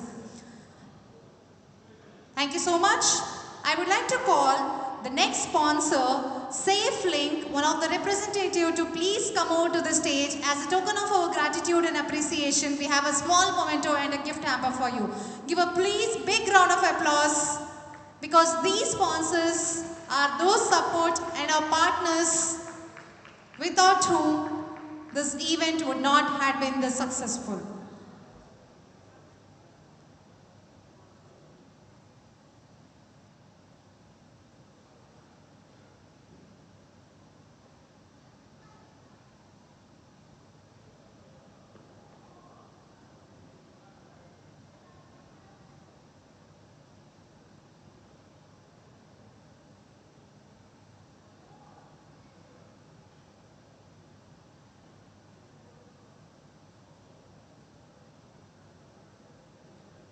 Thank you so much, SafeLink, for your continuous support in this event, and we also hope for your support in all forthcoming events. Up next, I would like to call people behind the live streaming, the photos, everything, a representative from Lemon Studio to come over to the stage, as this live and this photos and these videos are of course provided to us by Lemon Studio. Give a big round of applause, and I request a representative from Lemon Studio to come over to the stage to collect a memento and the gift hamper from our team.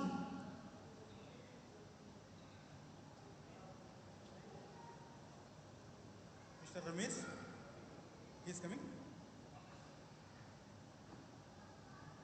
May I request Mr. Izraul Haq to please come on the dais, please. Mr. Izraul Haq, please come.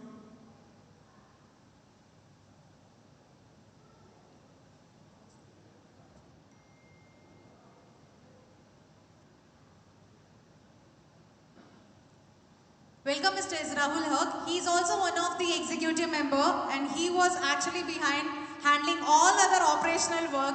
Some superheroes are not in the picture, but they actually run the shows behind. So he is also one among them. Give a big round of applause. And may I request Mr. Biswajit Paul, please come on the stage.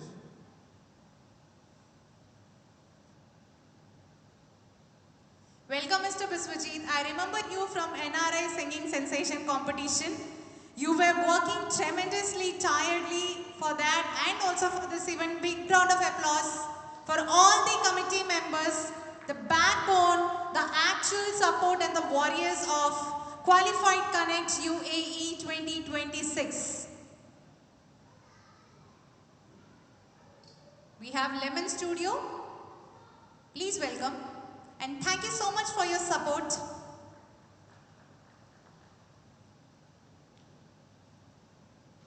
And we hope we all are looking pretty in all your photos and videos. Thank you so much.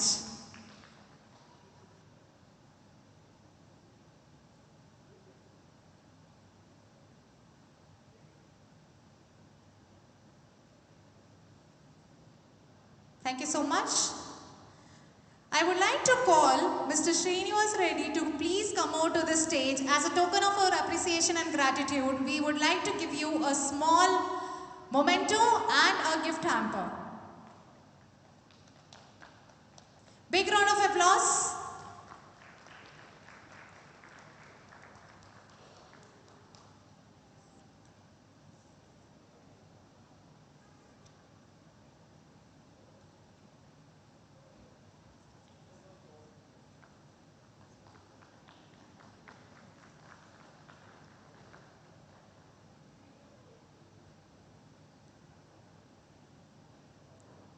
Thank you so much, sir. Your speech was really inspiring and all of us loved it.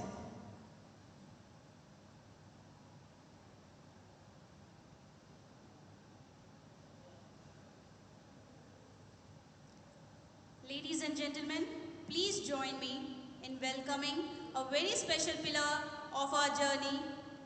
From day one, when we started with just a dream and a small team, she stood beside us with her energy, voice, and an unwavering support.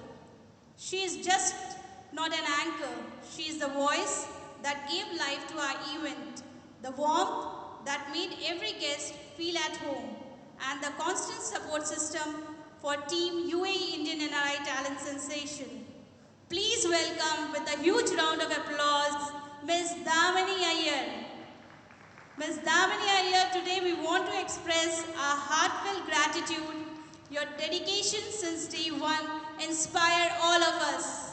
Please accept this small token of appreciation.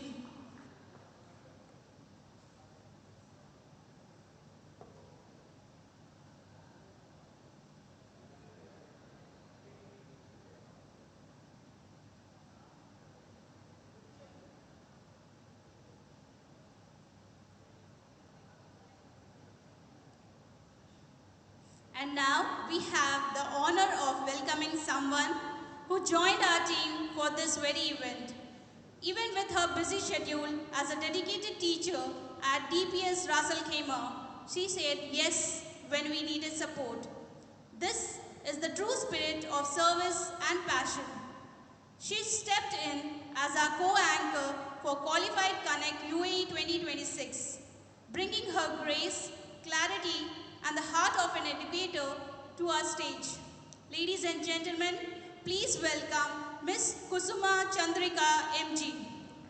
Ms. Kusuma balancing responsibility as a teacher at DPS Russell Khaimah and still making time for us shows her big heart. Please accept this certificate of appreciation as a small gesture of our gratitude for your valuable presence and support.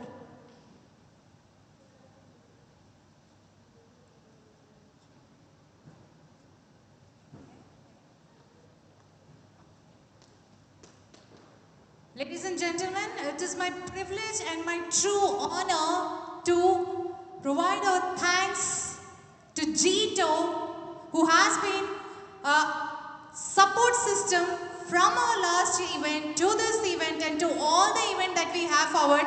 A big round of applause to Gito, and I request Mr. Nishant sir to collect the memento for Gito and for all the support that you have provided to us.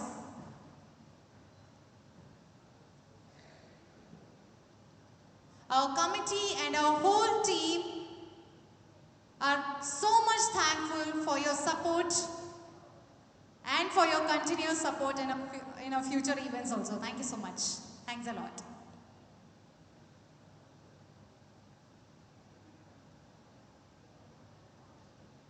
Thank you so much. I request all of you to please be seated.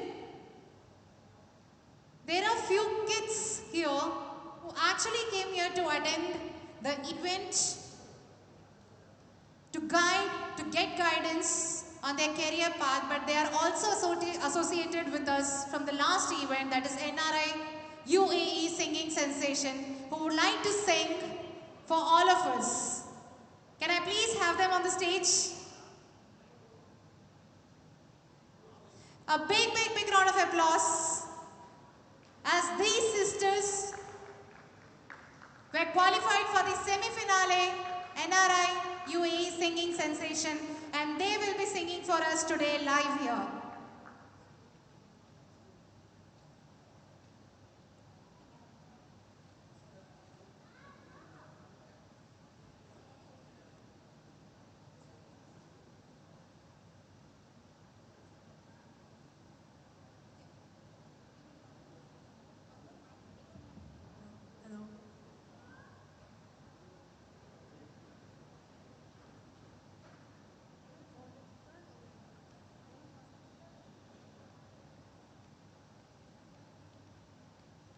Hello.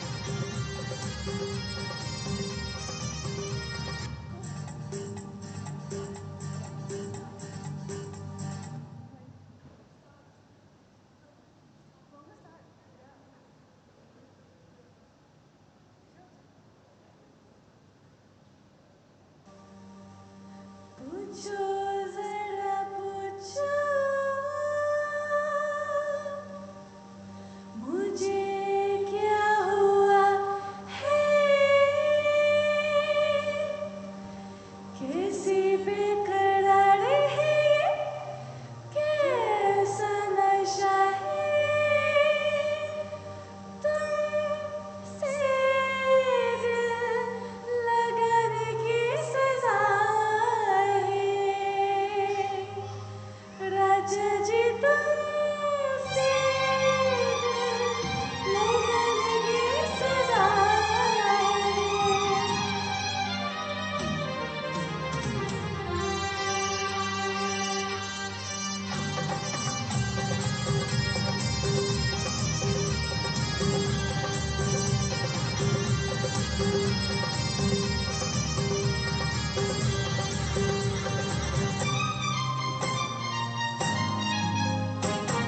पूछो जरा पूछो मुझे क्या हुआ है, कैसी बेकरार है, कैसा नशा है।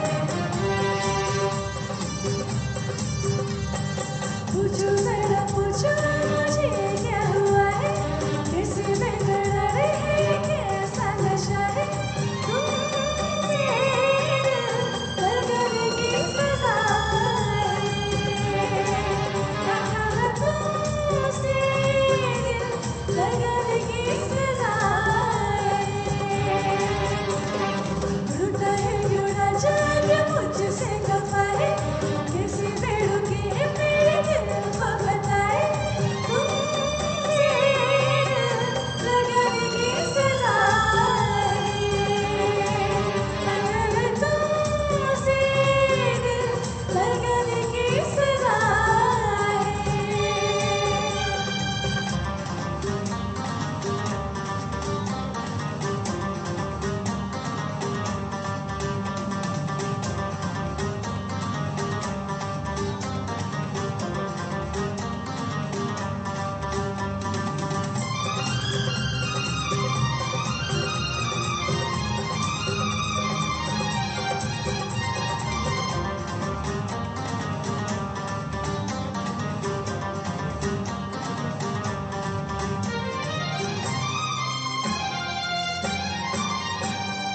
काटे हो या कलियां हो, बस महबूब की कलियां हो।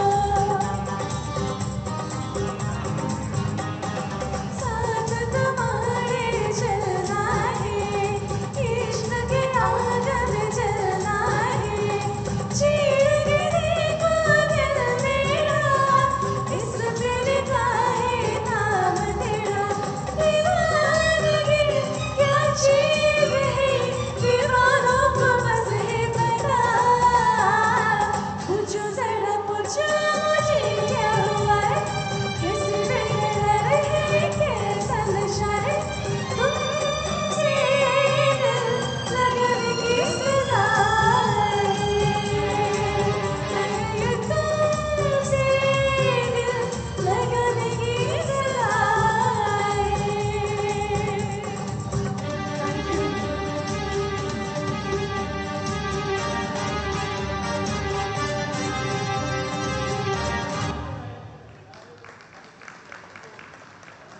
Thank you so much. Okay, we also have one more kid who want to perform. Shreya, can we have Shreya to the stage please? Hi Shreya. Go to the center stage. Yes. So Shreya is also one of the contestants at UAE NRI Singing Sensation. So are you ready with your song? With a karaoke or without karaoke? With karaoke. Okay, karaoke is ready?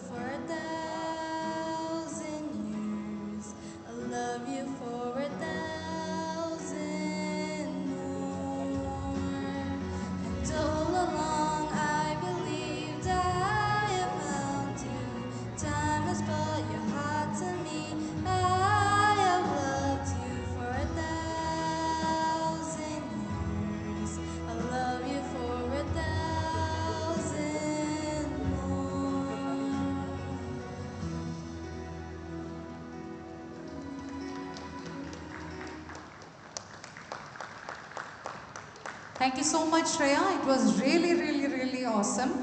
And of course, we have come to an end, and I request the organizing committee head, Mr. Lakshmanan Rao, to come over to the stage to pass the vote of thanks. The event was really a grand success with all our dignitaries, with all of special guests, the faculty addresses, and of course, the support from their parent and their students on their career development. We are really glad that we could bring this day forward for all of you. Sir, the stage is all yours, and I request you to extend your thanks to all of them. Thank you so much. Thank you.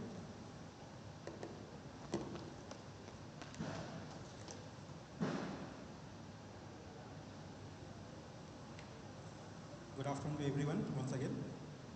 Respected guest of honor, Sri Nissan Bora sir, distinguished guest, esteemed faculty member, representative of G2 Dubai, sponsors, partner, parents, students, ladies and gentlemen.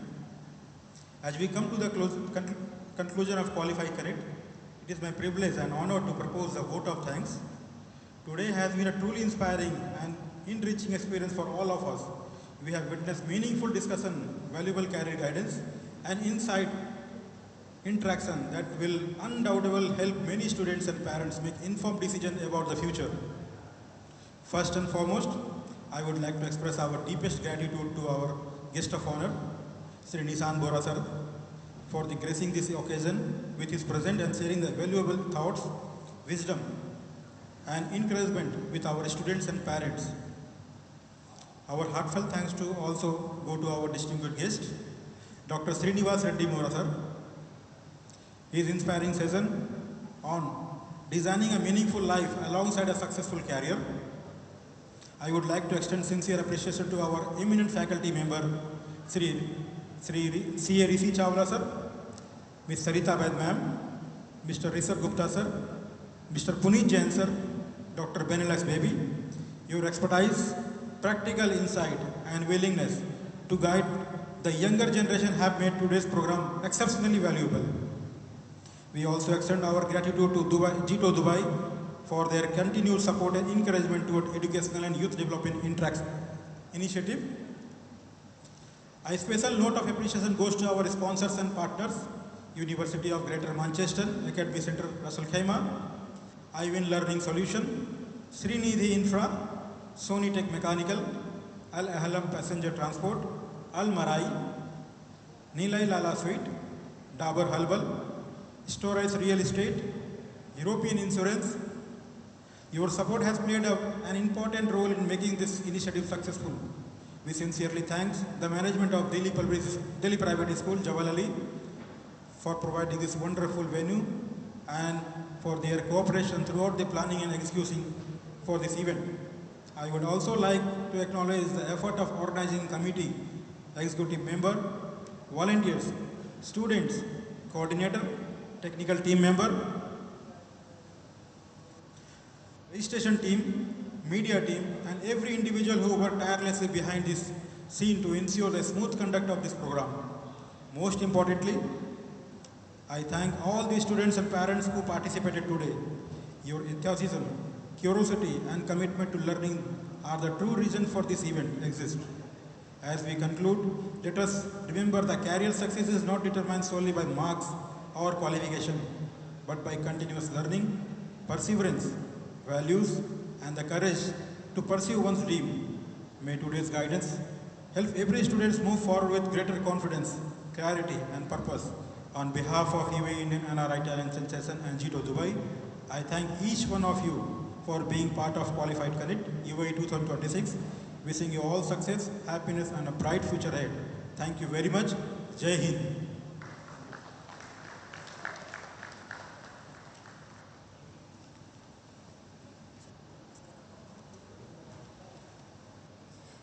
Thank you so much, Mr. Lakshmanan sir, and I hope you all had enjoyed today's event.